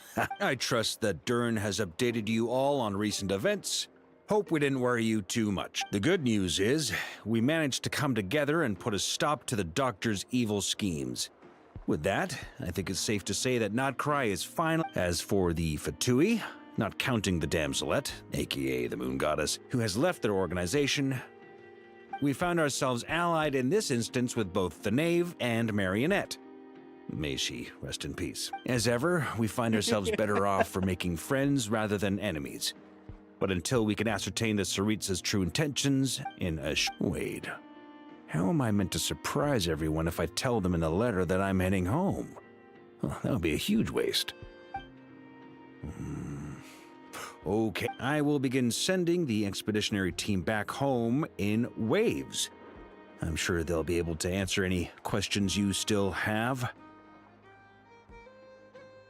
I hope they won't gloss over the details of my many heroic deeds.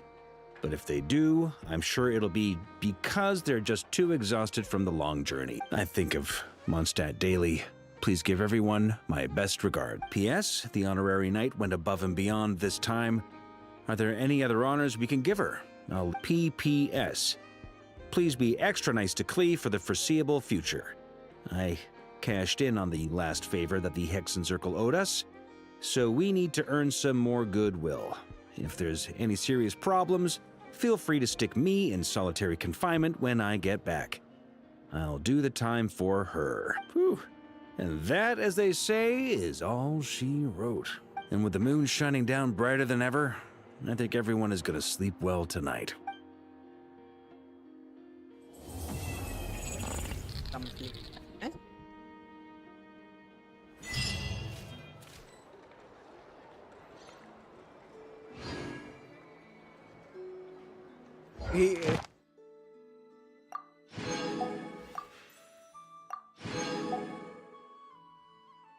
करना बाकी character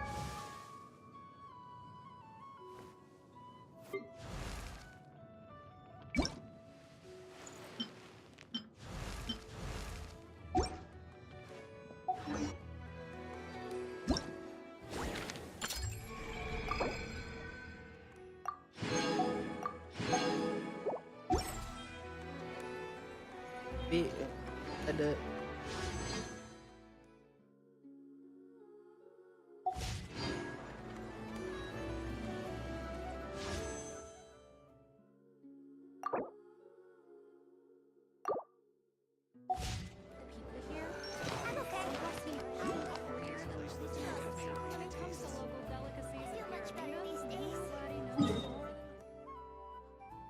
अरे हाँ, निकल जाए तो dust का dust आप लोग भी तो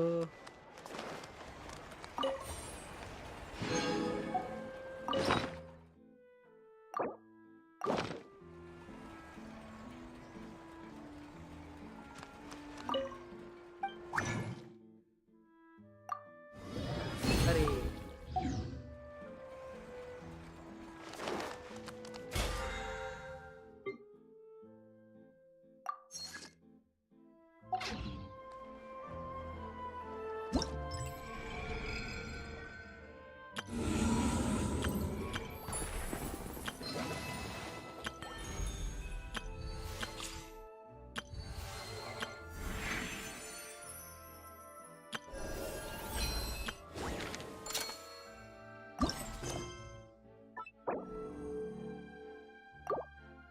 Something on your mind again? Yes, we're in together.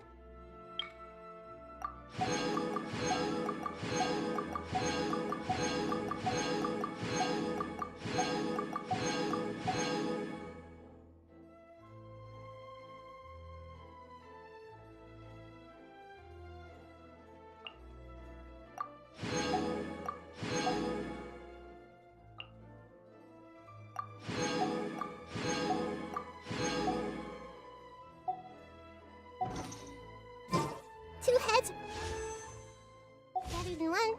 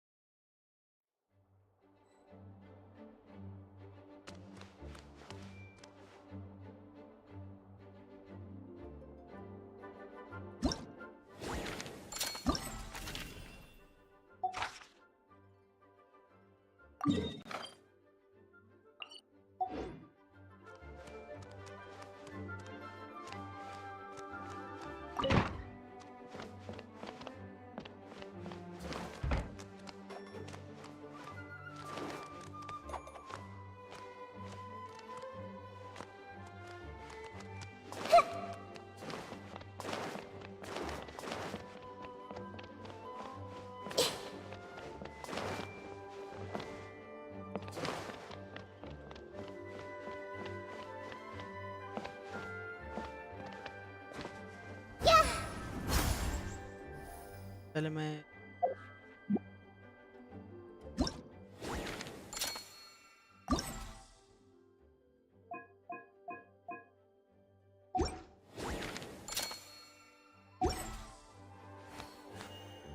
से ना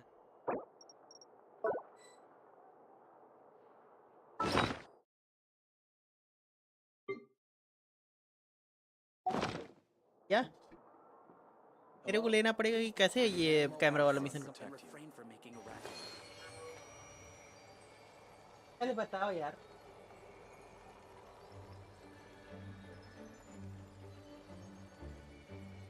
है कहाँ नोएल? हाँ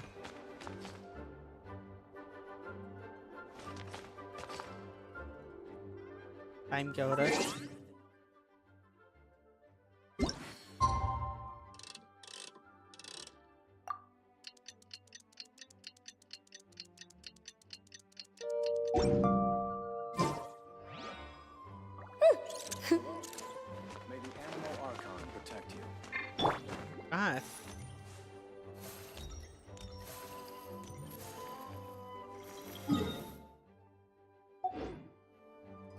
के पास।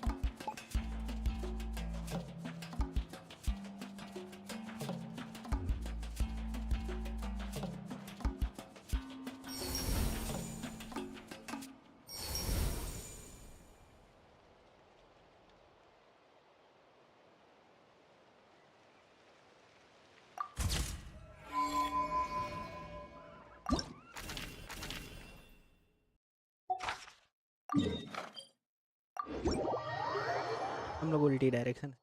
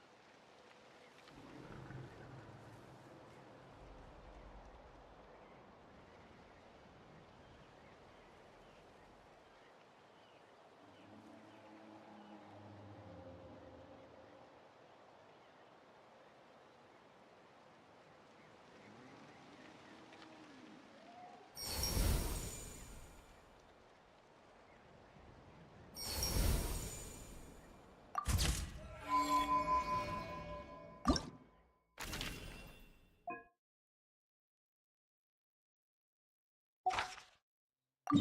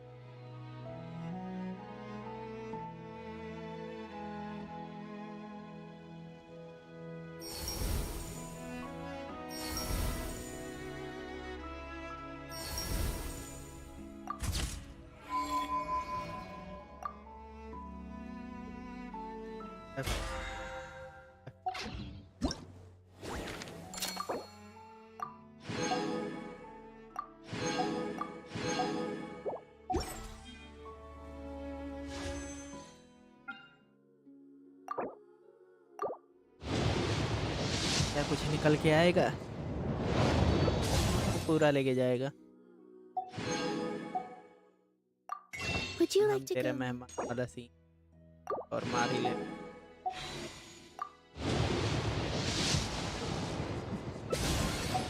क्या उम्मीद कर रहा था मैं।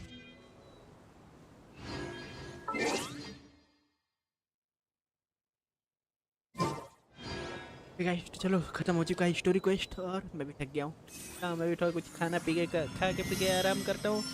मिलते हैं अगले स्ट्रीम में। तब तक के लिए till and tata bye guys.